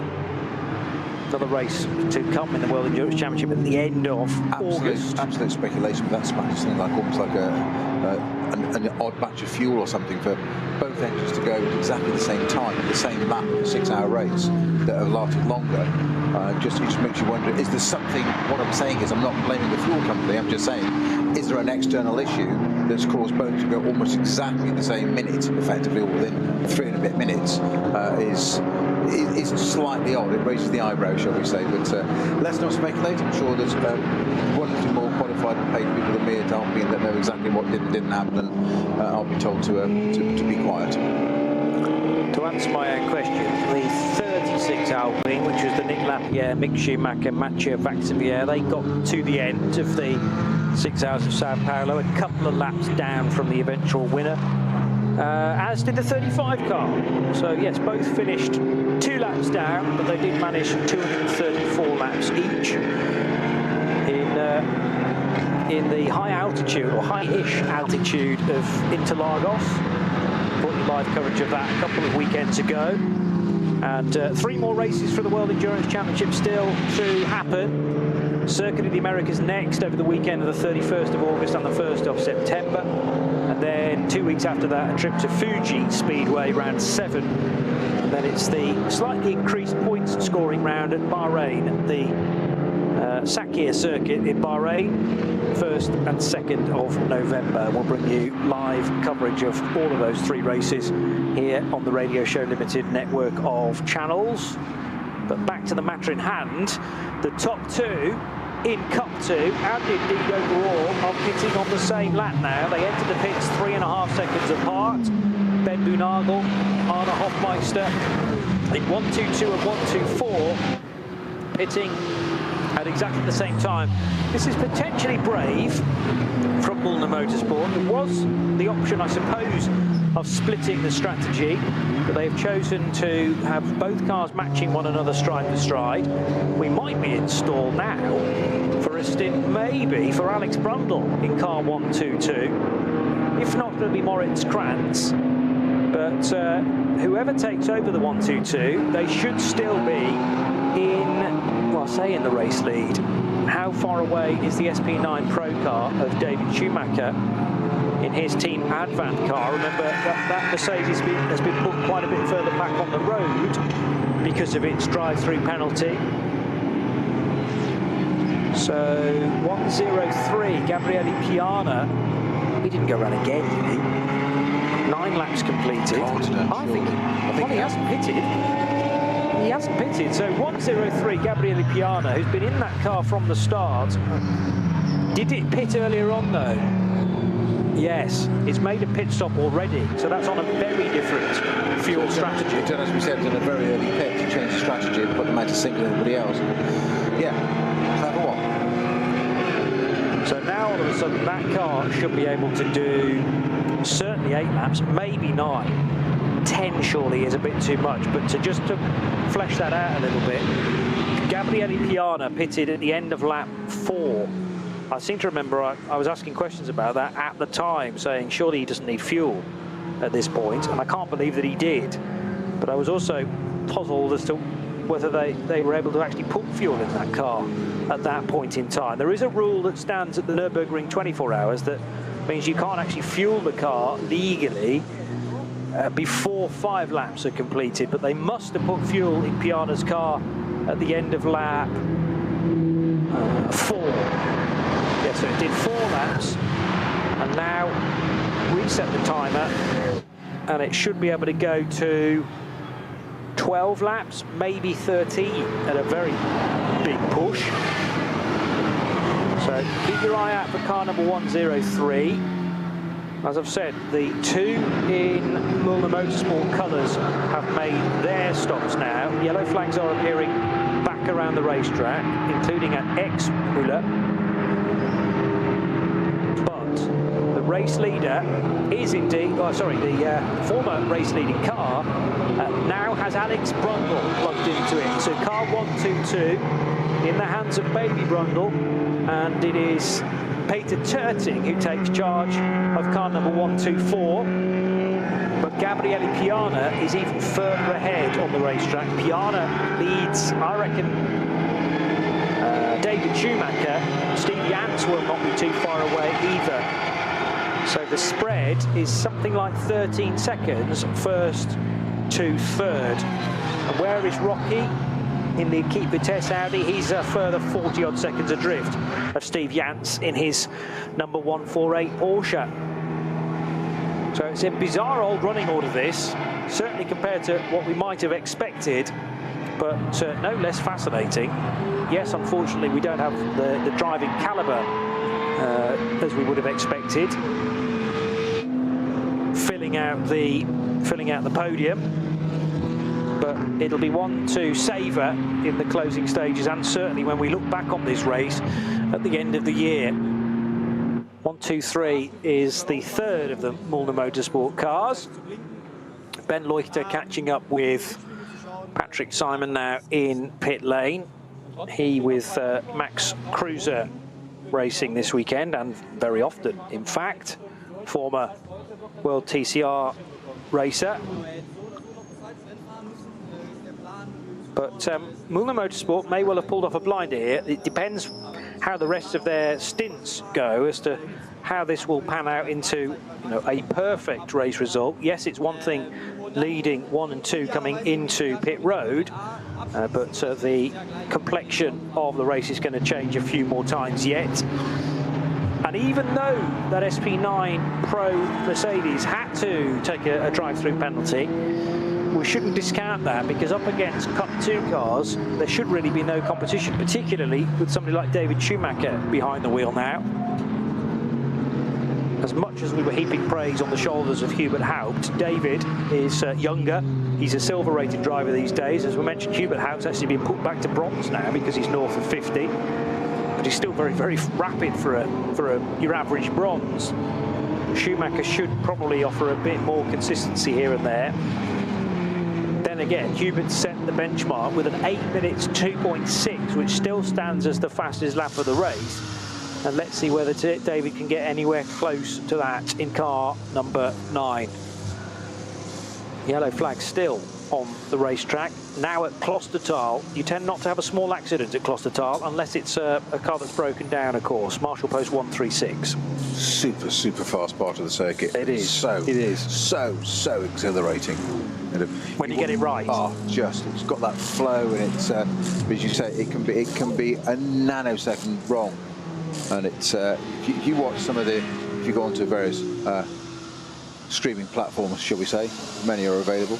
But if you watch only the in-car footage in your downtime, watch cars there following. There was some great ones from the 24-hour, wasn't it? I think it was, where they had one of the Mercedes, which is the team it gets me, that's yellow and blue, isn't it? And he's being chased by a Porsche, and he just gets the right rear slightly onto the grass and gets it slightly out of shape. And you can see it doesn't really diminish speed. And the Porsche's just sitting behind, and he's flashing the lights to agitate him, obviously to try and push him into a mistake, which is not push him off, but try and get him to make a mistake and capitalise on it. But there's nowhere to really go by at that point. And the Merc just gets slightly sideways, and you can tell it doesn't diminish speed, but there's a flick of the brake lights where he's clearly just left foot braked to get the back straight again and get the car pointing straight. And to have the presence of mind to do that at that part of the circuit, that speed, with another SP9 GT3 car 2-3 feet behind you, it's the quality and level of these drivers, and it's just like, oh, that's not right, tap, bring it back, come on girl, we're going that way. And it's just like, yes, sexy, just coaxing them in vaguely the right direction. Teasing come on, play nicely.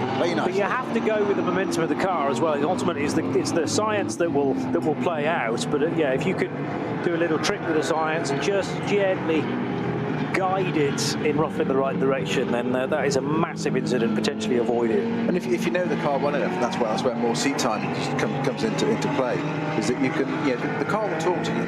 you know what you can and cannot get away with, because you abuse it and it'll abuse you back and just won't want to play. But I guess it's rather similar to sort of riding a horse at Olympic level and other eventing levels, where they understand one another and they can get things out of it. If you know your car, you can perhaps get away with things or understand what it will do. It's got no vices. Some people might just lift off there and it'd be a problem. But it wasn't for that. I need to then find out who that was I'm talking about now, rather than leave you all in the dark, don't I? We've got a very slow Peugeot, is it? Yes. It's the 821. This is my moment in the race where I discover that there's a car in it which I didn't even know. Has often coming to a halt as well, I think. Has often happened in a 24-hour race. At about the 12-hour marker, I see a car for the first time. That I think surely they've thrown some more out in the darkness hours, because we lost a few at the start. Well, so concerned were the organisers of NLS ADAC that you didn't know until yesterday this was a 6-hour race. They reduced it to a 4-hour race for you. That's true, yeah. Hey, very kind of them. You didn't either, in fairness. Exactly. I was going to say, don't just land me. It's a team effort, Palmer. Come on. So we both arrived with as ignorant as one another, in truth. But that's great to have a 6-hour race, which actually has turned into 4 hours. We still finish at the same time. But at least everybody was okay after what was a horrible incident that started the race today. So many cars badly damaged. I don't think there were any write-offs as such within the tyre wall, because a lot of modern-day GT3 car these days are modular anyway. But they will certainly need a couple of days to fix up and get racing again. But yes, that Peugeot number 821. So again, there's been some changes for Family Net, because they weren't due to be in the 821 car. Oh no, they were. Beg your pardon, I've got the wrong line. So Jürgen and Joachim Net, together with Timo Bert, who are driving the 821 this weekend. It is one of those two Nets that I've mentioned, Jürgen or Joachim. But are they also in another car? Because Family Net appeared to be... and there's the Peugeot we've told you about. Yeah, they're also meant to be sharing the 510. So I wasn't entirely on the wrong lines there. 510 is not another Peugeot, and it's in fact not in this restarted race, so we need not worry about that now. But it was due to be an Audi S3, in fact, for Jürgen and Joachim Net, and Timo Bert as well. And they were going to race with Christophe Dupre, who I remember Christophe was actually at the wheel of said Audi during the 24 hours weekend, and he was the one that suffered that huge fire in the darkness hours at Brunchen, which set light at the very back of the car, and then gradually the fire worked its way forward down the right-hand side. But it also started to work its way backwards where the fuel had dropped on the road, and the asphalt was slowly setting fire where the fuel had been thrown out the back of the Audi. So Christophe Dupre will be forever in my mind as the driver at the wheel of that Audi as on that particular night. But 510 not in the race today though. Yeah, it was the fuel rail, wasn't it? The fuel rail. And therefore left that trail. It did look remarkably like a firework, didn't it? Where you sort of set the fuse going up to the car. Catherine wheel. Any more damage to that, please? Yeah, so I don't think Dupre is due to be in any of the other cars, unlike the three others that were supposed to be driving that Audi. Oh no, I'm wrong. The 511 car is potentially a Dupre drive as well. And do we have 511? No, that's not in the race either. So Christophe Dupre had potentially two drives, both in Audi S3s, and neither of them have surfaced, it seems. Yeah, no Audi S3s at all in today's race. We do have several Supras though, and the 172 is the Gazoo Racing Supra Evo GT4, running in SP8T. And currently at the wheel of that is Daisuke Toyoda. That's not Toyota, but Toyoda with a D. And a certain Kamui Kobayashi's driving that car as well. I totally missed the fact that Kobayashi is in today's race. But Kobayashi with his Gazoo Racing Lynx, piloting 172 at a later stage. And they're joining Herweg Danens, the Belgian racer, to make it a three-driver lineup for the Toyota City, Toyota Gazoo Racing crew from Toyota City itself. So their two Gazoo Racing cars are running nose to tail, 173 ahead of 172. And in the leading car of those two, they're not actually leading the class, they're second and third in SB8T, but Uwe Kleen is driving that, together with the other three drivers I've just mentioned. So Daisuke Toyoda and Kobayashi and Dardens could be in either of those cars at any one point. Kobayashi's not actually on the racetrack as we speak. He's somewhere in the Gazoo Racing Garage or Hospitality. Jimmy Broadbent, who is a well-known member of the RSL Collective, driving the 150 car yet again. And 150 is actually Jimmy himself leading SB8T in the Bilstein-sponsored BMW M4. Down through the gears and powering his way out of the U-bend, which forms the cut-through, with the Bilstein backing, with the Falcon backing, as most of the cars in the race do. In fact, they are an event sponsor. So you'll see the Falcon name emblazoned on the top of each of the wheel arches of all the cars. That doesn't tell you what tyres they're actually on, of course, with the exception of the Falcon Motorsport Porsches, sadly no longer in the race. Well, such a strong driver lineup they had as well. Yeah, I mean, to bring in two, they've got quality drivers in there. To add in two, superstars like Alex Lynn and Timo Glock there was such a potential for that to be extraordinary result from those cars. Don't forget, also Falcon, with the exception of one race this year, are unbeaten in NLS.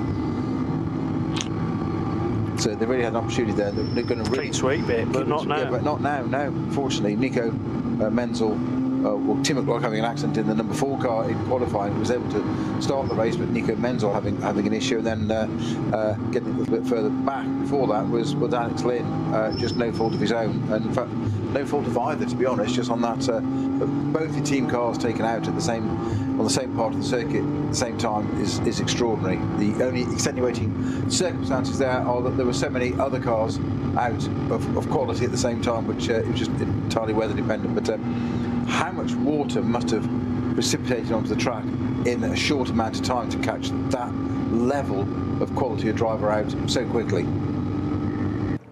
Yeah, I mean, the clouds just dumped their entire contents, it seemed, on that part of the track all at once. So very difficult for anyone to have judged precisely what was going on there. You would have needed a spotter, probably on bank at Hatzenbach, radioing then back to the engineer to say, just drive through that part of the track at walking speed and careful that you're not cleaned out by anybody behind you as you do so. But no blame at all on Bastien Bous's shoulders. He was the race leader at the time, and you just have to assume, go back to that word assumption, but you have to assume that the grip levels that you had a lap ago are still there, roughly speaking. Yes, it's raining. Yes, there's the need for the windscreen wiper. And Bastien Bous, bear in mind, had already been off the road before Sabina Schmidt's curve. He completely outbraked himself into the Vidal chicane, got straight on over the grass and through the gravel trap. But that didn't lead to him abating the speed at all, because he's a racing driver. You put that out of your mind straight away. Oh, I'm back on the track. Right, keep going, and I'm off again. And so is everybody else. And that appears to be the end of the race for about 10 key runners. But one car that had been struggling on the opening lap, and we wonder whether that was down to the tyres that had been selected for Hubert Haupt. Well, this car has since then had to take a drive-through penalty because of a start that was far too eager on Hubert Haupt's responsibility. He's handed the car over to David Schumacher, and after a lap of competition, David had to come back into the pits to serve a drive-through penalty.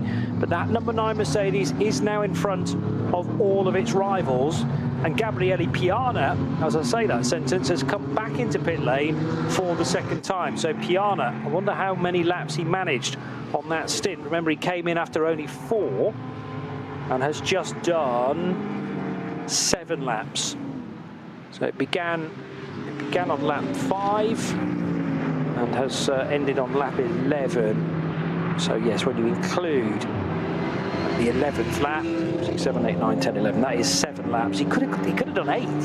So I'm slightly puzzled by that as well, unless they're already back timing the car to the finish. But normally the rule is don't worry about the end, just keep going as far as you can in each of the individual stints. The 103 seems not to be able to get the same sort of fuel mileage as we might expect from some of the other Cup 2 cars up and down the order. Bearing in mind the two Mühlner Motorsport cars, 122 and 124, they were able to do 9 laps on the opening stint.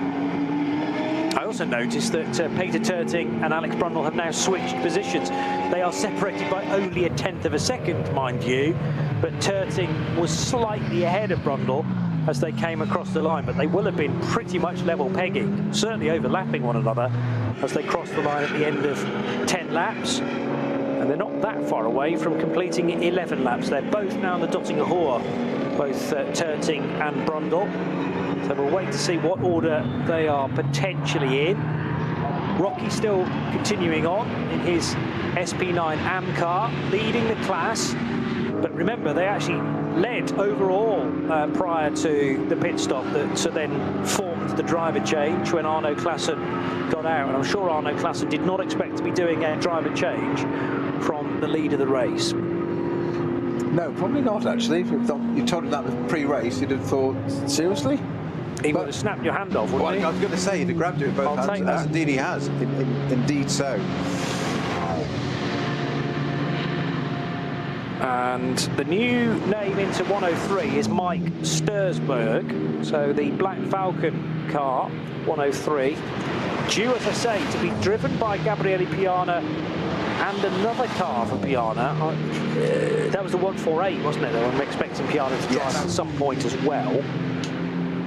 But the complication with that is, of course, you have to make sure that one driver is out of the other car before he can take over the first car, if you like. So there's got to be that window where he's doing nothing in between, not least because of the rest time that is required. Generally speaking, it tends to be 50% of the stint you've just done, regardless of what car you've been in. You have to take half that time as a rest period. So Piana will be straight into that now. Whereas Mike Stursberg, the first time we're going to see him in this race, has taken charge of car number 103. And he came in second position, will have dropped places now behind Steve Jans and behind Christopher Brook, no doubt. Chris Brook driving the 121 car now in third position, which could soon be second. Both of the Gazoo Racing Supras in together. So is this the point that we see Kamui Kobayashi taking over one of them? He could get into either. And this is a fight for the honours in SP8T. So the turbocharged Toyota Gazoo Racing Supra Evos, 3 seconds apart from the 173 and the 172. And it's a rather kind of nondescript mechanical crew. Certainly nothing compared to the gang that arrive at a World Endurance Championship meeting to look after two GR010s. A little look out the window there from the incoming driver. So we have Toyota and Clean now in pit road. They're both going up on the dolly jacks, but not going into the garage, just being turned to their 45-degree angle, which will make the exit as easy as possible. But it's great, isn't it, even for an NLS race, that we're able to draw, you know, some world-class sports car drivers into some GT4 cars, essentially. I think as much as anything else, it's the draw of the circuit. People want to race the Nordschleife. It's got to be, if it's not the ultimate challenge to a driver, it's got to be up there.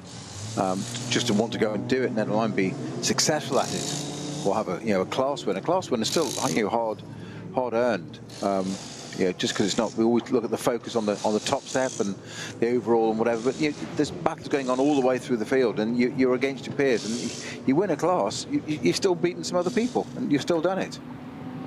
In the main part, yes. I mean, there are one or two classes further down that sadly only have the one entry, but certainly if you're in SP8T and SP10, SP7, and we've talked a lot about Cup 2 and Cup 3, there are a decent number of cars in all of those categories. We've got the MSC Kempernick Seat Cooper Racer going very, very slowly coming up to Tiergog. It's a 322 entry, that's just entering into the pits. but not just because of that. I think it's got some other issue. Arriving very slowly. I think it was already doing it 60k before it got to the line. Is it a left rear issue? I think something's wrong with that rear left, yeah. It doesn't quite seem to be at the same angle as the rear right. Whether that's just a puncture. Looks like it's got a bit more camber, doesn't it? Yeah, that's what I mean. It's slightly more straight, isn't it, rather than the angle of the rear right, which I assume is correct. So where's the attention generally going to be? There is a new tyre. I think it's a puncture on the rear left, potentially, rather than a suspension issue. They're going to turn this into a driver change anyway. Goodyear Eagles on all four corners of this Seat Coupe Racer. And Sheman to get out. And new driver in the 322 will reveal himself, or herself indeed, in a moment or two. So Sebastian Sheman, Florian Haller, Daniel Fink are the runners we were expecting to be in the 800 car. So has Sheman again changed? Yes, he has. So no longer in the 800, in fact, put into this number 322 Coupe. There's been plenty of changes overnight, exactly. It seems, yeah. I'd expected him to be running in the TCR category, and the 322 is actually, what class is that car in? It's an SP3T, which should have had Jens Wolf and Andreas Tascher and Mike Unch. So Sheman either joining those three or maybe even replacing one of those three in the 322. The Supras are back in the race, second and third in SP8T. It's a class that's led though by Jimmy Broadbent's BMW. And that car, it's number 150. Jimmy's not yet come into the pits for this current cycle of pit stops. And who have we got? No driver changes, in fact. So still Uwe Clean in 173, and Toyota is in the 172 car. Now, I've just got confirmation, I'd like to say from the organisers, and that is official, but it'd be unfair because it's actually on Twitter. It's from Ian McCarthy, one of our regular and reliable engagers, shall we say. And he's just sent me a message, which I think was very kind of him, just saying, just got confirmation from the organisers that the point system hasn't changed and they're sticking with the 6-hour allocation for today's 4-hour race. Followed immediately by the way, from messages, no friends in high places here. Okay. So as in, it hasn't got inside information, it is officially from the organisers. So thank you very much, Ian, and always good to have your input and engaged, and stick with us to the end, which is 2 hours and 15 minutes away. And now a nice little dice developing between a couple of Caymans. Now, we know all about the 962, which is the yellow and white car, but it does seem to have been overtaken by the Dalgard-driven machine. Or is that no, that might be a car that's about to go a lap down, actually. Or is it? It was a 962. 962 race number, but yes, that's a very different Porsche entirely. You can see why they've chosen that number, though. Now, actually, that's 949, so it is on the lead lap within this category. Haven't led across the line, hence my confusion. But 949, driven by Grausen, which is another SRS Team Zorg Rennsport car. And Mads Grausen from Denmark, and the Harley Horton teammate, therefore. I told you about Harley being not that far away from the leading duo in the opening stages of Cup 3. Remember, that was between the Avia car and one of the other SRS machines. Well, now Grausen, together with Harley Horton's efforts, have managed to get that car into the reckoning and potentially into the class lead now, ahead of 962 Dalgard.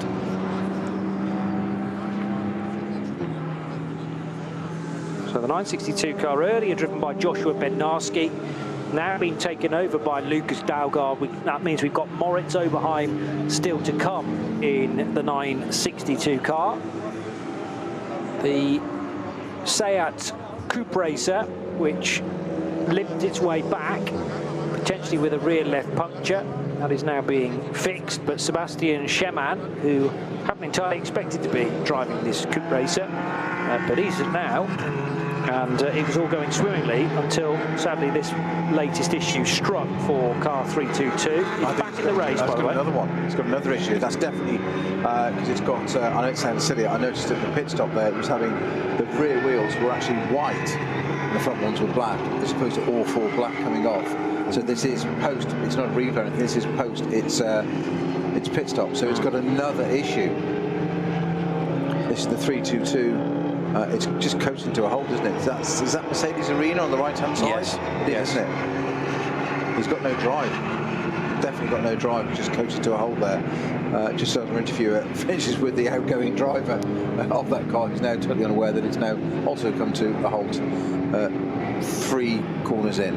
Sebastian Schemann will be informed delicately that their car has stopped. You'll probably catch sight of it on a screen as well. Jens Wolf has taken the car over. They haven't even actually had time to put Schemann's name on it.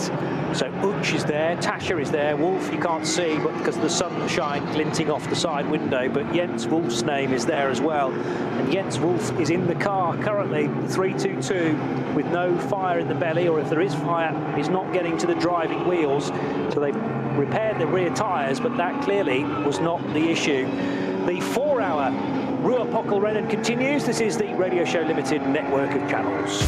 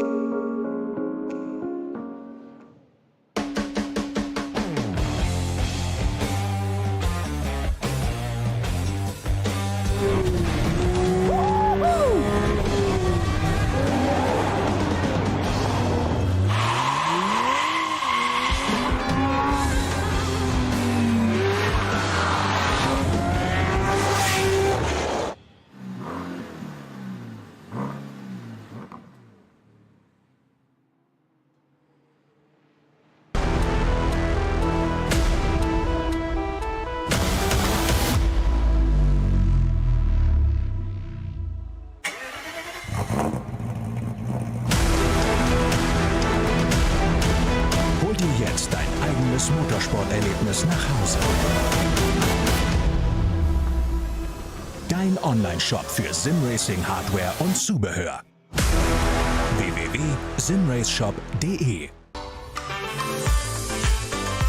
Liebe Fans, besucht uns auf unseren Social-Media-Kanälen. Follow us auf Facebook, Instagram, YouTube, X und TikTok. Willkommen bei der NLS.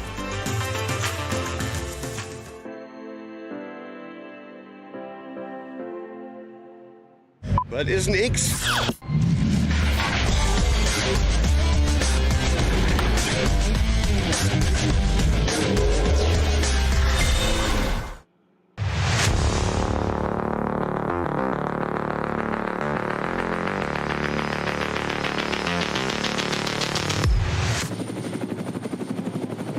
Number 9, David Schumacher-driven Mercedes continues to lead. We're on lap 13 of a shortened 6-hour Ruhr-Pokelrennen, actually now a 4-hour affair, and it being 4 hours, although still carrying the same amount of points that the 6 hours would have done.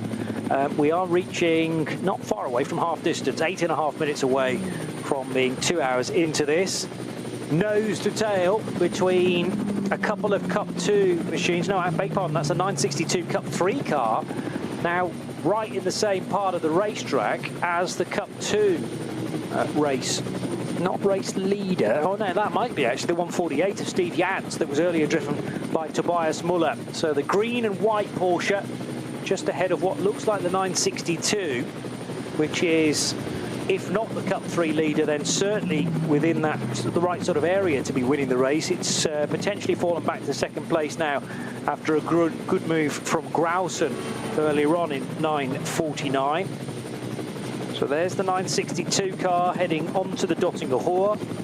962 now in the hands of Daugard, and as I say, up against the Grausen-driven 949. But also, let's not discount the 969 Porsche, which is Rüdiger Schicht, and also being driven by Henning Eschweiler and Alex Fielenbach. Oh, and a fourth driver, in fact, Oleksiy Kikirishenko of Ukraine.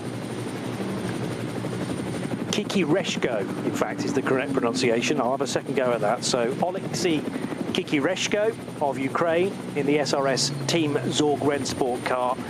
962 over the line to confirm that Daugard is in second position. So Lucas Daugard trying to hang on to the coattails of the Grausen-driven car.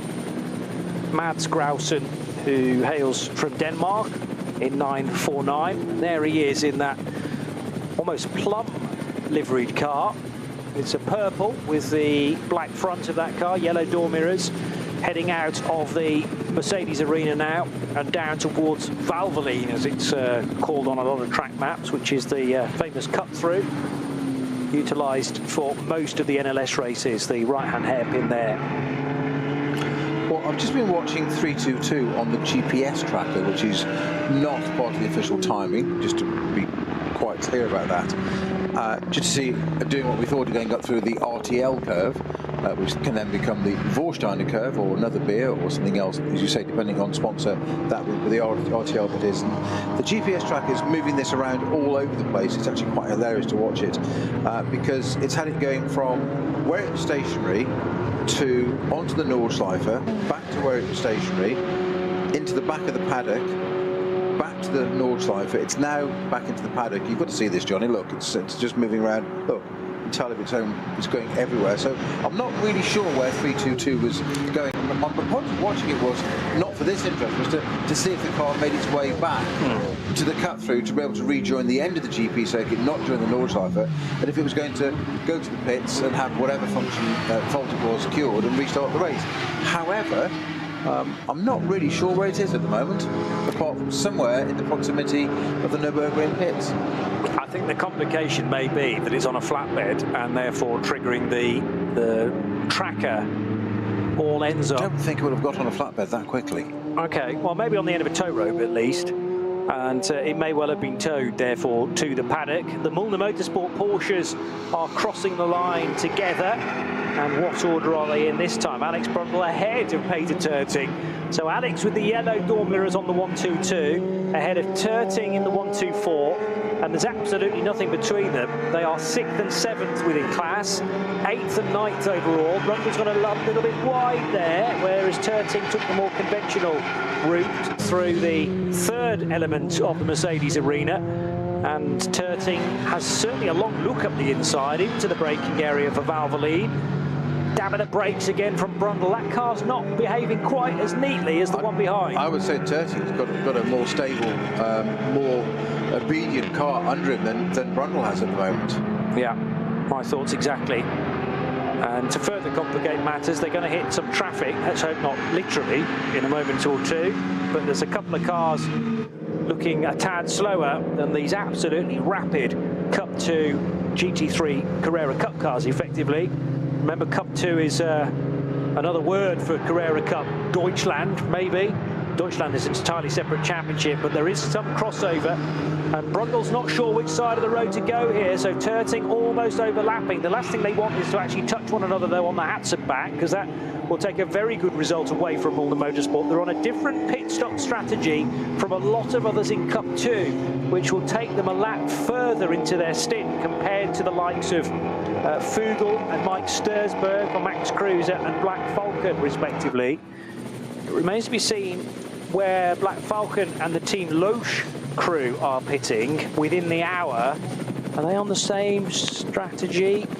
Now, they're pitting about a lap before. The one weird one, because Piana pitted so early on after only 4 laps, is the number 103. Because Gabriele Piano's now stepped out of that. He handed over to Mike Stursberg, whose current stint began on lap 12, at the start of lap 12, whereas Steve Yance, who leads the category, he's been in his car since lap 9. So there's actually a 3-lap difference there as to when the last pit stops were taken.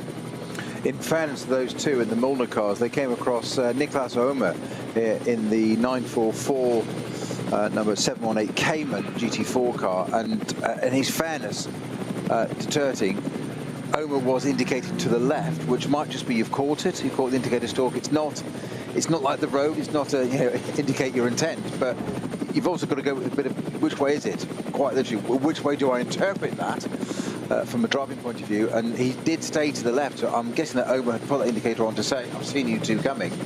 Brundle was unsighted and that couldn't see it because the Terting's car was so close in front, and thought, I've looked down the inside and there's that 718 sitting there, and it looked like it was read completely right by Terting. He went to the right hand side, and this was the end of the Vidal chicane through the Chabrid Schmitz onto the Hatson back, so just completely out of the way there. Terting got through, and Brundle get to chase him down there, but that car, the way round, wasn't it? Sorry, Brundle and then Terting, sorry, that way round. Well, it nearly became the order that you stated, because Terting was very slightly overlapping Brundle as they crossed the bridge over the public road, as that kind of link road does between the Grand Prix Strecke and Hatzenbach itself.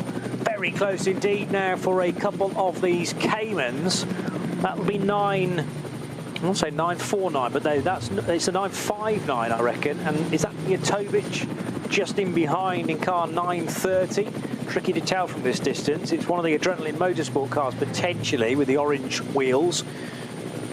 959 was in a cracking battle at the start of the race with the Avia W&S Motorsport car. And it was started by Fabio Grosser. So, yes, that's Patrick Gruter now in the blue and white car. And therefore, a process of elimination tells me that's 930 right on his boot lid, which is the Mijatovic Cup 3 car. So 959 and 930 running 3rd and 4th, and absolutely together. Mijatovic, again, shouldn't have been in the 930. So that's been a late-ish change as well. Ranko Mijatovic was actually meant to be in the 650 BMW that we spoke about earlier on, one of many 240i Racing Cup cars.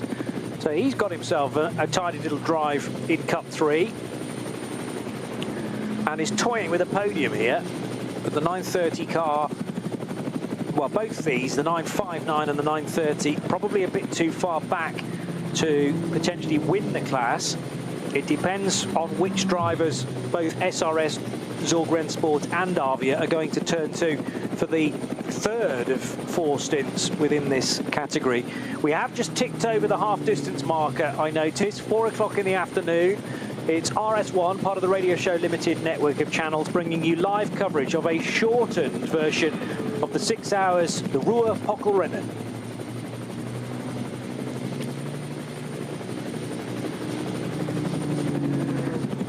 Johnny Palmer and Peter Snowden with live coverage then from the Nürburgring Nordschleife, with a race-leading David Schumacher now pitting right on the halfway point. So they could potentially change drivers here. How many drivers again, to remind myself? It's 3, isn't it, in the number 9 Team Advan by HRT Mercedes. So one of those 3 will have to do a double. It depends whether they're going to be back-to-back doubles, or are they keeping Hubert Haupt to complete the race, in which case Schumacher should get out now and Salman Ovega will take over. On the other hand, they might choose to just keep Schumacher at the wheel. Everything's going sweetly at the moment, and as long as David's comfortable, keep him in the car, and then Salman Ovega can do the final stint between 5 and 6 p.m.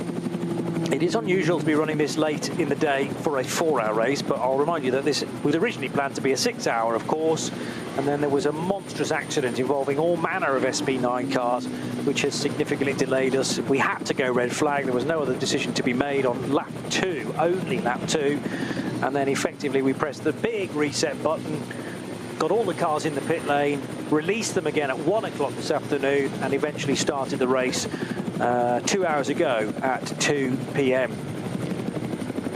Nothing again between the second and the third place cars in Cup 3. So Patrick Grutter soaking up the pressure here from Mijatovic, who will actually pit at the end of that particular lap. So we've done 12 for Mijatovic, Ranko Mijatovic. There's the scope here to do another driver change. But how did they work things earlier on? We had a shortish stint from his co-driver, who is, now bear with me because there have been some driver changes, of course, within that. It was Matthias Beck-Vermeert who did the opening stint in that Cup 3 car. And it's Salman Ovega, it's gone out in the 9. Oh, in the 9 car, so Correct. They did do a driver change there, rightio. So that rather suggests to me that Hubert Haupt might do the final stint, unless they put Schumacher back in it again. But anyway, one driver's going to do a double. Might be a Vega, I suppose, depending on what his speed is like. Yeah, I'm still slightly puzzled as to why this car was entered. The number 9 was entered as an SP9 Pro-Am and now runs on our screen as SP9 Pro. But it makes no odds, really. They're winning their class either way. And perhaps opens the door actually for Huber Motorsport to take a Pro-Am victory. Indeed. Even though they're down in 10th place and doing a lot less good than they would have expected, really. I'm sure the 25 car's got a bit more speed than that. It's got more aero, certainly, than an average Cup 2 car, so it should be a lot quicker than through the corners. I'm just suddenly reminded of that penalty box that is still in position at the Mercedes Arena. There is scope for cars for cars to do a penalty without actually visiting the pit lane. Do you remember us first discovering that a couple of years ago? And it's a section of the racetrack that you have to drive through, indicated by a dotted line. And if you're given maybe a 5-second penalty, as it were, if you drive nice and wide out there, then I mean it wouldn't be 5 seconds. It'd be literally a couple of seconds that you lose as a result. But it saves you coming into pit lane to do it. It's kind of almost like a drive-through, isn't it? Yeah, but you're only driving through one bit of. Exactly. Yeah. Don't take the apex. We've take the widest possible line. Have we seen people stop in that as well? I don't think they've stopped. No, because I can't imagine the organisers would encourage a car to stop on track, even be it to the right in safety. Yeah, that would be slightly odd. But we have seen cars go into that area. I need to remember what they were for. You're absolutely right. It is a penalty box, quite literally, not in the football sense. But what penalty can you safely serve in that area is my question. Yeah. It's a great idea to save you coming out of the pit because there's personnel and whatever in the pit, so it adds jeopardy. So you can do it there. That's fine. But what could you do to save a penalty in there?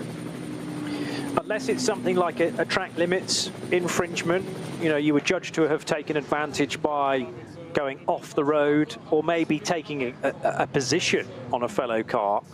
But giving that place back again is reliant on the car that you've just overtaken still being close enough to take the spot back again. It's a very minor indiscretion. So that penalty box, I think it's used a lot in bike racing, that type of penalty in race, very much in race, because you don't even need to visit the pit lane. Is it worth homing in on this interview? I'm not even sure who is being interviewed here. Apologies for my driver identity. Oh, it's David Schumacher, which no doubt will be in German. So no, we won't pause for this.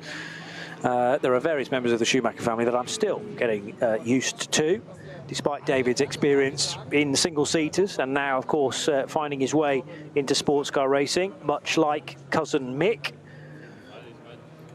David being Ralf Schumacher's son, and has raced in all sorts of single-seaters up and down the ladder. Began in karting, as so many do, then in Formula 4 for the United Arab Emirates Championship, Rasquera Motorsports in 2018, Euro Formula and the ADAC Formula 4, and then into the FIA Formula 3 Championship for Campos.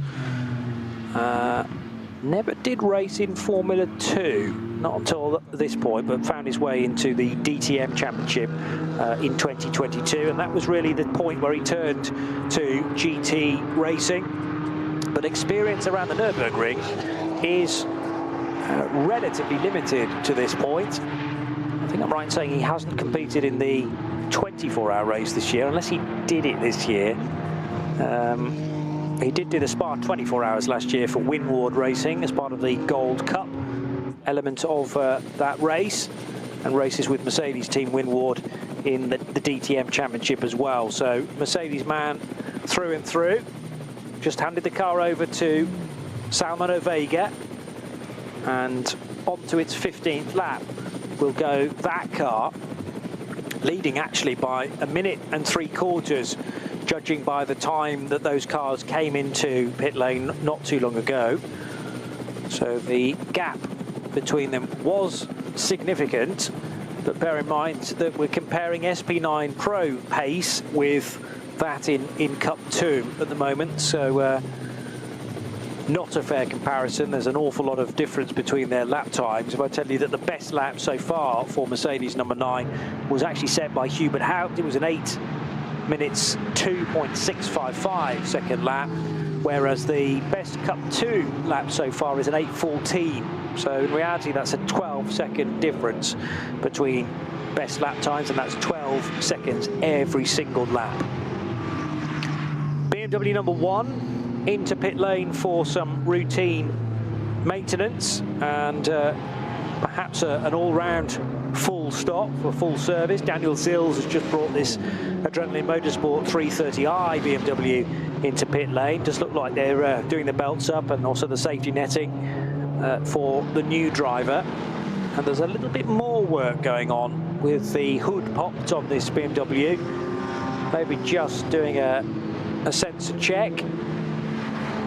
It's all governed by a minimum time reference, of course, so it doesn't look like it's being done in a particularly hurried fashion, but that's because it's not, because the time doesn't look very dynamic, does it? They've got the laptop. Well, not so far, no. But there was a grin there from the engineer with the laptop. As I say, it's all being done at a sedate pace, but it might all be being covered by the stopwatch anyway. No. Yeah, not to confuse safe pace being with methodical, which might be the right thing to do, as in it's a process. The laptop's now being popped onto the roof of the car, which is not the best place because they can often slide off and get damaged. Well, you can forget that they're there as well, yes. So wave the car back into the race with the laptop still on the roof, and it wouldn't stay there for very long. Yes, this is more of a significant problem now, with driver change being done. So Zils out. Sorry, Johnny. We just had a close-up with the cameraman through the driver's window with the window open and the dash, and it's a dead dash. There's absolutely nothing illuminated. There's no sign of life in the dash. That might be that it's just turned off, but there's something. They're actually now working on it with them. No, that's not electrical. That's like almost like a plug socket. I did wonder whether it was the spark plugs that they're addressing. So will it just not fire? An ignition issue, perhaps. I think the laptop's safe for the moment. I don't think it's going to fire and go anywhere. No. Although they're now doing bits up rather than loosening them. So well, it's certainly something top end of the engine related. It appears it's sort of fuel rail, or as you say, ignition, spark, or something. That side is not doing a great deal. A lot of investigation going on. That way the laptop's plugged in, because if it's a fuel measuring or metering unit, it will be something. The laptop will tell you what the error code is and identify it to that pot straight away, so the technicians go and have a look. But a driver just gently shaking his head, as in disbelief. Now, of course, we say this is car number 1. This is the championship-winning car for the last 3-4 seasons. May well be. Yeah. I mean, the team, yes. The driver combinations have changed over the years.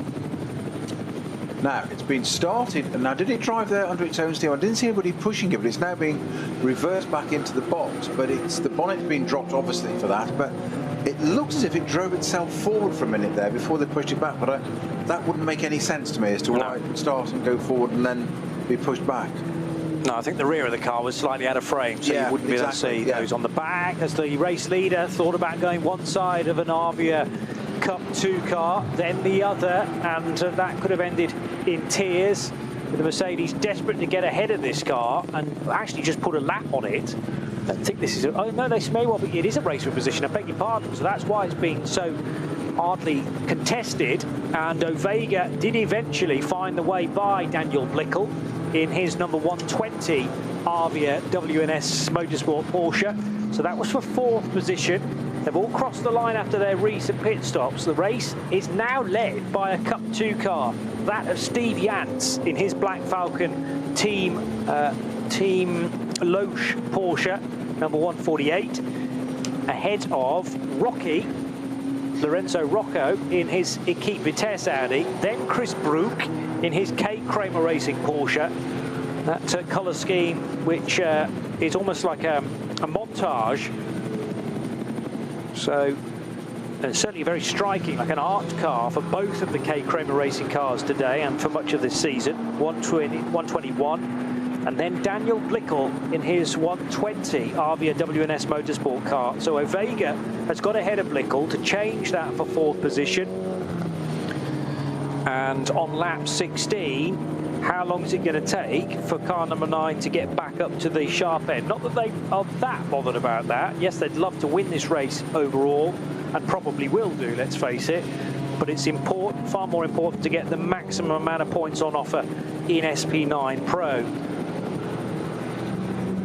The other issue, of course, is that if there was a bit of thinking about changing category because it's worth more points, and I've seen this happen before at Le Mans, where in the GTE days, a GTE AM crew actually entered into GTE Pro because there were fewer cars entered into that category, and therefore there was a better chance of getting a good result. Now, the issue there is that the race restarted with far fewer SP9 Pros than would have been expected. And I'm sure they didn't change category in the interval between, although there was probably nothing stopping them doing that. Jumping up to race control and saying, you know how we were in Pro-Am at the start of the day, can we now switch to Pro? But the only slight problem with that is that all of the pros, all of the SP9 Pros have not been able to take the restart. So they're all labelled as non-starters, therefore there is only one SP9 Pro car in the race anyway, and surely that means the minimal amount of points on offer, even if you do win the class, because all you have to do is finish.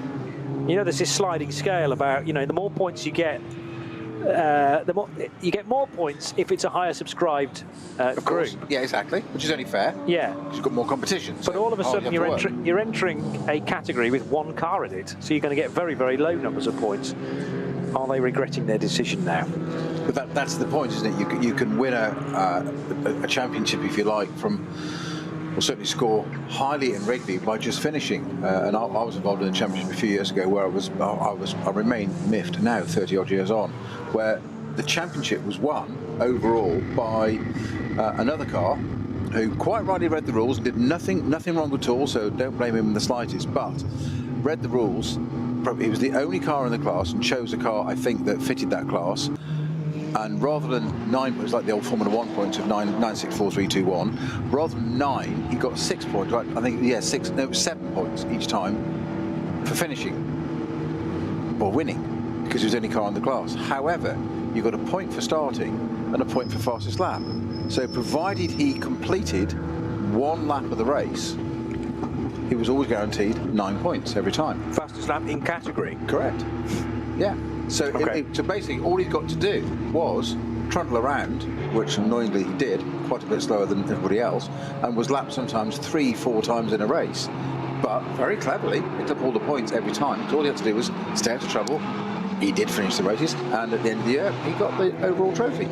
So you're automatically getting a point for starting the race. Correct. You're automatically getting a point for fastest lap because you're the only car in the class, so nobody's going to go faster than you. Exactly. And as long as you finish, Exactly. you win the class, and you only get 7 points, but you've got the other 2 as well. Yeah, and technically you could actually do 1 lap of the race and still be the class winner because nobody else will take it from you. Right, there was nothing in the regulations that said you had to be running at the checkered flag, like Le Mans. No, in fairness, he did completed the races to the end, so that slightly moral bit was taken away. But it was just maximum points every time, and it was guaranteed you'd get maximum points by finishing. Yeah.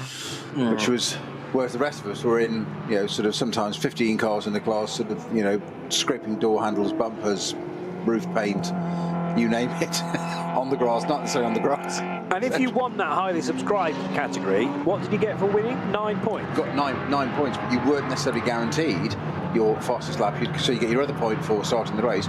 You weren't necessarily. So there's the potential for 11. Yes. But rarely would you get that round after round after round. Exactly. So the metric was you're unlikely to get the algorithm to get that. So the average of getting it was unlikely. Yeah, it needed to be a bigger. I digress. Needed to be a bigger drop off, as potentially this does as well. But well, that's what I said. That was my point at the time, which I appreciate you couldn't change midway through a season. I absolutely get that. Rules are published, and a Motorsport UK or MSA as it was then. Quite rightly, rules are published, and that's what they should be. It should be the same across the world. If you set a standard in a championship, that's it. They're published. They can be open to review, and sensible argument and change for the following year, but it doesn't always happen that way. But it's also racing, you know what you're going in for. But I used to find a bit more glee in winning outright. That's just my style. 811 in the pits. This is the TCE race leader, and driven by Dario Stanco, or indeed Armando Stanco. Get there in the end. Well, Dario's about to do the next stint, surely, because Armando is now chatting to Patrick Simon. And an eventful race, I'm sure, to this point for the Cupra TCR combo, family Stanco. But things are going very well for the TCR runners. There are other TCR cars in the entry, by the way. I make it 2 other cars. One of which was that Peugeot that was struggling so much, the Peugeot 308 towards the end of its lap. Struggling to get to the end of lap 11. Was it earlier on? No, it's got going again since then. So it managed to get to the end of that lap where we were homing in on it, on the Dottinger Hohe. And the team were able at least to fix the issue because it's returned to the racetrack. Quite a lot still changing at the front, including the top 2 pitting on this same lap. So at the end of lap, where are we? Lap 16 just completed? Yes, lap 16, yes. And Steve Yance is in, along with Rocky. So our screen hasn't updated. That, in my understanding, should put 121, the Cup 2 Kramer Racing Porsche 911 GT3, driven by Brook, into the lead at the moment. That would be Christopher Brook, wouldn't it? Mm-hmm. Should put him into the lead of this, but because according to my tracker, he has gone through and is on the RTL curve up to Warsteiner, right-hander, or other German beers are available. Yeah, but a quirk, sadly, of the timing system is that it triggers when Yance enters the pit lane and scores him as the race leader, but of course he's not going to go any further until he rejoins the race, and then therefore the timing system will not reset until we complete 17 laps.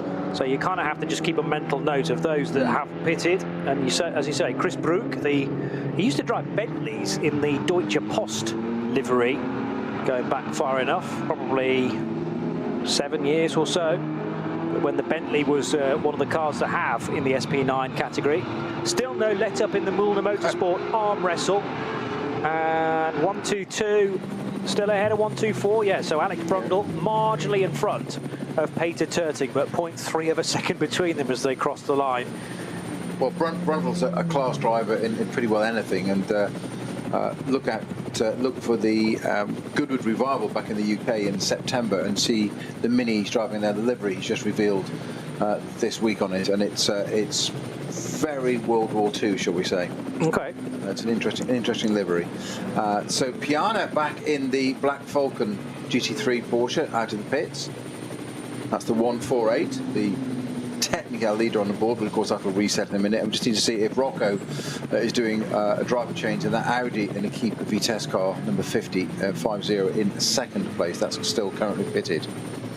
So Terti keeping Alex Brundle very, very honest in its sister car, and I'm just wondering how long before we can get it. Can we get the other car there? Where's the next one? Next Muller Motorsport. There's only a gap there. That's in the pit now. 1, 2, 3. I was hoping we could have 1, 2, 2, 1, 2, 3, 1, 2, 4. This would be quite cool, wouldn't it? Yeah, oh, yes, it would. To have them in number order. Like we did at Le Mans in the 80s when the Porsches finished 1, 2, 3. Yes. Yeah, well... But they really were 962s. Let's see whether there's enough time to do that bit of stage management. The 1, 2, 3's further back, isn't it? Oh, it's not that far away, though. No, it's just pitted. Ah, OK. Well, that will ruin it. Yes.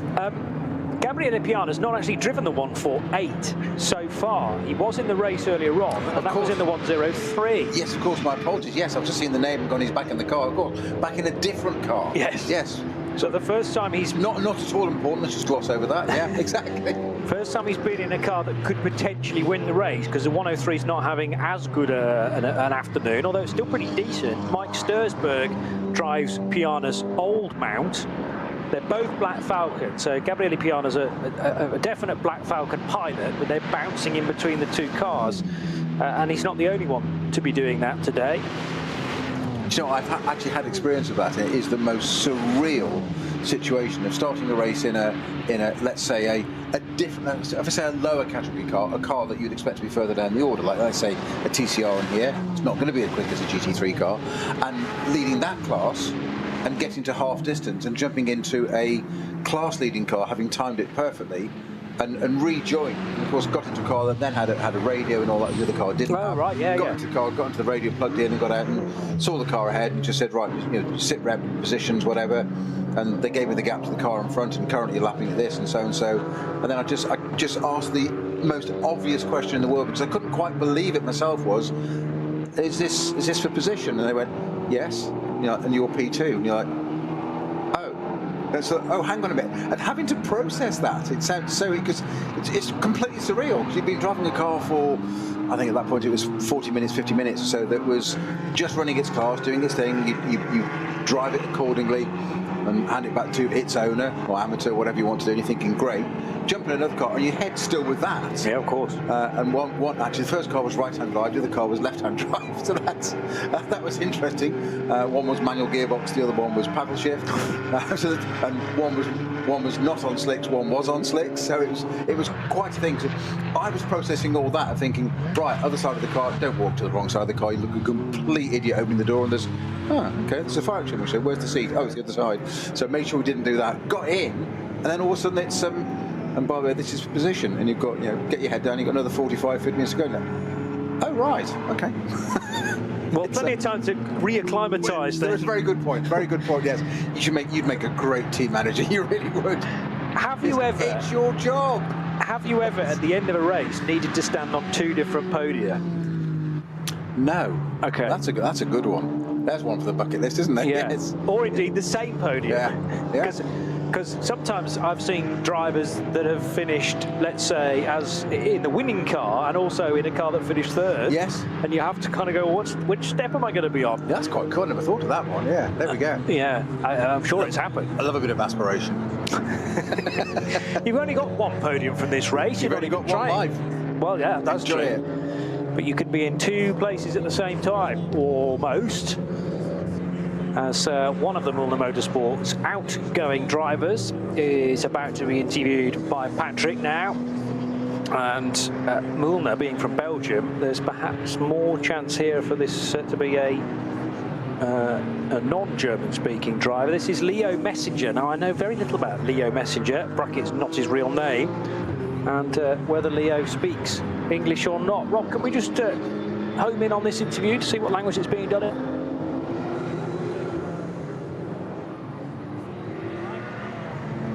Oh, it's vaguely in the distance. Yeah, not to worry. So Leo Messenger, in inverted commas, is sharing his car with Tobias Vasquez and Philippe Mimois of Finland. It might be Mimois, in fact, of the Scandinavian driver. So Frenchman Leo Messenger, or at least he's down on the entry list as being French and driving for Müllner Motorsport. This is an AM driver combo in 1-2-3, whereas the 1-2-2 and the 1-2-4 driving lineup are both pros, and that does seem to be echoed by their positions in the racetrack as well. Actually, there's even more credit to the drivers in the AM category to be not that far away from their pro counterparts. I make it under 90 seconds adrift of somebody like Peter Terting and Alex Brundle's speed. Is the 150 BMW still leading SP8T? Yes, it is. Manuel Metzger now at the wheel of this car, so he took over from Jimmy Broadbent during the last stop. Steve Brown is the third driver in that contingent, so 2 Brits and Manuel Metzger of Germany. And over the line will go the Bilstein liveried 150 M4 GT4. Another of the Cup 2 Porsches that was right up there in the leading stages has actually dropped a touch now. That's the Click Versailles team car. Robin Cherzanovsky started that, but that car has since lost a bit of ground, now in the hands of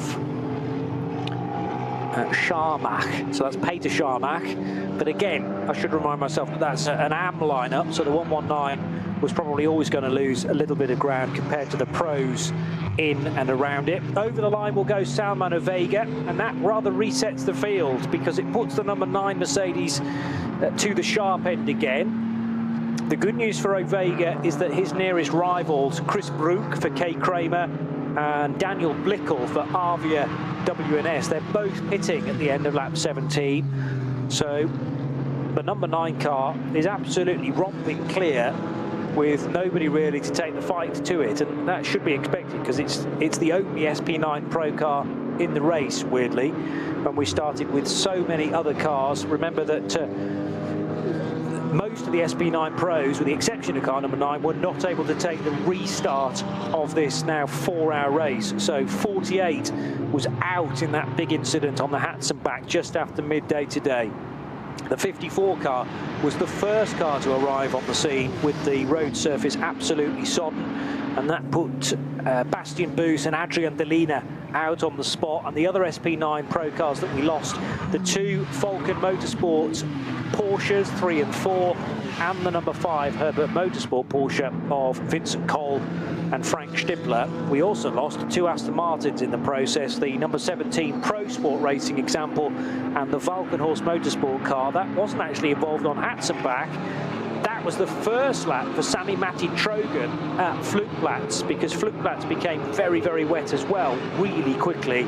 And sadly, the 35 Aston Martin was horrendously damaged. I mean, thankfully, I think Sami Matti Trogan was able to walk away, but what remained of that Aston Martin was being brought back on a flatbed, and it shocked you and I to see the 35 cars, because we didn't even think that was involved at the time. Well, ironically, it was race control that reported rain at Flugplatz before anything else, before the Hatzenbach thing even occurred. It started there and obviously came back across in a matter of seconds, if a couple of minutes it evolved. But yes, that Aston very heavily damaged front and rear. So it was a very similar. We didn't see the scenes of that. We did the other ones. Those scenes we saw of cars literally just skating across the track, and it's that horrible sensation when you really are a passenger. And I think it's Alex's father, Martin Brundle, that often uses the phrase that you're straight to the scene of the accident, and it's actually far greater than that sounds. That sounds slightly casual, but it's not. What it really means from a driver point of view is that you literally have no control. It's not that you've got a wheel on the grass, or you've tried, or you've fought, or you've put steering corrections in. It's just suddenly you are quite literally a passenger going across what appears like sheet ice, whether it may be grass or whatever it is, and you just know instantly there is absolutely nothing you can do.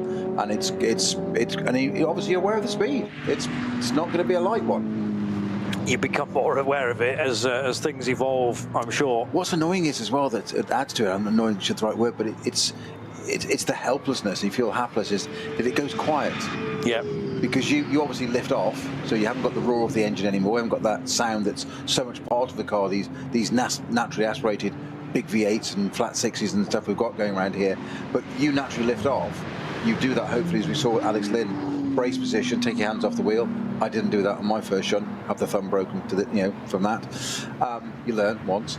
But it goes quiet, and it's ominous, because there's that short delay, that short pause between it just going quiet and you know what's coming, and it's a barrier. And then it's a complete cacophony of noise. If you have an accident on the road, crunch into something, or just back into a bollard or something in a car park, and it sounds, you get out of the car thinking, oh, this is going to be horrendous, and you've possibly got away with it, or there's a dent. Trust me, in a proper crash, the noise is just phenomenal. You get out, still hoping the same, and then you look at it and think there isn't a wheel pointing in the same direction it left the pit box. Yeah, so the silence before it is deafening, but also rather telling, because you know it's going to be... It's not calming. I can assure you it's not calming. It's going to be interrupted very violently indeed.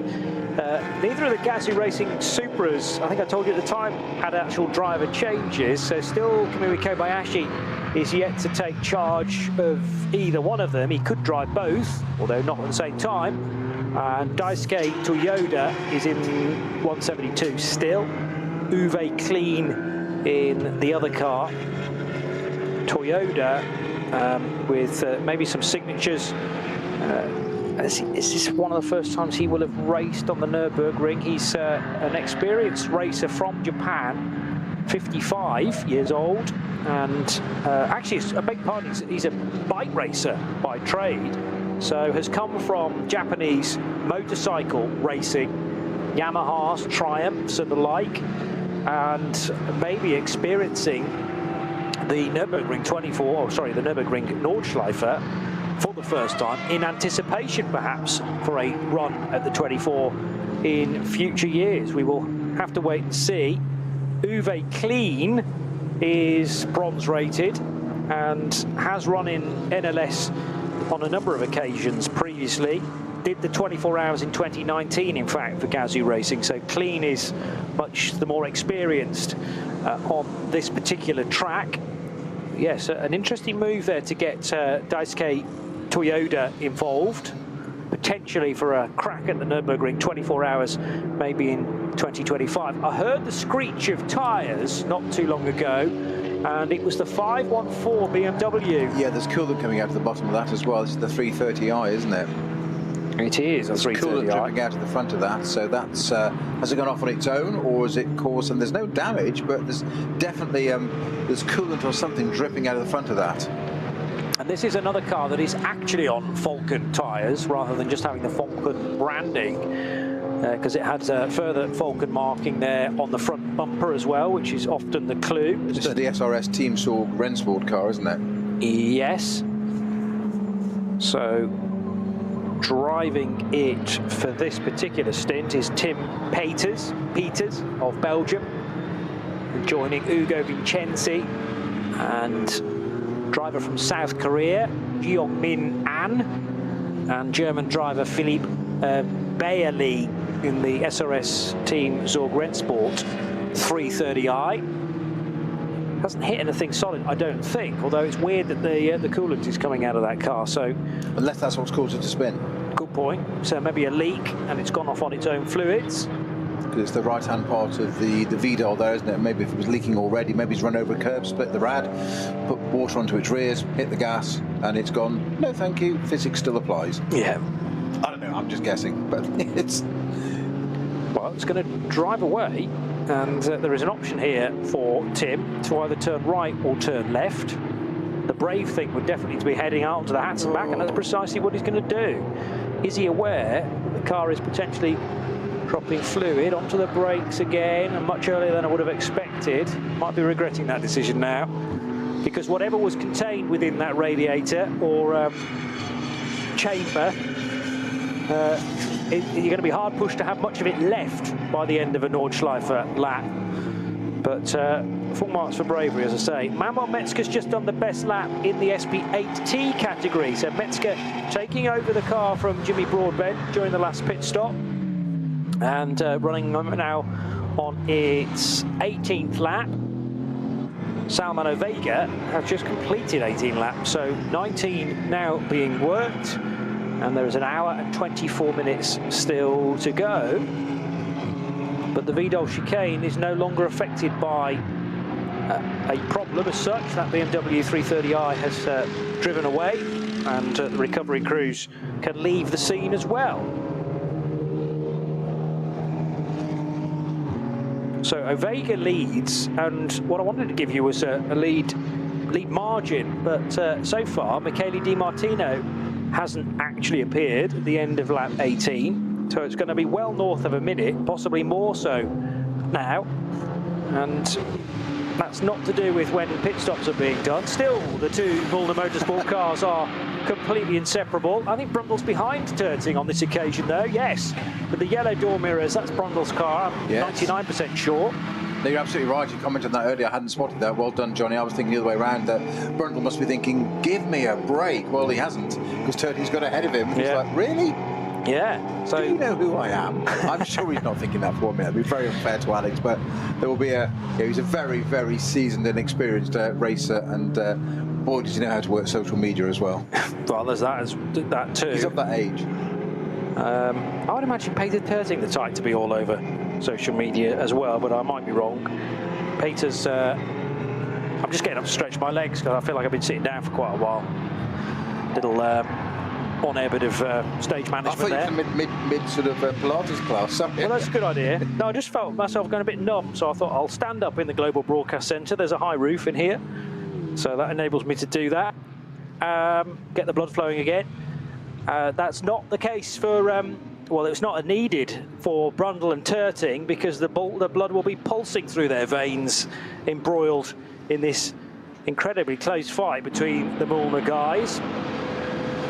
And they actually crossed the line, 3rd and 4th overall. I was right that Terting and Brundle were in that order. In fact, they've pitted. So they were so important because they were in laps, and therefore wanted to be as quick as possible. There will be an element of the two of them slowing one another up, but there's a podium on offer here, depending on when the checkered flag will fly, because at certain times this looks like a very good potential result for Mühlner Motorsport, especially if they can stay 3rd and 4th. But they're going to have to make this work for not just another hour, an hour and 21 minutes, and that might send the race away from them. It's that little splash and dash that they're going to need to get to the finish. Now, depending on where the overall leader is, of course, you might even have to bolt an extra lap onto matters for Cup 2. The leading margin, I can now tell you, is a minute and 41, nearly 42 seconds. And that's the benefit of being the only SP9 Pro car now in the entered number of cars. That's been the case actually from the start of the restart of today's race. But a mammoth margin for Salman Ovega. He probably just needs to focus on still going as fast as possible, rather than convincing himself, hey, I can make a few mistakes here and still get away with it.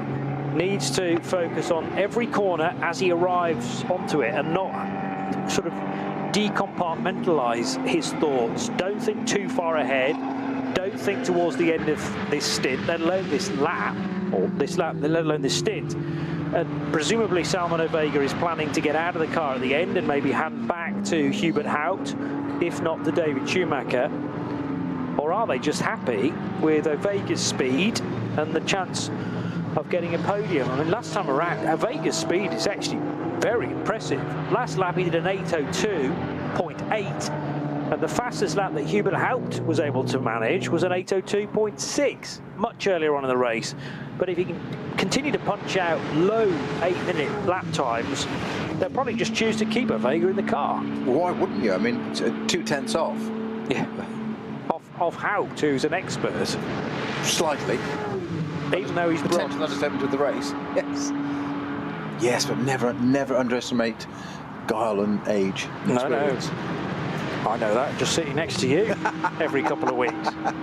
You're very kind. You've been drinking again, haven't you? It's water. I mean, it's in a pint glass, but it's water. I think we'll move on. Good. Here's the Hooper Motorsport Porsche, number 25. Flattered to deceive a little bit, this car, although now that we've had a driver change, and it is Joachim Tyson at the wheel of car 25. Maybe its progress up the timing screen is starting to manifest. Joachim Tyson is bronze rated, but again with some experience of the NLS over the last 2 years. He's also actually featured with Herbert Motorsport going back to 2019 in the 24H series. He raced it in Portimao in 2019 in the 24-hour race there with the German squad. We haven't actually mentioned a great deal about SP7, but the familiar dark green of the number 70 car comes into view. And this is Georg Goda in car number 70. They've been runners in SP7 going back to when SP7 was the top class for Porsche Cup cars. So good that that car that's turned into, to some degree, a bit of a classic. It can't run in the current spec of Cup 2 because it's an older shaped car, but they do find a home for it at least in SP7, and it is leading the class as well. Leading the 90 car, which is being driven by Robert Hinze right now. There's only just over a minute between the two of them, a minute and 10 seconds, give or take, between Goda and Hinze. But nice to see a modern-day Nürburgring classic still able to punch out the lap times, and impressively so. Very plain colour scheme on that number 70 Porsche, isn't it? Of British Racing Green on a Porsche, almost, yeah, with a sort of a quite a subdued offset red stripe down. I was going to say down the centre. It couldn't be offset down the centre, could it? Contradictory, but left of centre, from behind right, looking from front of the car. But quite an old-fashioned colour scheme as well, more sort of 1950s, almost sort of railway colour schemes back in the UK, wasn't it, and other places. But an odd choice of colour, quite subdued. We quite often see very leery artwork on the cars these days, but that it's refreshingly different. I think it's long-standing though as well. As I say, prior to Cup 2, we used to have just SP7, and that car ran regularly in the SP7 category and in those colours actually as well. So they've not really changed them over the years. Georg Goda's first Nürburgring 24 hours was back in 2014, so 10 years on, and still a pace setter within the SP7 division. Be interested to know actually where Georg ended up finishing in SP7 that particular year. I might be able to tell you by clicking that button. And the 70 car, oh, it's actually way down. In fact, did it even finish the race? No, beg your pardon, it wasn't listed as number 70 that year. It was 63, I think. Yeah, there he is. He drove with Martin Schluter and Ralph Omer, who is competing today. Dirk Lesmeister as well. They finished 8th in the end. That year, SP7 was won by David Jahn and Mike Rosenberg. Many of those are still racing as well, although in different categories today. That was the 42nd edition of the Nürburgring 24 hours in 2014. Next year promising to be in a very busy spell of the season indeed. Weekend after Le Mans and the weekend before the Spa 24 hours. So 3 highly important 24-hour races run back-to-back in the 2nd, 3rd and 4th weekends of June. Here's the VW Golf number 819. You talk about plain and understated liveries. Well, this is pretty much plain white from Max Kruse Racing. It is Kruse at the wheel of this car.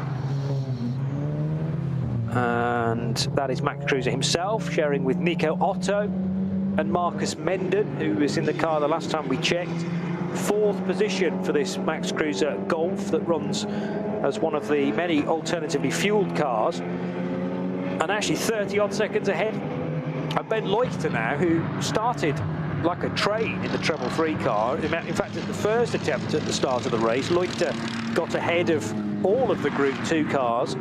He didn't have quite as good a start up against the BioConcepts Porsche at 2 o'clock this afternoon. But Leuchter, in the end, has formed behind this 819 car. So Max Cruiser Racing Golf's 4th and 5th in the AT category.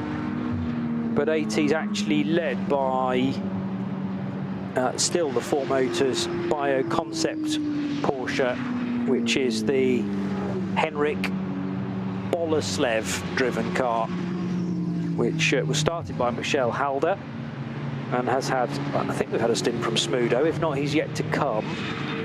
Matthias Beck-Vermeert has certainly been at the wheel of car 320. What's happening in Cup 3? The race leader is in the pits. So that's Mads Grausen of Denmark. We have Lucas Daugard also in the pit lane. So Lucas making a stop in the 962 numbered Porsche. In those easily recognisable grey and yellow and white colours. And could this be, I was going to say, could this be the final stop for Cup 3? Possibly, but... Possibly an hour and 12 to go, unlikely. It might be a bit too much of a push. You need some quite a considerable amount of code 60, I would suggest, around a fair portion of the track. We are currently green, although that'll put the kibosh on it now. Me mentioning the fact that we are green, it'll change within seconds, it tends to. All right, here we go. Lucas Daugard, definitely going to be in English. Let's have a listen to Lucas if we can.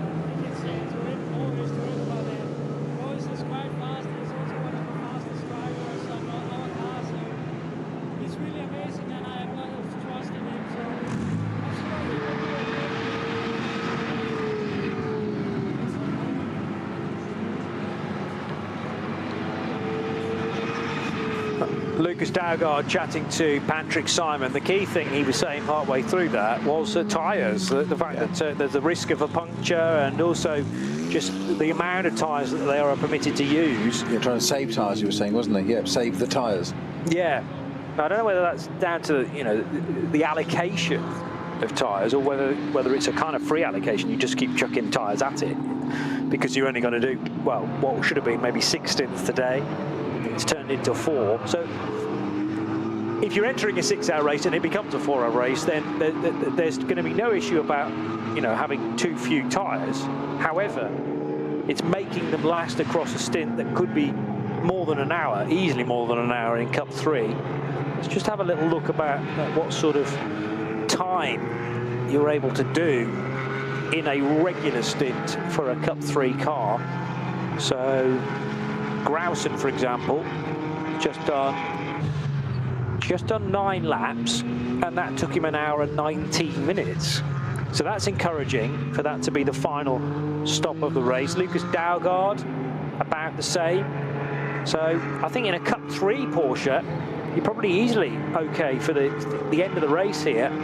Talk about an hour, generally speaking, for the SP9 runners, but a Cayman's nowhere near as quick as even a Cup 2 Porsche, let alone an SP9 car.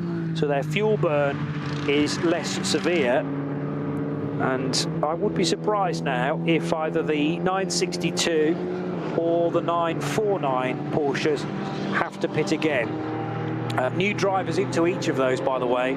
Lucas Daugard, the man we were just about hearing from there, is out, and Moritz Oberheim takes over the yellow and white 962 car. And in the 949, the plum purple machine for SRS Team Zorg Rennsport car, driver change there, which will put... that's a different driver, isn't it? I thought there was an extra entry. So we have Mads Grausen and Harley Horton, but they've been joined by a driver with the surname Simon. And it's not Patrick Simon because he's busy interviewing drivers. So somebody Simon, he's now at the wheel of 949. But again, that's been a pretty late change to the entry list. I can't find an immediate driver that might be either. But we'll keep working on maybe past results from the NLS this year to try and get to the bottom of that. 502 is the GT Tyres BMW now crossing the line.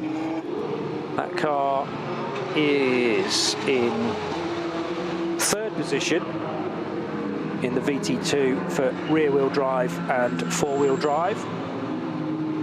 So being driven by Fabio Pironi, who has the Japanese racer Masato Mitsuhashi, along with Luisa Carla and Marianne Moller in their GT Tyre Motorsport by WS racing car, number 502.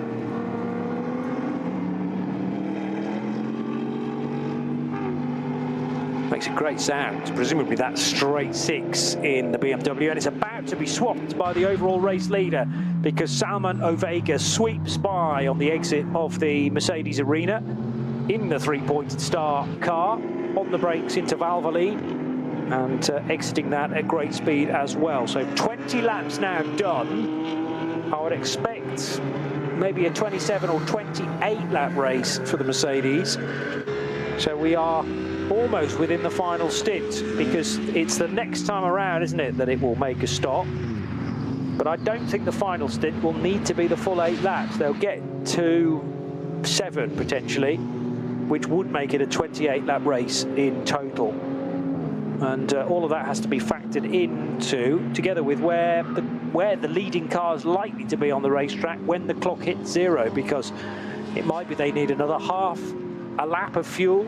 It might be that they need another full lap of fuel, depending on, you know, if they cross the line with seconds to spare before the checkered flag is displayed, that will mean they have to go round again. Although they have such a lead now that they could potentially back off down the Dottinger Hohe and take the race win that way by just easing off the throttle and making short, sort of forcing the final lap to happen. That is the benefit of having virtually no pressure from behind, certainly not any immediate pressure. Gabriele Piana down the Dottinger Hohe. Some traffic ahead. I thought there was only one car, but then it sort of separated into 2 because they were line astern. Piana likely to catch maybe one of them before the braking point into Tiergarten. No, not quite, or around the outside. Yes, he will go there because that produces the inside line then next. And Gabriele Piana, the Italian racer in car number 148, will take the Cup 2 lead because Mike Stursberg in the sister Black Falcon car has just made a pit stop. Yeah, I was just trying to look up driver stints for us, Johnny, and it's just a little bit of a delay on my data loading, so I will leave that doing a little circle saying loading data. Yes. I was just going to have a look at the number 9 car and just see, try and get a steer on what might be happening there. 103 is into pit lane. This is the Mike Stursberg car that I talked about. We had a spell from Gabriele Piana as well, and if they are doing a driver change, then it's going to be Mustafa Mehmet Kaya to take over this car, driver from Turkey. And this is another AM lineup here at the Nürburgring.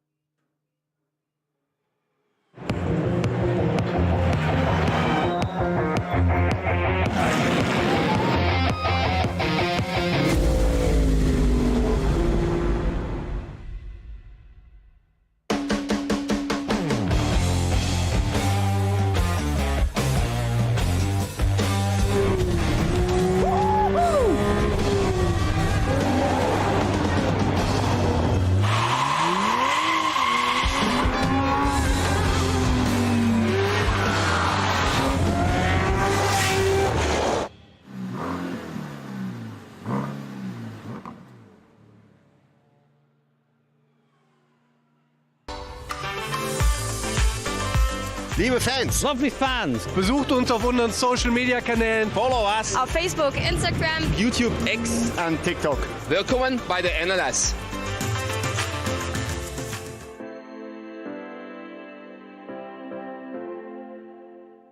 Was ist ein X?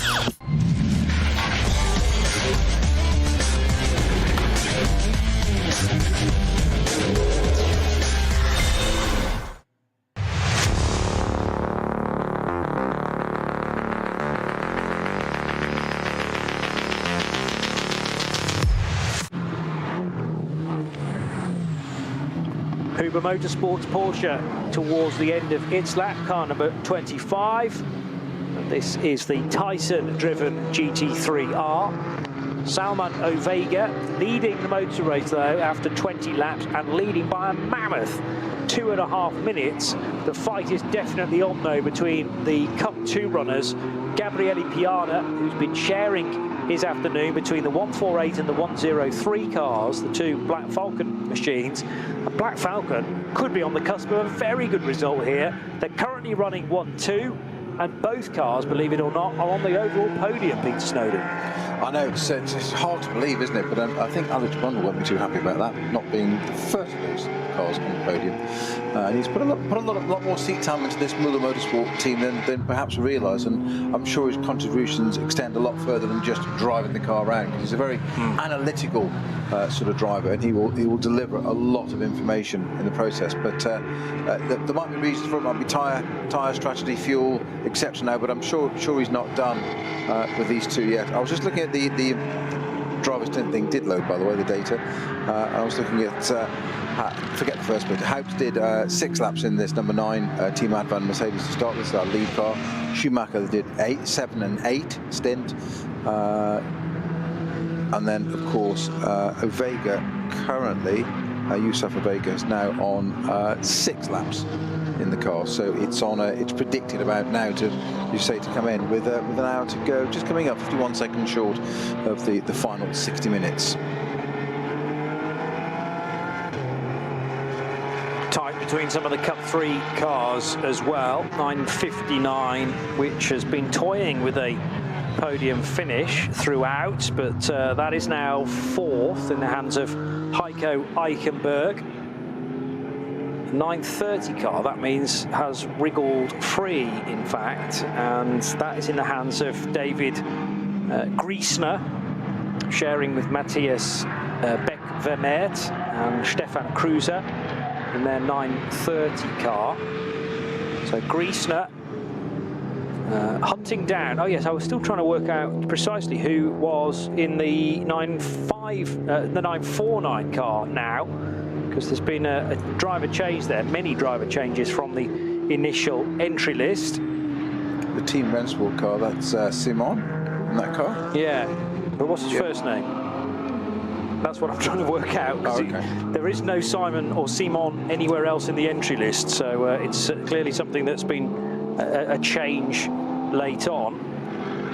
Now, what I'm hoping is that the qualifying results have been added. Yes, they have. Go on, do you know? No, same as you. Been puzzled by that. Yes. Most of the race, yes, in truth. Horton and Grafson, yes, but Patrick Simon. Well, I wondered that, but I thought it was quite some talent to be jumping in and out of cars and interviewing drivers at the same multitask. Time. He has the skill set. Must have very long arms in order to control a radio mic at such close quarters as well. So Horton, it's Bjorn Simon, who is now driving the 949 car, and Bjorn has regularly raced at the N24 and within NLS as well. Bjorn, a name from Northern Europe, you would have thought, but he is actually German. And yeah, so that car, well, Bjorn's a silver. I wonder how his pace compares. Sorry, Bjorn's a bronze is what I meant to say, and I wonder therefore how his pace compares to Moritz Oberheim. Last time around, there was a significant difference in terms of lap time, but that might have been Bjorn's outlap, in fairness. But 11, nearly 12-minute lap for Bjorn Simon, whereas Moritz Oberheim just done an 11:41. compare that to the David Griesner time, which was an 8:47. Yeah, so both of those 11-minute laps were pit stops, whilst the top two made their what could have been their final stops. I think most likely to be now. So how long can they stay in those leading positions, and how close is David Griesner to muscling them away from those two cars? Because the 930 is definitely not out of things at this stage. Heiko Eichenberg has just done a pit stop as well, so he's about to complete his out lap for the first time. 2 minutes past 5, and the SP9 Pro leader remains Salman Ovega. How far away from a pit stop do we reckon Salman is then? Because we're now inside that final hour, so they could stop at any point now and then be able to make it to the finish.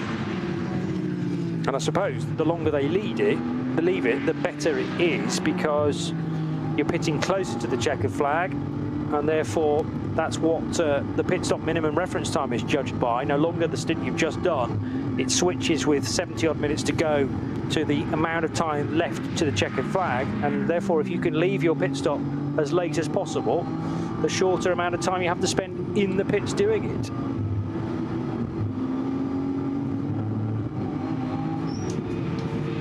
So a couple of changes I think I missed, Johnny, which you may not have done. The two aren't necessarily connected.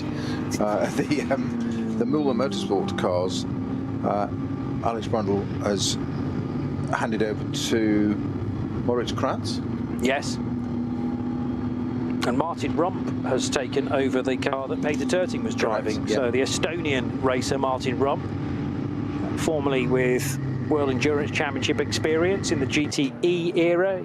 Pretty sure he's raced in the European Le Mans Series of old as well. And Martin Rump, disappointingly, those two cars are now timed as 9.5 seconds between them, whereas when Terting and Brundle were at the wheel of each, they were barely more than a second, generally less than a second apart at every single part of the lap. But maybe that was a slight delay for car number 124 during the pit stop.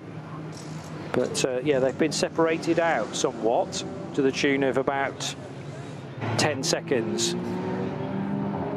So that fight might be about to settle down, sadly, after it's been thoroughly engaging throughout to this point. 21 laps completed by the team Advan by HRT Mercedes. Gabriele Piana in his second car of this race, although sticking with the same team. Started in the other Black Falcon car, now with Mustafa Mehmet Kaya at the wheel of 103.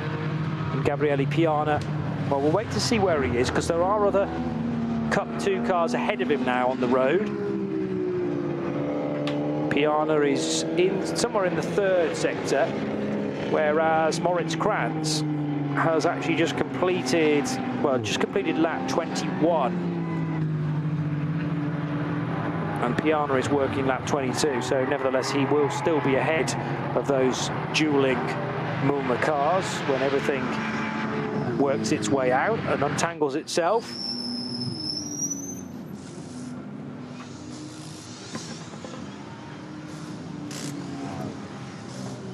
Some cars we mentioned about full driver cars. So the number 33 car collection, I said Alex Fontana, Klaus Koch and Florian Spengler have all driven that car, all French drivers. But you've got Johannes Stengel down to drive that car still, so that's the R8. Number 33, one of the few survivors of SP9. I'm just trying to trace where that is. That nearly didn't. I'm going to say, it nearly wasn't a survivor though. Remember, it was stopped for a long time just after Brunchen. Florian Spengler, being shown as in 15th place. Driver changes taking place elsewhere in the pit lane. The Max Cruiser driven Max Cruiser Racing Golf, and Max has just got out of that car. So they're doing a driver change in car number 10. It's thirsty work in those cars that do not have air conditioning. But a chance now for Max to cool off and to be interviewed by Patrick in a moment or two as well. Ovega leading by 2 minutes and 50 seconds now over Gabriele Piana and David Jahn in the 120.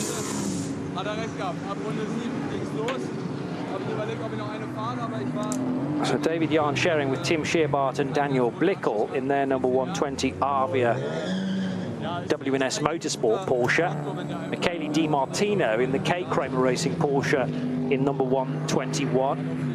And Kramer himself just taken charge of the 112. So 112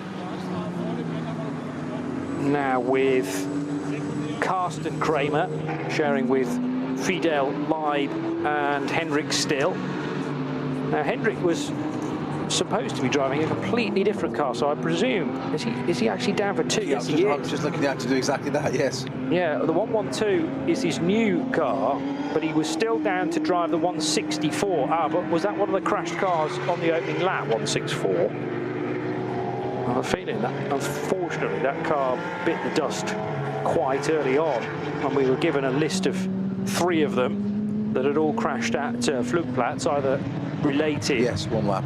Or, yeah. That's all it did, yeah. And that was 1 lap in the race's former life as well, not included in this 4-hour race. Very close between 959 and the 819 Golf. So the 959 Porsche Cayman that runs in Cup 3, which is in 4th position. That's not I don't reckon is a challenge for position as such, because Heiko Eichenberg is a couple of laps ahead of the VW Golf. Heiko Eichenberg, have combined both his first and surname there. We'll call him Heikenberg, shall we? 28 seconds separate he and David Griesner.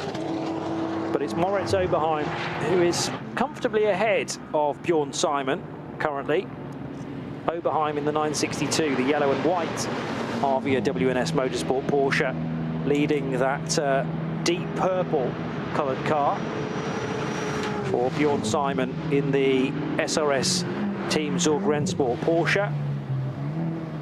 And now the yellow flags are appearing at Adenauer Forest, which is the high-speed approach coming out of the Foxrohre, or at the base of the foxhole itself. And then the Armco barrier tends to give you a little bit more space. One of the rare areas on the racetrack where there is some runoff should you overcook it slightly. But at Marshall Post 100, clearly something has happened, and it's brief as well, because we're already back to greens. That was only about a minute or so that part of the racetrack was affected.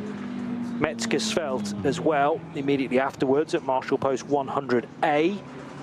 But that's green once more. Great lap again from Manuel Metzger. He's comfortably the class of the entry in SP8T. So quicker than Jimmy Broadbent and others in the 150 car. And Metzger, who's a former race winner of this event, is really starting to lay down the pace now. Metzger, I forget now which particular year he had a blinding 24-hour weekend. It might have been something like 2016. Let's just have a little look. 2016, yeah, was the race win for Metzger. And as part of that lineup in the Black Falcon number 4 was also Adam Christodoulou, heard of him? Bernd Schneider, heard of him? And Mauro Engel. Heard of him. Heard of him. And to be honest, in those days, Manuel Metzger was the one unknown of that 4-driver lineup. Nobody really knew how good he was going to be. Sounded plausible, doesn't it, when you say it now? Well, precisely. Yeah. But, what are we talking, 8 years ago, we kind of thought, what's the deal with this kid that nobody's heard of? But they went on to win the race, and it ran to its full duration from memory. I say kid, he was in his early 30s at the time. But that was when, for me, when he really broke cover.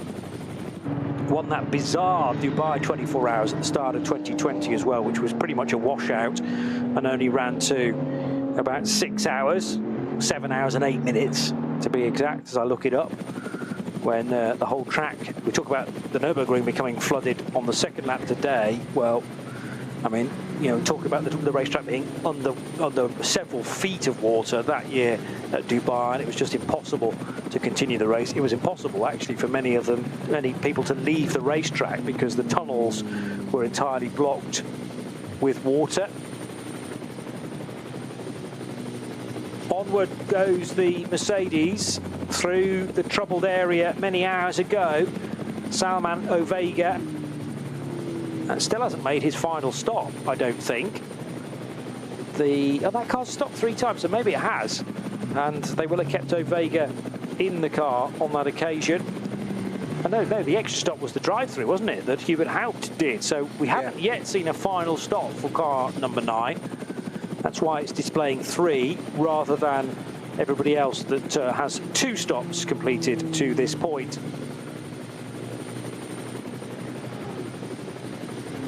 So the question is, when should we expect this particular car in? Surely not that far away from the next and final pit stop.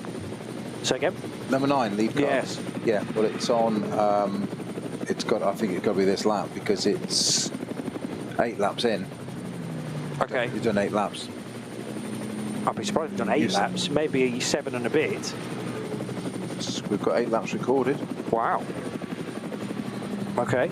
Well, Vega's seemingly getting an impossible amount of fuel out of this car, as well as going rapidly. Did an 8 minutes and 11 second lap time last time around. Just watching the helicam shot of that car now, I do not want that car to be slowing when you've just said that. Yeah. It is not that part of our remit, Mr. Barber. True enough. So previous stint laps, yeah, 8 are displayed. Well, yeah. We've had some yellow flag laps within that though as well. I think there might be a bit of faulty data hanging around. It pitted after 6 laps, didn't it? Having done, I mean, it says 4 here, but that wasn't strictly correct. It did definitely pitted after 6. That's when they put David Schumacher in the car. He then effectively did a 1-lap stint, but that was because of a drive-through. And then it's shown us another 1-lap stint, but that can't have been right either. So generally we're on a schedule of 8 laps. But as I say, there's a bit of faulty information floating around here and there. The team will know, and the team will be expecting it in, I'm sure, at the end of this lap, whether it be its 8th or its 9th lap, and they'll be hoping for sure. Do you know why? I think possibly the car has just made a stop, because the sector 1 time is 3 minutes 51, when normally I'd expect a 1 minute through there. So yes, it's clearly been in the pits recently. That would add up, because its tally is 24 laps. Okay. If you add up all the driver stints there, and its race is done 22 laps according to the timing, therefore it's on its 23rd lap, and the 1 would be that first lap of the first race. So that would tie up with having done a stint already, and this being its out lap, not its in lap. Yeah. But I still can't quite make sense of the fact that that car definitely came in to do a drive-through, didn't it? So unless timekeeping have cleverly taken that extra pit stop away, so that we know that the pit stop column literally deals with pit stops rather than any penalties served. Yeah, exactly. Yeah. Gabriele Piana will have only done 2 stops, because those Cup 2 Porsches are much better on fuel. But yes, I'm going to say that this is an outlap, purely because it took 3 minutes, nearly 4 minutes to do sector 1, and ordinarily it would take you about 67, 68 seconds to do that on a normal racing lap. Here comes the Toyo Tyres sponsored Toyota Supra into pit lane, making sure that it adheres to the 60 km/h speed limit in pit road itself. So Ovega leading by, it'll be less than 3 minutes now.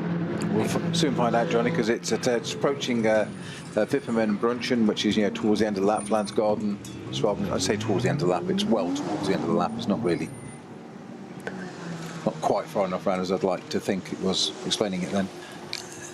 But has it has it actually lost the lead? Because the lead was 3 minutes, and it's obviously spent a lot longer than that in pit lane serving this final pit stop. I wondered whether I saw Gabriele Piana's sector time being triggered before the Mercedes did.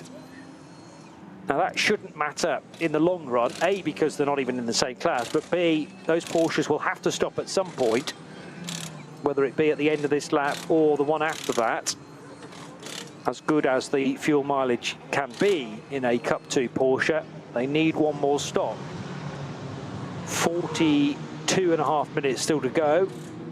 So Gabriele Piana we're expecting in. David Yarn second in Cup 2 for Avia WNS Motorsports. And then the K Kramer Racing Porsche for Michele Di Martino in number 121 running in third. 105 is the car of one of the two Fugels. We've not been able to tell Dominic and Marcel apart all day, and that remains the case, I'm afraid, in car number 105, the Max Cruiser Racing run Porsche in Cup 2. They qualified in 24th overall earlier today. Also a category best from the front-wheel drive V2T division, because the 491 car has just crossed the line with a better time than it's managed all day. The Team Mertens Motorsport Hyundai i30N. And that car is leading the VT2 front-wheel drive division fairly comfortably, actually, from a fellow Hyundai and also from Team Mertens. They're the bright orange cars, generally speaking. So Manuel Metzger, pulling to the right. So the 150 BMW is about to complete its final stint, or rather final pit stop of the day. Not quite the final stint. Manuel Metzger probably going to be retained as the driver there. Further confirmation that indeed was the completion of an outlap for Salman Ovega, and we suggested that there would be no driver change there purely because of the speed that Salman was able to do. And he's just done a 10.56 as an outlap. Now, I'm guessing on very new tyres still, there is a chance to beat Hubert Haupt's earlier record. 8:02.6 stands as the fastest lap of the race, set by this car, number 9. But there is an opportunity for Ovega to go even faster in the final 40 minutes. That would be quite phenomenal. 8:02.6 is, I mean, 8 minutes is the sort of halo lap time that ADAC always want these GT3 cars to not exceed. So we've seen that. I think the fastest we've seen in recent times was, I think, Nicky Thiem in a TF Sport Aston of a 7:53, I think. Yeah. Just because he could. That's on today's configuration. Correct. Track, on an NLS round with a lap to go, and he crossed the line. If you remember, I think you and I are covering that one actually. And he crossed the line with about 12 seconds to go and didn't lift and coast, and just wended the last lap. Of course, there was enough fuel on board, but just enough to do a lap. And why did he do that lap at the end? Because it's Nicky Thiem and he could. But I mean, that was you know, a little bit rapid to say the least, and exceptional. Most of the cars sitting at 8:02.6 is a phenomenal lap. I mean, frankly, much under 10 minutes around here is still quite a lap. But if Ovega could beat that, that would be quite something for the end of this. But it's we mentioned about Porsches being, and especially the Cup 2 cars, being the class of the field today, given after our first race how many cars were taken out. You know, they're currently occupying second all the way through to 8th on the time sheets at the moment. Not only just Porsches, but all GT3 Cup 2 cars, which is absolutely phenomenal. We said we might see one on the podium. Well, at this rate, you might, if only got something down, we might see one on the top step of the podium. It's true. Not beyond the realms of possibility. We've got just under 39 minutes left to go. So it's not impossible. I wouldn't have thought. I mean, what, it's 22 seconds, 21.998 between them. But I'm not wishing this upon anybody. But you know, if there were to be a mechanical failure or something to that leading number 9 Mercedes, then you've suddenly got not one, but the entire podium being Cup 2 cars. That would be quite extraordinary. I don't think it's going to happen. The other thing is there are Cup 2 cars on very different schedules, on very different strategies in this race at the moment, and it might mean that now this, I wonder whether this interview is going to be in German for Mühlner Motorsport. I think Bertie can comfortably speak German. Let's just have a listen in from Mühlner Motorsport.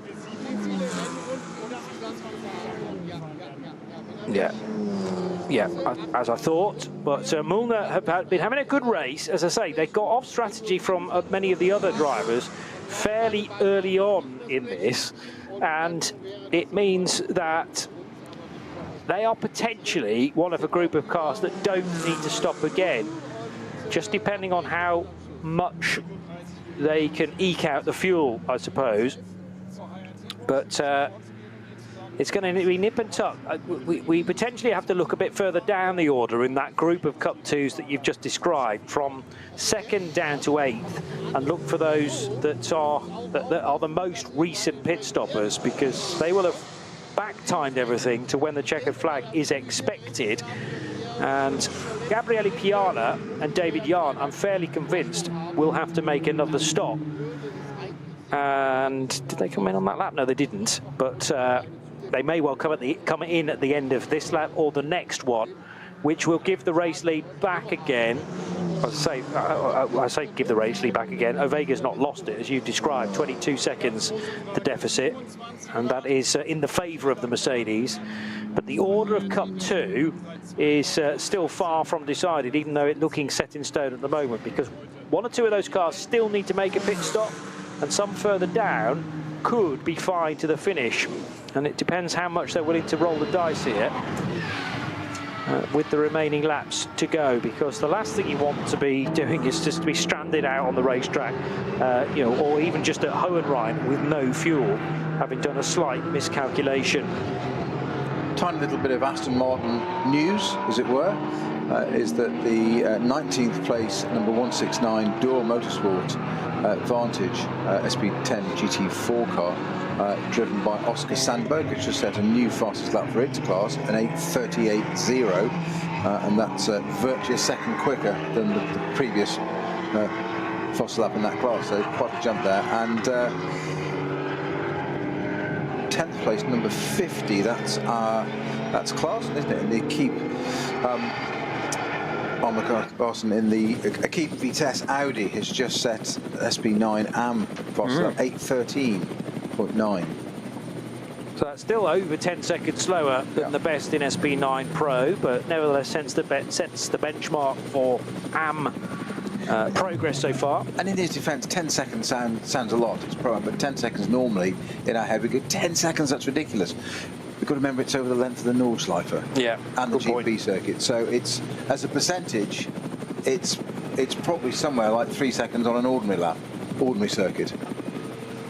Yeah, you have to multiply it by there's a factor, isn't there? The amount of kilometres we're doing as an extra around here. Also a good lap for the Dual Motorsport Aston Martin, which for this stint is being driven by Oscar Sandberg, Frankfurt-based driver, sharing with Nick Wustenhagen and Phil Dorr in number 169. So yeah, Bernie, otherwise known as Bernhard Mühlner, who is the managing director of the team, based just a stone's throw away from Stavelot Corner, or Curve Paul Frere as it's known these days, at Spa-Francorchamps. They are literally a minute's walk or so from the gates of Spa-Francorchamps. And with so much experience, of course, in many different categories of sports car racing, including as high up as LMP2. But the Mühlner crew running 3 cars in today's race, all from the Porsche Cup division, Cup 2. And at the moment they're running 5th, 6th and 9th, but that could change yet further, depending on how many of those Cup 2 cars we have coming in at the end of this, the 24th lap. So the team advan by HRT Mercedes of Salman Ovega is on the Dottinger Horn now and has cleared off to the rate of 22 seconds. It'll be more than that, I would have thought. Yes, particularly as it's gained 5 5 more seconds through that long sector 4. So no holding back Salman Ovega, particularly in the form that he is in. I'd be fascinated to know what the lap time is here. It's an 8:03.3. So again, he's about 1.5 seconds slower than what that car is capable of.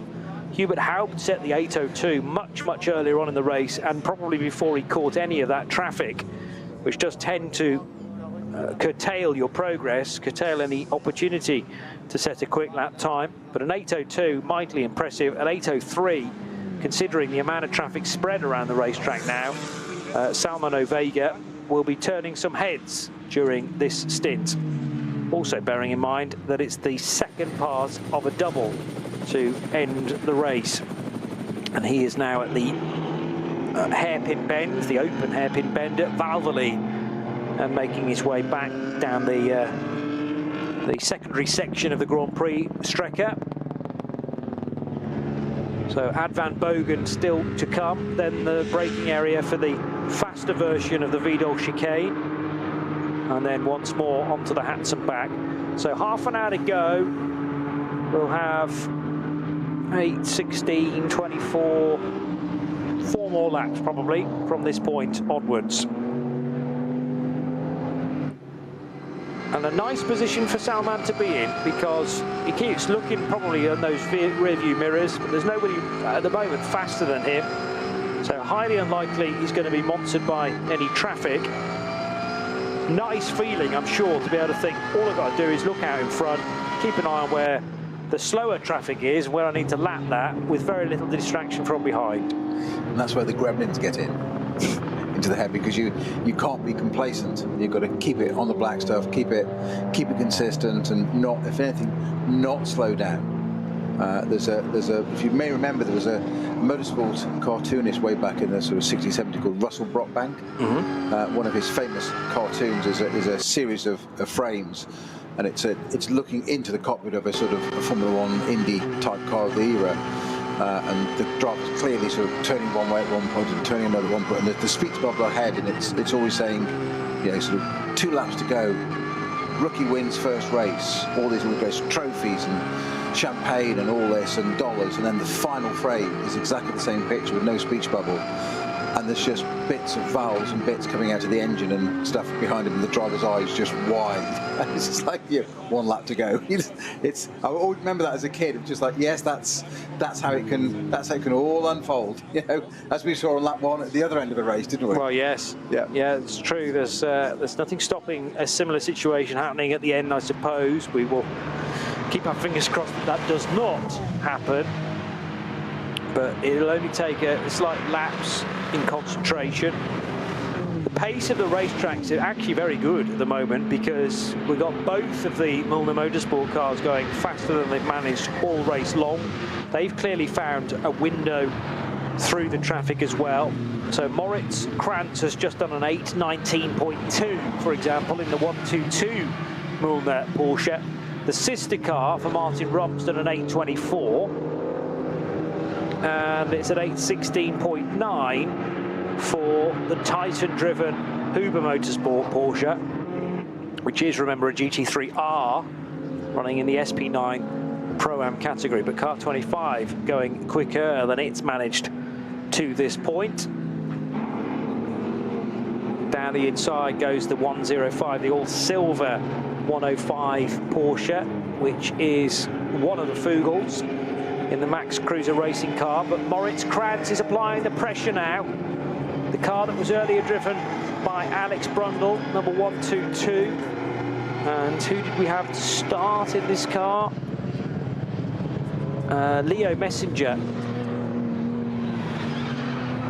And intriguingly, on the entry list that was issued right after qualifying, Moritz Krantz isn't even listed as one of the potential drivers of 122. It was meant to be just the 2 drivers, Brundle and Leo Messenger. So clearly, even after qualifying, they've had a slight juggle of the driving combo. Is Krantz on the qualification list at all? No, he's not, interestingly. So maybe he was always meant to be driving the 122, and that's just a clerical error to have missed him off the list. At least he's not on double duty though, so has been able to firmly focus on car 122. The 124, Peter Terting, who did the middle stint, Arne Hofmeister, who kicked things off. Martin Rump is now at the wheel of that car, who hails from Estonia originally. And those three drivers go together to make a Cup 2 Pro driving lineup. Gabriele Piana still scored as in the lead in Cup 2, and leading by 1 minute and 26 seconds. 22 seconds back to Michele Di Martino in his K. Kramer racing car, and then it is the Max Cruiser machine 105. But who will be the first to blink in terms of final pit stops? I mentioned that a number of the Cup 3 cars should be okay to the finish. Haven't seen any of those cars come back in again for a third pit stop. So Moritz Oberheim in 962, the white and yellow Avia car, leading by 30-odd seconds over Bjorn Simon in 949. And the 949 car spent some time out front, leading, not leading overall, because Cup 3 were never that good, but certainly leading their individual category. And Heiko Eichenberg in 959, running in third position ahead of Max Cruiser himself. So he's got out of a VW Golf as Cruiser and now into the 930 car. Quite a bit, therefore, for... Oh, that's, beg pardon, that's not Max Cruiser, that is Stefan Cruiser. That would go some way to explaining it. So Stefan Cruiser in his Adrenaline Motorsport team Manhattan Wheels car.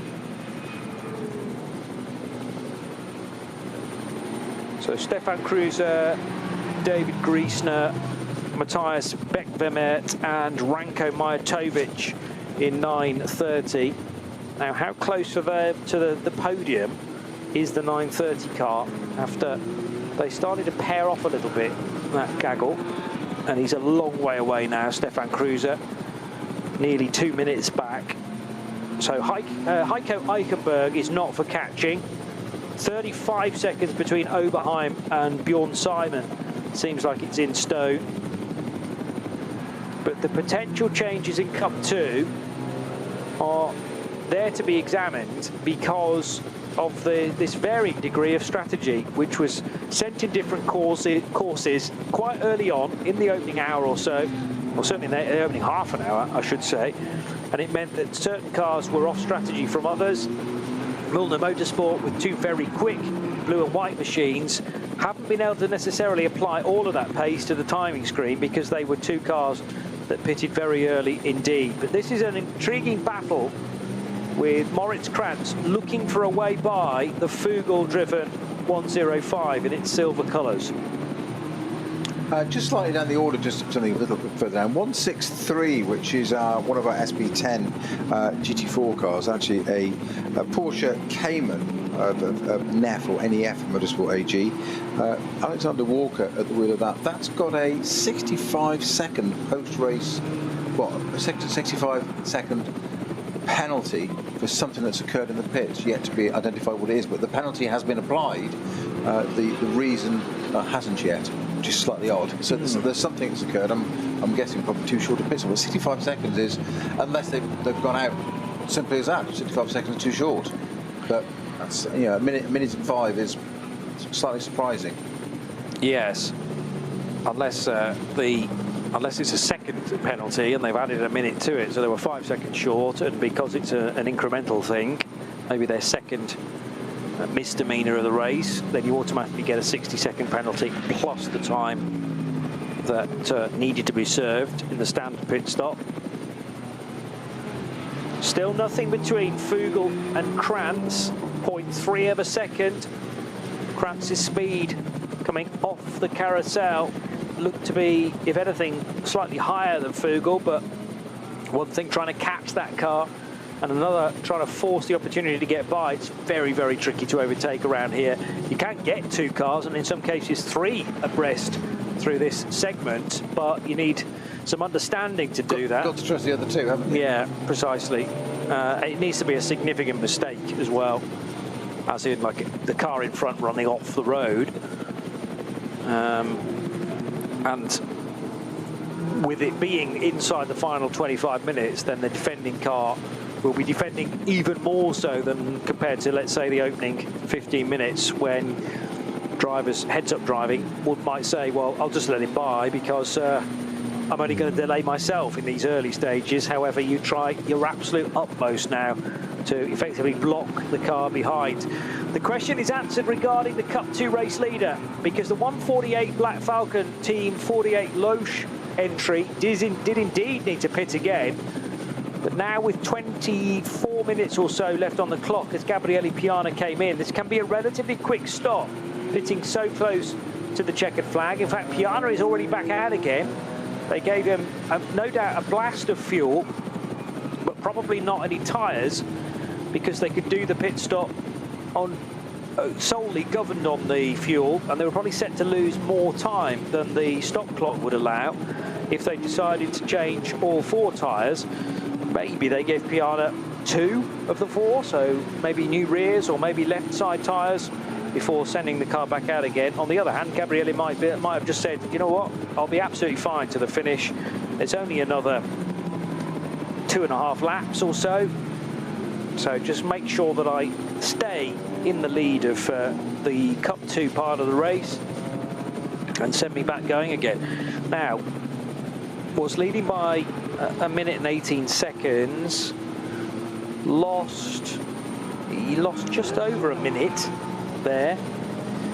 And it does look to me like the Piana car has slipped behind David Yarn. Yes, so we have a new Cup 2 race leader in the form of David Yarn in the number 120. So the red and white and black of Avia W&S Motorsport is now in front of Gabriele Piana. And there's going to be a split here as well, as the 105 car is desperate for a splash of fuel. So Fugel absolutely throwing the car into the pit lane. He did manage to get it stopped in time, I think, for the 60 km/h speed limit. But that will give the place now to Moritz Krantz in car number 122. Martin Rump will probably be close enough as well. And the question remains, do either of these Müllner Motorsport cars need to pit again in the final 20 minutes? To reiterate there, Moritz Krantz's name is not even on our graphic. That's how late his confirmation that he would be in this car was. But Moritz Krantz is definitely at the wheel of this car now and driving the door handles off it in eager anticipation of certainly trying to squeak this car onto the podium, maybe going slightly better than that and to win the Cup 2 part of the race. But he'll have to hold back Gabriele Piana, and we know for a fact Piana now has just made his final pit stop, so that is unlikely to happen. But we could still get maybe one of the Müllner Motorsport cars onto the Cup 2 podium. There is only one more car for Krantz to pass, and although he's unlikely to be able to do that on the racetrack, he might be able to do it if one of them in front has to pit for a final glug of fuel. Fugel back on the move. Be surprised if they did a driver change in the Max Cruiser racing car. That all-silver Fugel sponsored 105 returns to the racetrack, and after a reasonable spell in pit lane, that is moving again. I'm sure though, yes it has, it's fallen behind Martin Rump's car. So Krantz and Rump up to 4th and 5th places respectively. And will it end there? Neither of them are still on the podium. They need to get ahead of either Piana, of Yarn in his Avia car, or of Michele Di Martino in the K. Kramer racing car. And then the podium will take a very different look from what it is right now, Snowy. Yes, I was just trying to get my system to update again, which is slightly frozen. We're talking the 122, aren't you? In terms of... Well, the question marks remain about 120. When does that next need to pit? The 121 car might also need to pit. And I really don't know about the Müllner Motorsport machines. They went well off strategy very early on. And the way that Bernhard Müllner was very relaxedly speaking to Patrick Simon on the pit wall not too long ago, I just wonder whether he thought, I've got something up my sleeve here.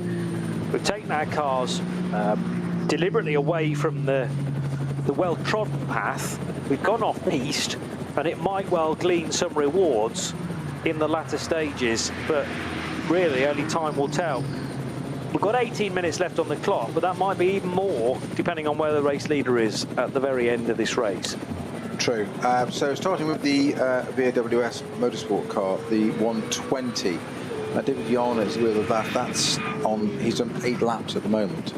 Okay. So he can't reach the end. So he can't reach the end on that. Next one was the Müller Motorsport 122. Let's do 121 first. Okay. Kate Kramer racing car. Kramer. Okay. That's got Di Martino on 8 laps. So he'll be in probably at the end of this one. Yep. Müller Motorsport 122 has got Maurice Krantz on 7 laps. 7 laps completed, that will be. Yes.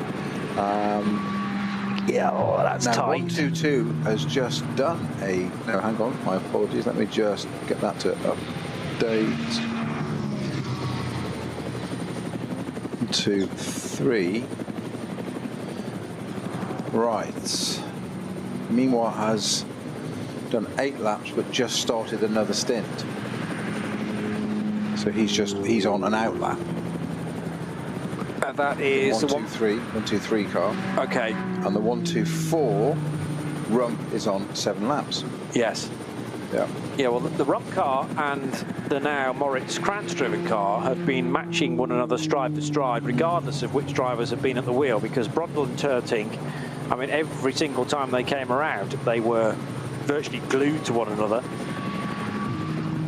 And very often, as they crossed the line, the decimal numbers that we were shown, the amount of time between each of them began with 0 and then a point, and it could range from anywhere between 1/10 of a second and 9/10, but very rarely was it over or equal and over a second.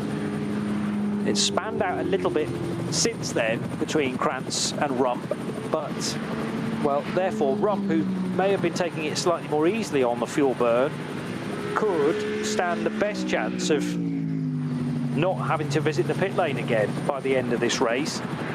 But they will be working out precisely where the race leader is in comparison. As I mentioned, Gabriele Piana's just done a pit stop. Also, the Max Cruiser Racing Porsche number 105 may well be in a strong position as well. But with the race leader away and gone, you'll forgive us for not mentioning a great deal about Salman Ovega at this stage, because the number 9 car is in a very comfortable position. And Ovega sharing with David Schumacher and Hubert Haupt. Yusuf Ovega, sadly, without a drive today because of the number 6 Mercedes not even being a starter. And that includes for the race that should have started at midday and then was eventually red flagged after just over a lap. So it also means we haven't seen anything at all of Arjun Maini or Dennis Fetzer in car number 6 in the sister Advan by HRT car. But the number 9, that's thankfully to Hubert Haupt, stayed out of all of that carnage and trouble in the opening 15 minutes. And that has put it into the box seat to take an incredible result today. Yes, they moved across from SP9 Pro-Am to SP9 Pro, so it still on paper looks like a pro car winning the 6/4 hours Ruhr Pokelrennen, although it's a 4-hour race that still carries the 6-hour points elevation. Yeah. But then again, it kind of doesn't, because we're only running to 50%. Is that right? So it's 6-hour points, but everyone's only going to get half of those because we're not running to anything more than 4 hours. So in the end, you probably end up with fewer points than you would have done had it been a standard 4-hour race. But that kind of makes sense, I suppose. I think the thing to do there is wait and see the official points are published and see what's actually allocated. Yes. But you did read some regulation that said that unless you get to over 4 hours, which we can't do now, then you cannot award full points. Into the pit lane arrives David Yarn, and also in the Kate Kramer Racing colours, all the way down at the far end, Michele Di Martino. Now, where's Gabriele Piana? He has crossed the line, to begin another lap. So Piana is definitely in second, but more crucially leading the Cup 2 part of the race. Is Moritz Krantz close enough to either David Yarn or Michele Di Martino? Yarn's back in the race now to cement second position. Still no sign of Krantz crossing the line. So Yarn continues on. Piana leading Cup 2. Now across the line will come Martin Rump. Oh no, it's Krantz first. Martin Rump, who's got ahead of the Fugel car because Fugel pitted last time around. So Rump is indeed up to 5th position, or should be once he crosses the line, and that will be confirmed in a moment or two. But they've got David Yarn in and out before Moritz Krantz could take the position away from the 120. So the order should still be the same. The only slight question mark I have is, has there been a change between Michele Di Martino, who came into the pits from 4th, and Moritz Krantz, who has now crossed the line in 5th. Di Martino's out. There's Di Martino, and there is Krantz right behind. So that is a real battle out on track now. So Di Martino running 3rd, Moritz Krantz running 4th, and this is for the final step on the podium in Cup 2. 4th place overall. Yeah, but Krantz is on 8 laps. Yeah, but I wonder whether... Yeah, true. So he's going to have to pit, you're saying? At the end of this lap, yes. At the end of this lap. And...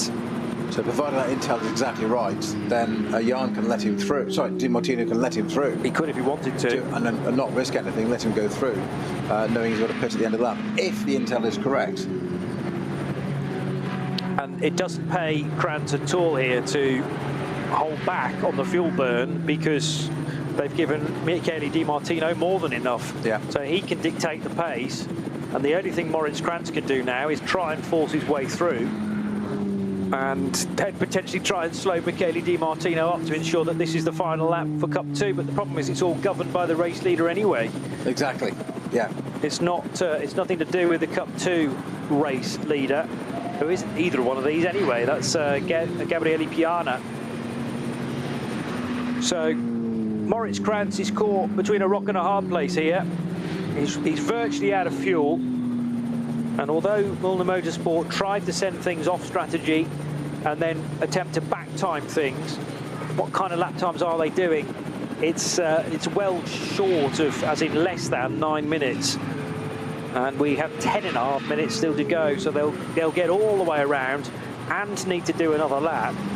And Müllner Motorsport will have to pit both of their cars, therefore. And that will also penalise Martin Rump. So even though he's got ahead of the Fugel car, those places might switch back again.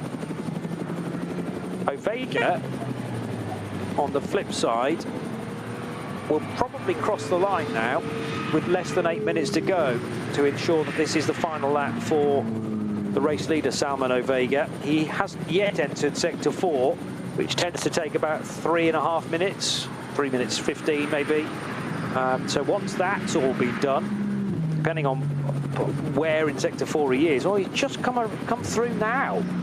So in another 50 seconds time, it might be the anti-penultimate lap, therefore. I'm watching Ovega, who's just on the Dottinger-Höhe now with 9 minutes 20 odd to go, so he's going to have to either really take a steady lap or he's going to complete another 2. Yeah, but with a huge margin, 2.5 minutes, they'll force this into... I just meant that how it affects the rest of the race. Actually, he might have to. That's not a problem to him, but it's how it affects the rest of the race, particularly this Cup 2 battle. But all the Cup 2 guys will be thinking, right, this is going to be on to the last lap now. We have to assume that this is about to start the last lap.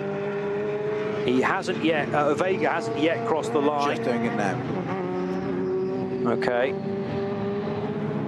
And he did that with 8.5 minutes on my clock still remaining. And 8.5 minutes is more than it takes you to lap around here, because he's just on an 8:08. But you can definitely find 20 odd seconds because he's got the insurance in order to do that. leading by 2.5 minutes. And why risk the amount of fuel that you might have on board? Better to ease off for the throttle, probably on the Dottingerhoor. So keep your pace up for the time being, and then you can just blend out of the throttle in that closing run down the Dottingerhoor to make sure that the checkered flag is displayed at the end of this lap rather than the next one. But if we were continuing at race pace, no doubt about it, we'd be onto a 29th lap. This is lap 28 being worked now. That we could easily get onto a 29th lap with the time that remains on the clock. Right, it's coming to the end of the GP circuit, about to go on to the Withdrawals chicane, about to go through Sabine Smith's curve onto the Nordschleife, and as he does that, it's exactly 7 minutes 35 on the clock. So unless he gets a lot of traffic or they ask him to stroke it home, he really, you say he's got the margin, he's got the safety net to do that 20 seconds it needs, but it's what do you tell the driver at this point? Do you say, right, just throttle back, lift and coast is a phrase I don't particularly like, but we know what it means, as in just slow it down, short shift it, and etc.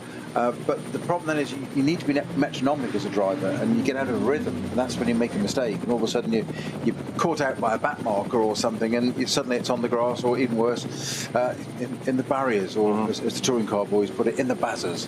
That's how they say it, apparently. There was also a very embarrassing moment earlier on in the year when it was the double header back in April, and the Sunday race was going all day long to now I'm just looking at the result to remind myself, because several cars lost out in the end. Was it the BMW? Or maybe that was the Saturday race, actually. I'll look that up in a moment or two. But the car that was leading worked out that if a bit of time was lost, then they could ensure that that was the end of the race. And in the end, they totally misjudged it. Got the acceleration out of Hohenrhein. Totally misjudged that as well. Oh, I'm looking on the wrong date. That's why. And in the end, finished, I think it was second. It might have even been third. So a horrendous error. Yes, it was by the Lamborghini Huracan, the Red Bull team, right, yes. Lambo of Kelvin van der Linde and Jordan Pepper. And they eased back, thinking we can make this a 4-hour race on lap 28 rather than lap 29. And in the end, we're done right on the line by Laurens Vanthoor and the Kevin Estre Manthey EMA car. And the margin, unbelievably, when those places changed, was 42 thousandths of a second. So that's how quickly, you know, a kind of stage-managed race end can flip around and not in your favour.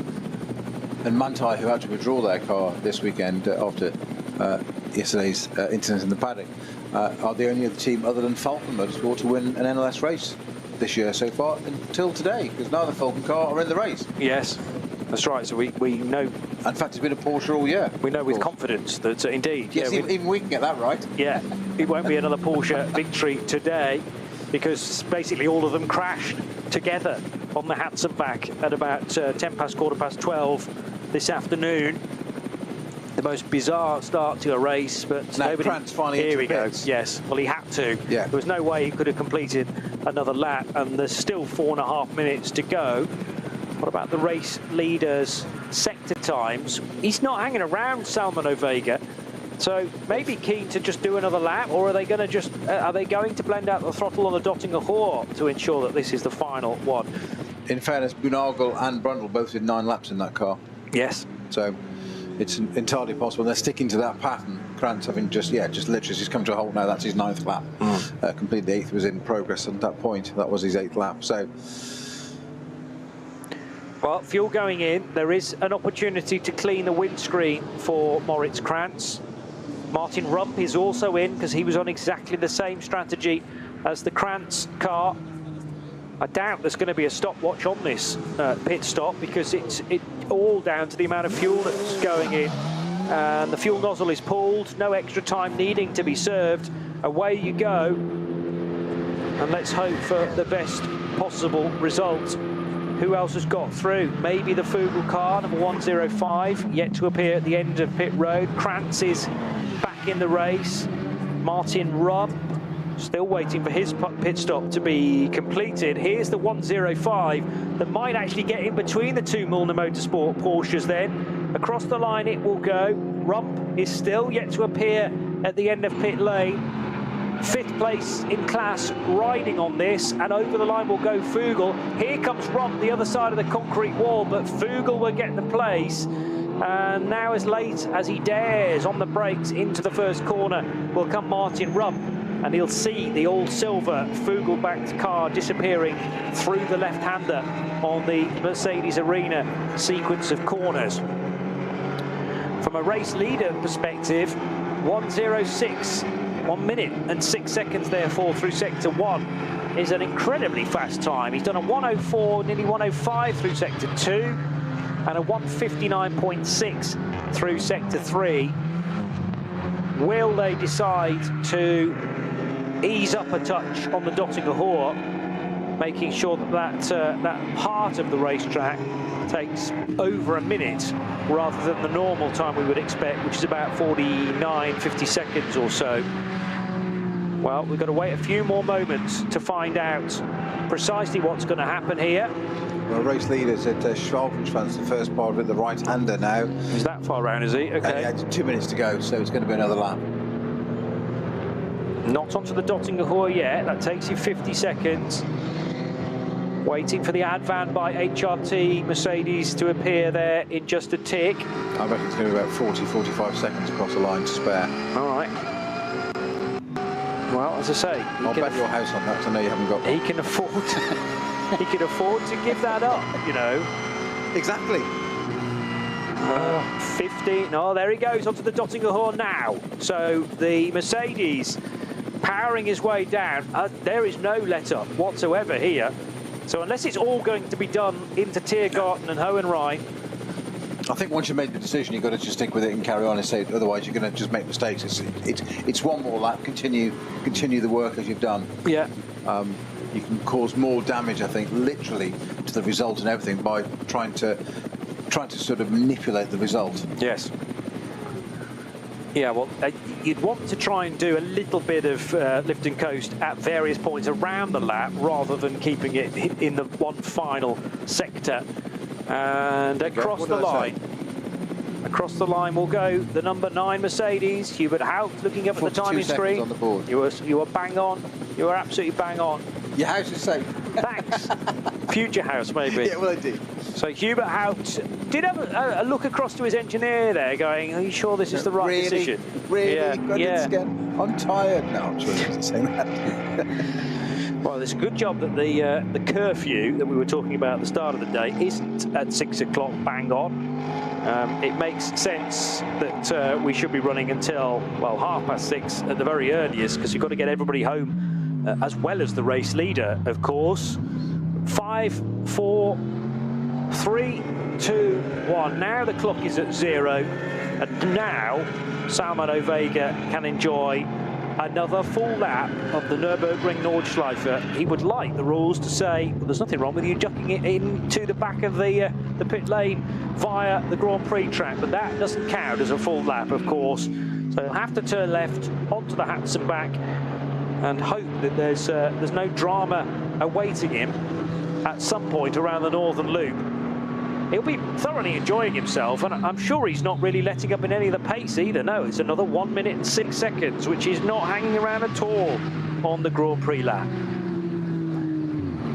Yeah, just that bit. You want to go and nip in the back of the pits there, as you say, to shortcut it, just to get the job done and get the win, get the victory recorded, and get the scores on the doors, quite literally. But I'm afraid it doesn't work like that, and this is where the mind games can start to play.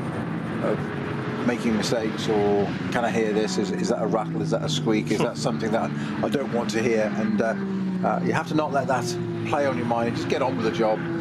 It's only so many corners to go, but there's also a lot of pressure on you at this point to make sure you do bring it home, because the clock has stopped, and you've got to have what 6.5 minutes to go still of racing. In reality.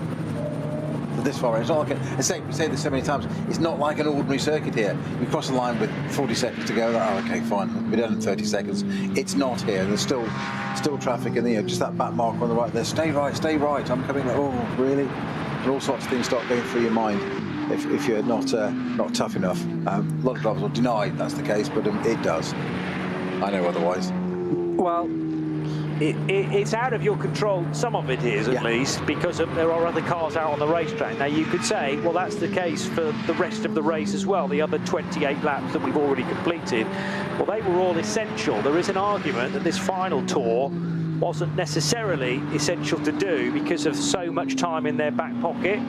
Darting up the inside of a BMW, which sensibly has its indicator flashing to the left, now at Adenauer forced. So the corners are coming thick and fast, but that's the last time that he needs to negotiate the foxhole and the Adenauer forced S-bend. So another large section of the track done and dusted. There's a classic example. Currently we had a 330, so there's BMW. Massive speed differential, and as you come down to the foxhole, you've got the flick left and the flick right. Does the BMW stay on the racing line and take the apex on the right and move over to the left to the exit? And does a Vega sit behind him? And it's that moment of, it's more crucial on this lap than any, of what's he going to do? I guess exactly what did happen was BMW took his racing line and a Vega just assumed that's what he was going to do and just throttled out a bit and then went to the right-hand side. But it can be that sort of, it can also be the case with a well-meaning lesser or slower class car can say, oh, it's the race leader coming through, I'll keep out of his way, and you can actually cause more of a problem because you go, oh, I'll stay to the right, I'm at the apex, I'll stay to the right and let him have the racing line, and he's not expecting that. Yeah. All of a sudden the two are collected and it's all of a sudden we're sitting there, two cars facing the wrong way going, it's the race leader. Can happen. Do like a bit of jeopardy. Can happen, and in fact there are yellow flags on the racetrack now, but thankfully for Salmon Vega, it's all happened behind him at the Nordschleife transition. So Marshall Post 62 and 61, that's where the Grand Prix track becomes the Northern Loop itself. So I'm guessing at that left-hander Sabine Schmidt's curve that takes them onto Hansenbach itself, and the yellows are still out. So that will affect cars working their way through, well, the end of Sector 1 and on to Sector 2.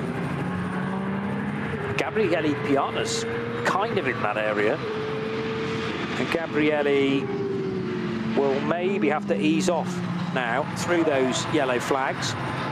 Still leading in Cup 2, incidentally, and has a lead of 1 minute and 24 seconds, the Italian racer, over David Yarn for Avia WNS Motorsport. Nothing else likely to change in the Cup 2 podium positions after Michele Di Martino made a stop before Moritz Krantz. Now the approach to Hansenbach is affected by a slow zone. So any cars going through there could be affected as well. But the good news for Piana is that he's already passed that scene. But it could spice up maybe the podium positions in Cup 2, because David Yard's right in that area now, and Di Martino is only 19.4 seconds back, so that there might be opportunity for Di Martino to close up at least on the Avia WNS Motorsport car. Di Martino races for K. Kramer Racing, but has a comfortable margin over the late stopping Moritz Krantz in his Mullner Motorsport Porsche number 122. Brunchen for the race leader. So the finish line not exactly in sight from this point, but some of the key places where potentially incident might affect the racetrack, not for Salmon Vega directly, but for other cars working their way through there. He's getting through all the important parts of the circuit. Flansgart will come next, and then when you get to the Schwabenschwanz, you'll think, I really am nearly home at this point, as the car briefly takes off at Flansgart, and the Stefan Beloff S to come next. It's hopefully plain sailing from this point. Hopefully. Well, just the Dottinger Hohe, where you get plenty of warning of anything awry. Yeah, so Kleiner Carousel there. Then he'll head through the right-hander at Gaudenkopf. and onto this long straight with a GT4 car that he'll make easy work of. It's an Aston. That's what I think, isn't it? Yeah. Maybe one of the Door Motorsport cars. Then a quick adjustment maybe of the visor. He can afford to do that. Still a bit of adjustment. An itchy eye maybe in the cockpit for Salman Ovega. It's the tears. Perhaps it is that have begun already. Because this was a very unlikely result, I have to say, particularly as they entered as a Pro-Am lineup. It became a Pro combination.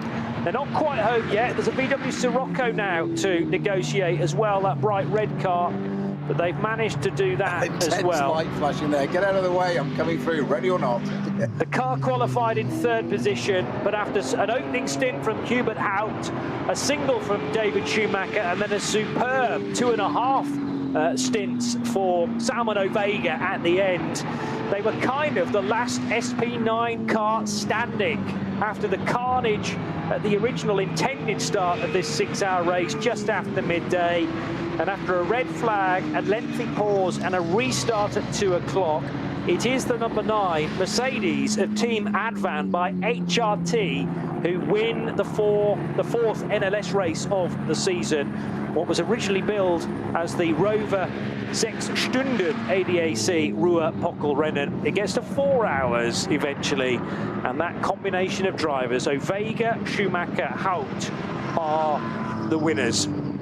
A little bit later to sink in for some compared to others maybe, but I think the penny is dropping, and the win goes to crew number 9. They stayed out of trouble, and they were even keen to engage in one more lap as well. And I've just noticed that the timing screen is purple for that final lap as well. So Ovega on low fuel was happy to risk not everything, but he was happy to risk quite a bit there to produce an 8 minutes 1.857, the fastest time that anybody had done in the race to that point to make it a 29-lap race. Peter Snowden. Finish with a flourish. Why not? Absolutely. I noticed he's doing that which George Russell which he could do at Spa last weekend, running off wide, doing all the pickup and getting the car up to its minimum weight. Yes. Well, that often works for ride height. Yeah. You have to pick up quite a lot of excess tyre in order to make sure that you're up to the required weight, as some have found in recent times. But yes, cars no stranger to making their way onto the grass sometimes to pick up some weeds and make sure that the roller will go underneath the car from all angles.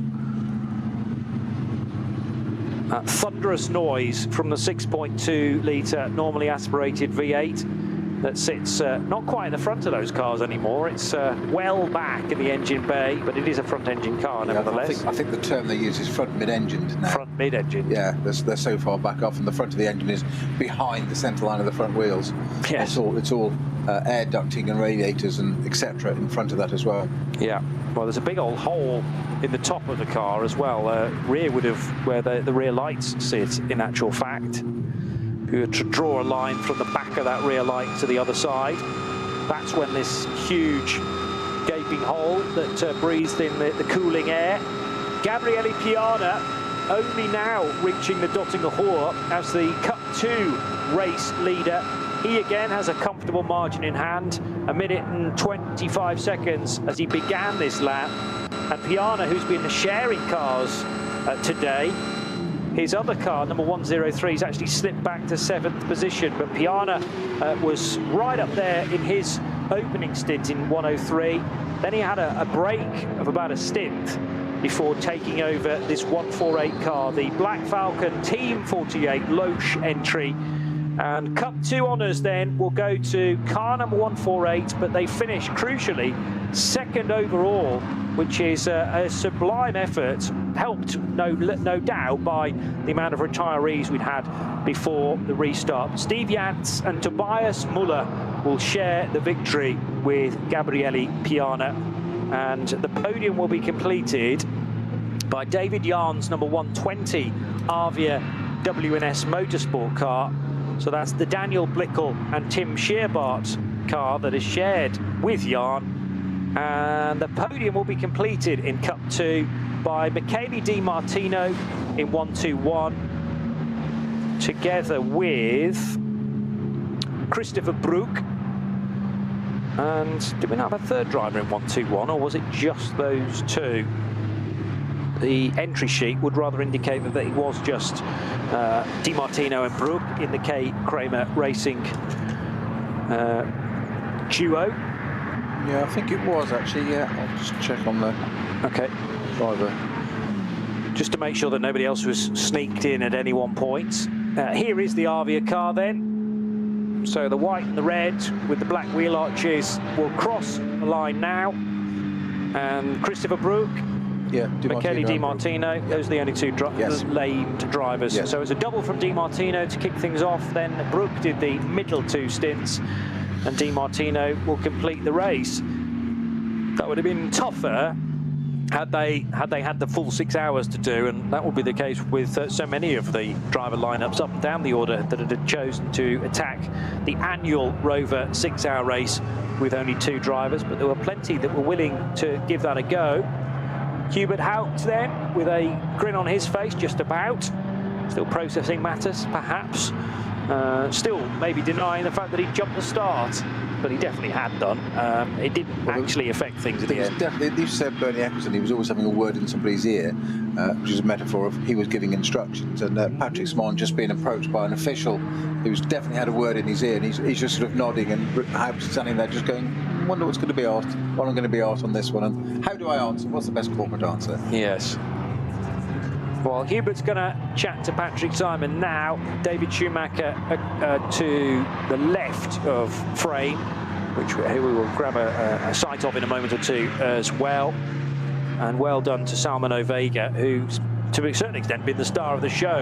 Yes, Haupt's pace is unquestionable, but the new kid on the block is Salman Ovega, who continues to go from strength to strength, and his brother Yusuf's not too shabby either. Sadly, we weren't able to see any laps from Yusuf Ovega today, and that was nothing to do with the starting incident this morning. In fact, the 6 car was out of the race even before we began the midday build-up. Difficulties in qualifying this morning. But the 22-year-olds, Yusuf Ovega, will be back for more in due course. Salman, we caught sight of, the 19-year-old kid who is reasonably new to racing on the Nürburgring Nordschleife, but he's come out of the ADAC GT Championship and a champion in that, in fact, last year for Landgraf Motorsport when he drove the 48 Mercedes and shared that for most of the time with Elias Seppänen. And they made a perfect duo to come away with the main trophy last year. A couple of race wins along the way as well. And in fact, more than a couple, 1, 2, 3, 4 wins in last year's ADAC GT. The salient point you made there was the 19-year-old. I did. Yeah, I've got older feelings. So Salman's 19, his brother Yusuf's 22, and Yusuf's already a gold-rated driver. And next to be interviewed after a cracking race result in Cup 2 will be the drivers who have won Cup 2 as well. So they finished second overall. I wonder what will mean more to them, the class victory or the fact that they've made the main podium. Tobias Müller being chatted to first of all. He did the opening work, laid the foundation, if you like. Steve Jans.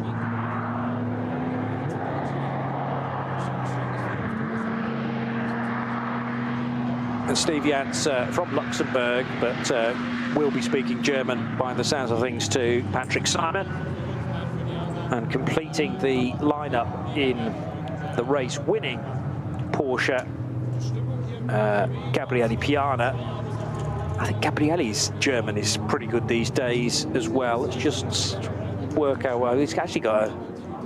Oh, no, that's not Piana, is it? He had a German flag on his belt. I think he probably is Piana. Maybe not even with his own race suit on. Let's just see, Rob, what language this is in. Yeah, he's learnt German pretty well, so we won't stay for that either, but it's a wonderful result for the crew in car number 148. Black Falcon couldn't get the perfect one though, because eventually the 103 car that Gabrielli drove for a little while slipped back down the order. I think I've realised that he's wearing Noah Nagelsdijk overalls on Gabriele Piana. So new perhaps he is to Black Falcon's crew. They've got him driving 2 cars and they can't even supply him with his own race suit. That will change if the results continue in this vein, I'm sure. And in 3rd position overall, 2nd in Cup 2, as mentioned, it's the David Yarn driven car, or at least he brought the car to the finish, together with Tim Scheerbart and Daniel Blickel. Tim Scheerbart mightily experienced in his Avia WNS Motorsport car as well. So all good for points in the Cup 2 division. Sadly for these guys, they don't get any more points for finishing so high up in the overall positions. But it is a chance to shine and to stand on the overall podium. Might even be a once-in-a-lifetime opportunity, this, unless, of course, they manage to bag themselves some SP9 drives moving forward. Cup 2 cars have often flirted with a great position at the end of the opening stint, but then have struggled from that point onwards. I'll give you a resume of how the other classes finished in the end. A cracking result in SP9 AM for Arno Klassen, who started that car, the Audi from Equipe Vitesse, sharing that car with Lorenzo Rocco and Michael Heimrich, and Equipe Vitesse win SP9 in the AM class and actually managed a top 5 overall as well. SP9 Pro-Am is won by Huber Motorsport with their number 25 Porsche, and Cup 3 goes the way of the 962 Avia WNS Motorsport Porsche 718 came, and that's the yellow and white car of Moritz Oberheim in the closing stages. But it was started by Joshua Bednarski, and Lucas Daugard did the middle stints. Been quite a long day here at the Nürburgring. As I mentioned at the start of it, we're racing to some degree under a cloud because of yesterday's events in the Paddock area. So our thoughts remain with those 22 people affected in horrible incidents in the Paddock yesterday, and we hope that their recovery is as quick as possible. Thanks for bearing with us during the red flag as well. My thanks to Peter Snowden alongside. You'll be back for more NLS racing through the course of 2024. Also to Rob Lomas, who's been producing, and to Michael and Oliver as well on site. From me, Johnny Palmer, we look forward to the next NLS race in a few weeks' time, and we will see you for that on the RSL network. Bye-bye for now.